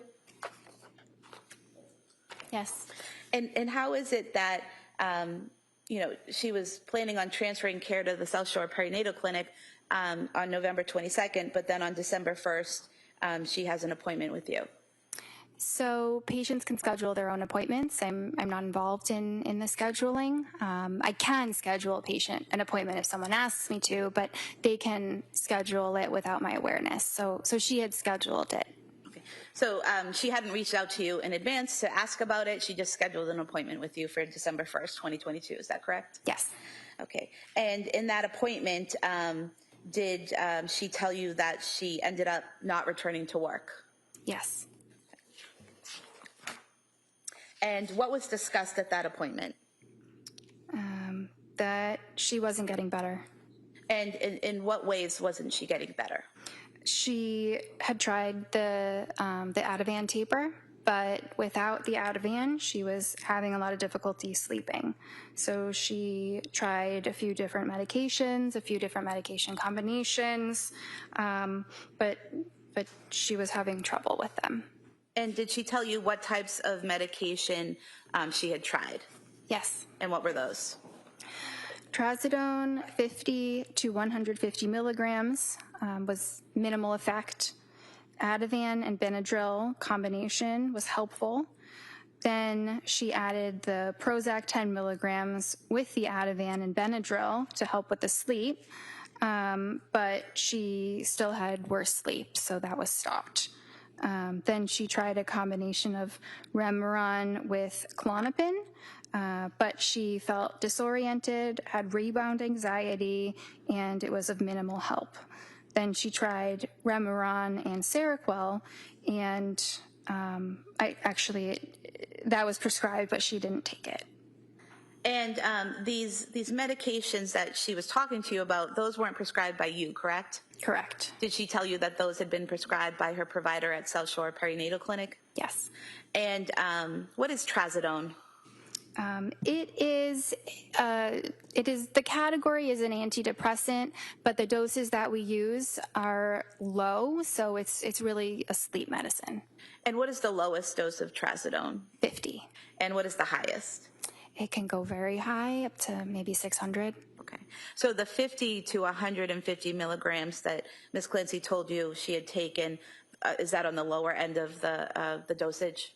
Yes, it's the commonly prescribed dose, again, because it's mostly used as a sleep medicine. So those are the normal ranges. Okay. And Prozac, I think you had said earlier, was an SSRI? Yes. And that was a medication Ms. Clancy had told you she had taken in nursing school, correct? Yes. With no side effects then? Yes. And she told you on December 1st, 2022, that the Prozac had worsened her sleep? Yes. And then what is Remeron? Remeron is mirtazapine. And what's that? It's another antidepressant. And what is Klonopin? It is a benzodiazepine like the Ativan.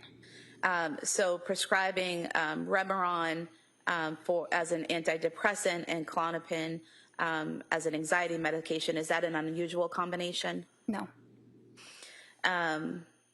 And then she told you she had been prescribed Remeron and Seroquel but hadn't started that, correct? So I think she had started the Remeron, but maybe hadn't started the Seroquel yet. Okay. And did she also tell you that she was having some intrusive thoughts on the Remeron, so she was planning on stopping? Yes. Did she tell you what those intrusive thoughts were? She said it was a feeling like I'm going to die. Not a feeling that she wanted to kill herself, but a feeling like she was going to die. Yes. Did you ask her if she had suicidal ideation? Yes. What was her response? So she denied having suicidal ideation, but she was feeling pretty badly. She said she was close to it, meaning close to having some suicidal thoughts, and that she was feeling very hopeless. But she didn't have any active thoughts of hurting herself, didn't have any intention of doing anything, didn't have any plans. Did she also tell you, and this is a quote in the records on page 144, "I think it's my problem. I keep reaching out to different people and not sticking with the plan." That's what I documented. Okay. And did you discuss that with her, that concern that she kept reaching out to different people and wouldn't stick with the plan? Yes, I advised that she have one person who is managing the medications. And why is that important? So that it's very clear what's happening. And what is the importance, if any, of sticking with a plan, a mental health plan? Well, the importance of sticking with a plan. Obviously, the psychiatrist comes up with a plan for very particular reasons. And so, sticking with the plan is advisable. When you prescribe psychiatric medications, do those medications take effect immediately? No. How does that effect start to happen in a person?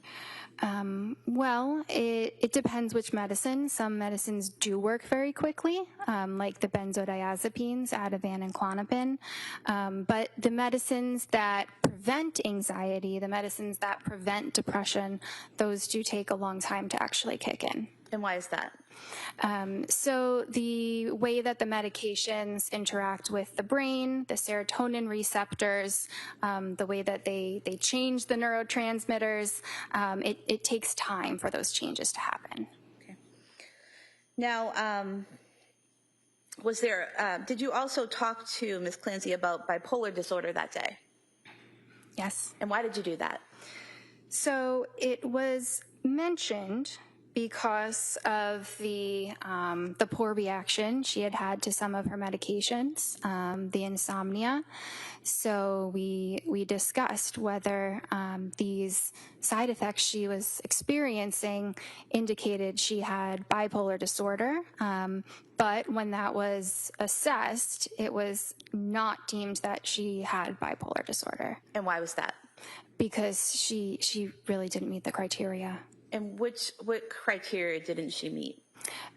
So there's a number of different criteria for bipolar disorder, or specifically looking at mania, because she did have some symptoms of depression, but the other side is mania. So the most important one is euphoria. So actually 7 days of continued euphoria with very high energy levels. That's the most important one. But then in addition to that, you need some other things like potentially pressured speech, grandiosity, which is like a person feeling superhuman or godlike. You might see increased risk-taking behaviors. Usually those are significant risks, like somebody having affairs or using drugs, things that really negatively impact their life. The person might have a decreased need for sleep, which is not just insomnia, but it's truly not needing the sleep and having enormous amounts of energy otherwise. What is pressured speech? It means talking very fast, so fast that it's really hard to interrupt them. And did you ask Ms. Clancy on December 1st questions that would potentially elicit whether or not she met that criteria? Yes. And did any of her responses to your questions indicate any instances of mania in her past or present? No.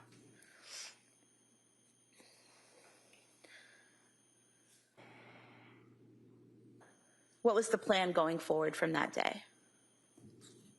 So at this point, she was still seeing the doctors or the providers at South Shore, and so they were still managing her medications.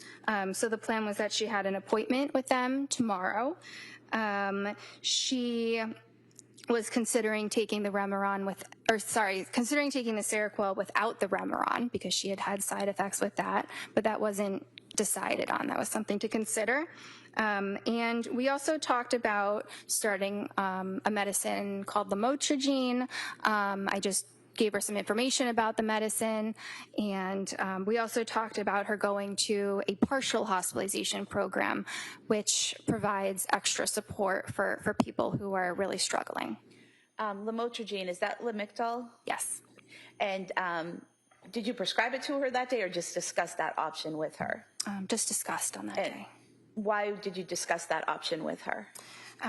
Because it was clear that she had depressive symptoms and she was not tolerating some of the other antidepressants. So I thought that might be another option to explore. And you also discussed with her a partial hospitalization program? Yes. And why did you do that? Because she was really having a hard time. She had, mentioned those thoughts of feeling hopeless and the intrusive thoughts. So I referred her to a program that would provide extra support. It would be a program that she went to every single day, not hospitalized. She could still stay at home and be with her family, but that she would have all-day care every day for, as long as that was needed. And what program was that you referred her to? The HRI program. What does HRI stand for? It's a hospital. I'm not sure what it stands for. And where is that program located? It's in Massachusetts, I think Brookline. And when you referred her, when you talked about that program with Ms. Clancy and referred her to that program, what was her response? Well, I gave her the information for it. It's a program where the patient can call and schedule their intake appointment. So I gave her that information. Okay. And was there any concern at that point? You had mentioned earlier that it's important to have, one provider prescribing medication, knowing what you're taking. You knew she was going to the South Shore Perinatal Program. Was there any concern about discussing medications with her, like Lamictal, on the first, when you knew she was seeing these other providers? Well, she continued to see me in more of a supportive role, and I was just trying to help her, give her as much information that could potentially be helpful. So it was something for her to discuss with the other providers. Did you ever reach out to South Shore or to get those records, or ask Lindsay for some type of waiver to get the South Shore records? No, I didn't. And, the reason why is because she was very aware of what the medications were. She was very able to communicate what the different treatment decisions were. She was very medically sophisticated, so I didn't think it was necessary. And you were aware she was a labor and delivery nurse, correct? Yes. So you were aware she was familiar with medications, and she was able to communicate with you on a level that's not a typical patient, correct? Yes. Did you next see her on December 16th, 2022? Yes. And did you make that appointment with her, or did she reach out as she did on the December 1st and make her own appointment? I'm not sure. Okay. And that appointment on December 16th, 2022, what did you discuss with her that day? So she was still not feeling well. She said, "I'm having a really rough time." Though she said she found something that was helpful for her sleep, Valium and quetiapine, which is Seroquel. She said it finally works, but feeling very depressed during the day, no motivation, had some SI, suicidal ideation, so she went to Mass General emergency room, declined inpatient. She was feeling hopeless, but didn't have any intent or suicidal plans. So when she told you that she had had some suicidal ideation, did you ask her specifics about that? Yes. And what was her response? So she described it as this hopelessness, like a fear of not getting better. Did she have a plan on a plan to kill herself or a plan of how to kill herself? No. And you mentioned she told you she went to Mass General Hospital Emergency Department because of these feelings. Is that correct? Yes. And did she tell you that they had offered her an inpatient program at McLean and she had turned them down? Yes. Did she tell you why she turned them down? I don't remember.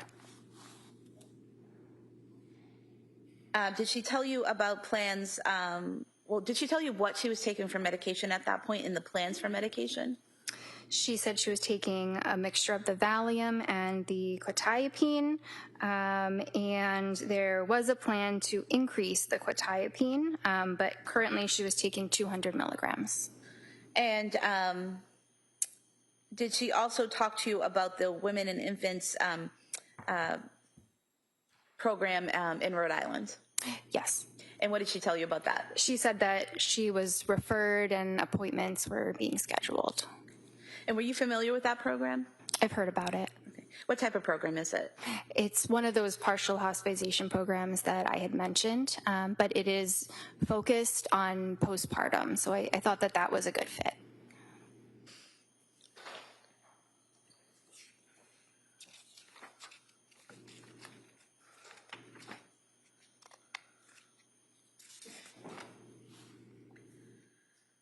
Did she tell you during this appointment that she thought that her depression was related to the Seroquel? Yes. And did she tell you why she thought that? She thought there was some coinciding of the timing in which she started the Seroquel and started feeling more depressed. And did you note in the records that it was unclear if Seroquel was causing the depression as reported? She was more depressed the last visit before taking it? Yes. Can you just explain that, what your observations were? Yeah, I wasn't sure if the Seroquel was making her worse because she did already seem depressed before she had started the Seroquel. So I wasn't sure. I thought it was possible, but. What was the plan going forward from that appointment? So the plan was for her to go to this Women and Infants program, and if she was having more suicidal thoughts, to go back to the emergency room. And was she also planning to start Lamictal 25 milligrams daily? Yes. At that moment, given how the depression was continuing and worsening, I did feel like after we had discussed the Lamictal numerous times that I did need to step in and prescribe that for her. And you prescribed the 25 milligram daily dose for her? Yes. What's the lowest level of Lamictal that you would prescribe? 25. And what's the highest? So in psychiatry, typically 200, but I mean, it really can go up to 400 or 500. And so again, you prescribed the lowest dose to start with, correct? Yes. And was she to continue with the Seroquel that she had been prescribed by the South Shore perinatal program? Yes. And what about Valium? So I didn't make a recommendation on the Valium. I think there was a plan already in place on tapering it that I supported. And did you do anything in terms of reaching out to her providers at South Shore Perinatal to let them know you were adding a prescription, or did you communicate with Ms. Clancy about letting her providers know? I communicated with Lindsay about that, and she was so good at giving me all of these updates about what she did with them. I figured she would tell them when she next saw them. And did she tell you that she would update them? I believe so. Was the next time you saw Ms. Clancy on January 6, 2023? Yes. And how did that appointment come about? So again, I don't often do the scheduling. I'm not sure exactly whether I had scheduled that or she had. Did you learn during that appointment that Ms. Clancy had just been discharged from McLean Hospital? Yes. And what, if anything, did Ms. Clancy tell you about her current mental state and what had happened between your last appointment on December 16th and now this appointment on January 6th?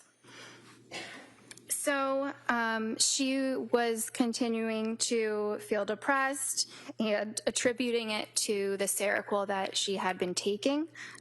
So the idea was going to McLean so that she could be safely taken off of the Seroquel. And was it at McLean, according to Ms. Clancy, that she had tapered off the Seroquel? Yes. And so on January 6th, did she tell you what she was prescribed at that time? Yes. And what was that? Trazodone 100 milligrams, Ativan 1 milligram, and melatonin 5 milligrams. Okay. And are these all low doses of these medications? Yes. Did you ask her if she had current suicidal ideation? Yes. And what did she say? No. Did you ask her if she had homicidal ideation? Yes. And what was her response? No. Did you observe any signs or symptoms of psychosis in her presentation, answers, or behavior? No, I did not. Did you ask her about whether she was having side effects from these medications, the Trazodone and the Ativan and the melatonin? Yes. What was her response? So the only side effect she felt was that potentially when the Ativan would wear off, she would take it at night, and then in the morning it would wear off, and she would feel more anxious after it wore off. And in terms of the Trazodone, did she say she had any side effects from the Trazodone? No. And melatonin, what is melatonin? Melatonin is a chemical that the brain makes that tells us it's time to go to sleep. It's associated with the circadian rhythm. It's not a prescription, actually. It's a medicine that you can pick up in over the counter at the pharmacy. And is it just to help regulate sleep? Yes. What was her mood according to Ms. Clancy on that date? She was feeling numb. Numb? Numb. Did that cause you any concern? Yes. And why is that? Well, she still appeared quite depressed. And in what way? Was that her affect? It was, yes. Her affect was congruent, meaning it was the same as her mood. Okay. So, just so we can understand, so if I tell you I'm happy and I appear happy, is that congruent? Yes. And if I tell you I'm happy but I appear sad, is that incongruent? Yes. And is that important when evaluating a patient? Yes. And why is that? Sometimes it's not congruent, and there could be all sorts of reasons why, but it's just something to pay attention to. And so on this day, though, her mood and her affect were congruent. Yes. Okay. And was there a plan formulated for that day, on that day?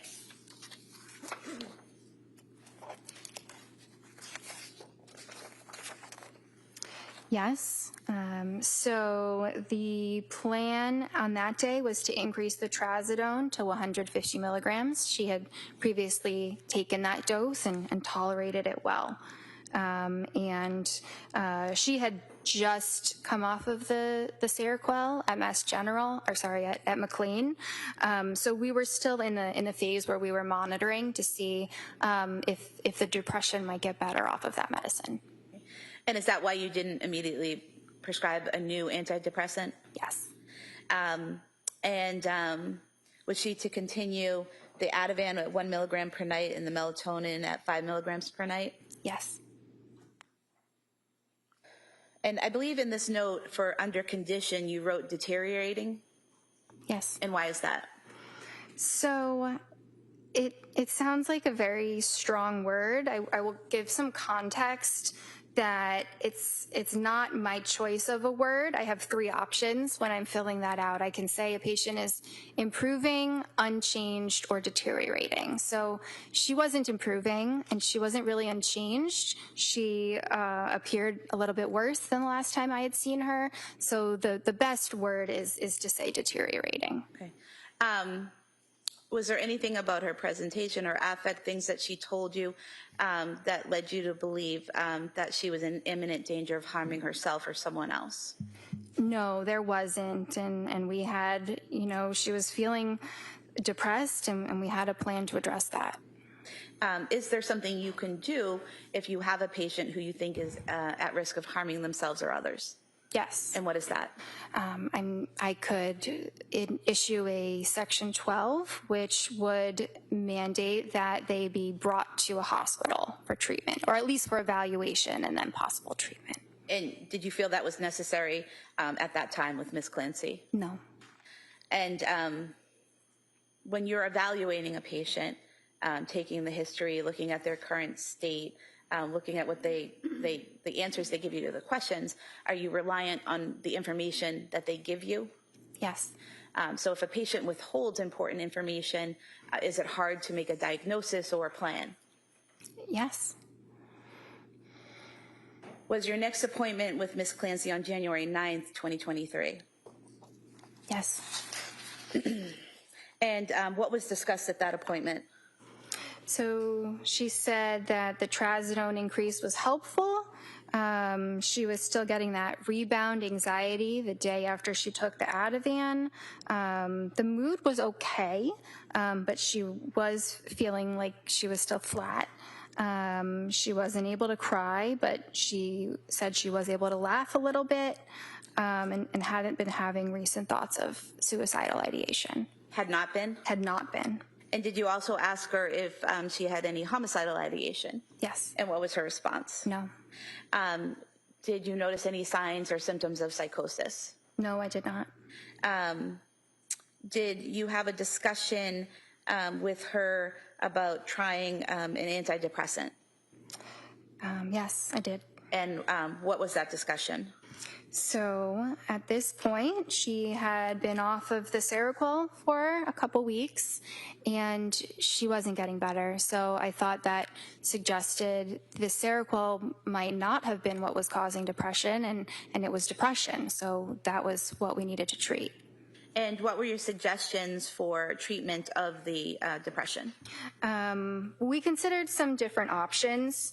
We didn't pick a medicine on that date, but we considered amitriptyline and Wellbutrin. And Wellbutrin was one of the medications she had taken when she was in nursing school, correct? Yes. And you discussed those medications on the 9th. Why wasn't a decision made that day? Because we had made a different medication change because of that rebound anxiety with the Ativan. We decided to switch that to diazepam, which is Valium, and it has a longer half-life, meaning it's broken down by the body much more slowly, so you're less likely to get that rebound anxiety. And also the nice thing about the diazepam is it's easier to stop gradually. You can every week or every couple weeks, you can increase the dose by just 1 or 2 milligrams. So it's a lot easier to stop. So I felt that was a better alternative. And she also wanted to be off of the Ativan, and be able to sleep without that kind of medicine. And I don't think I asked you this before, but what is rebound anxiety? It just means that when the medication that treats the anxiety gets out of the system, the anxiety comes back, and it comes back even worse. And you explained it a little bit, but what is a half-life of a medication, and what does that mean in terms of the body processing it and how it affects you? Yeah, so it's a little bit complicated, but it's basically the time it takes for half of the medicine to be broken down by the body. And that tells you or indicates to you how long it lasts in the system? Yes. And so you were saying that Valium, the diazepam, the Valium, might avoid the rebound anxiety because it's slower to leave the body. Is that right? Yes.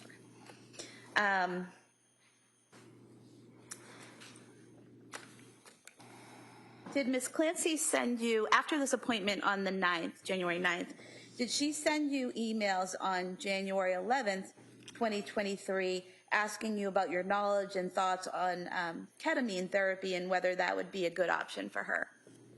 Yes, she did. And what was your response to that?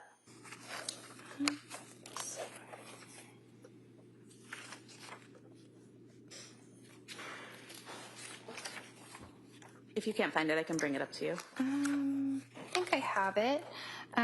So I mentioned that it's a great option, but it can be hard to get the insurance coverage for it. Usually you need to have demonstrated that you've tried 4 different antidepressants first, and so that it might be necessary to try another medicine first. In that email where she was asking you about ketamine therapy, did she tell you that she was, did she say, I'm still feeling a very low mood, no motivation, just very depressed. This has been going on for months now, and I'm getting desperate for something that would work quickly to get me out of this depressed state. Do you remember that being part of the email? Yes. Had she indicated thoughts like that to you before, wanting something that would work quickly to help her feel better quickly? I mean, she may have said that once or twice.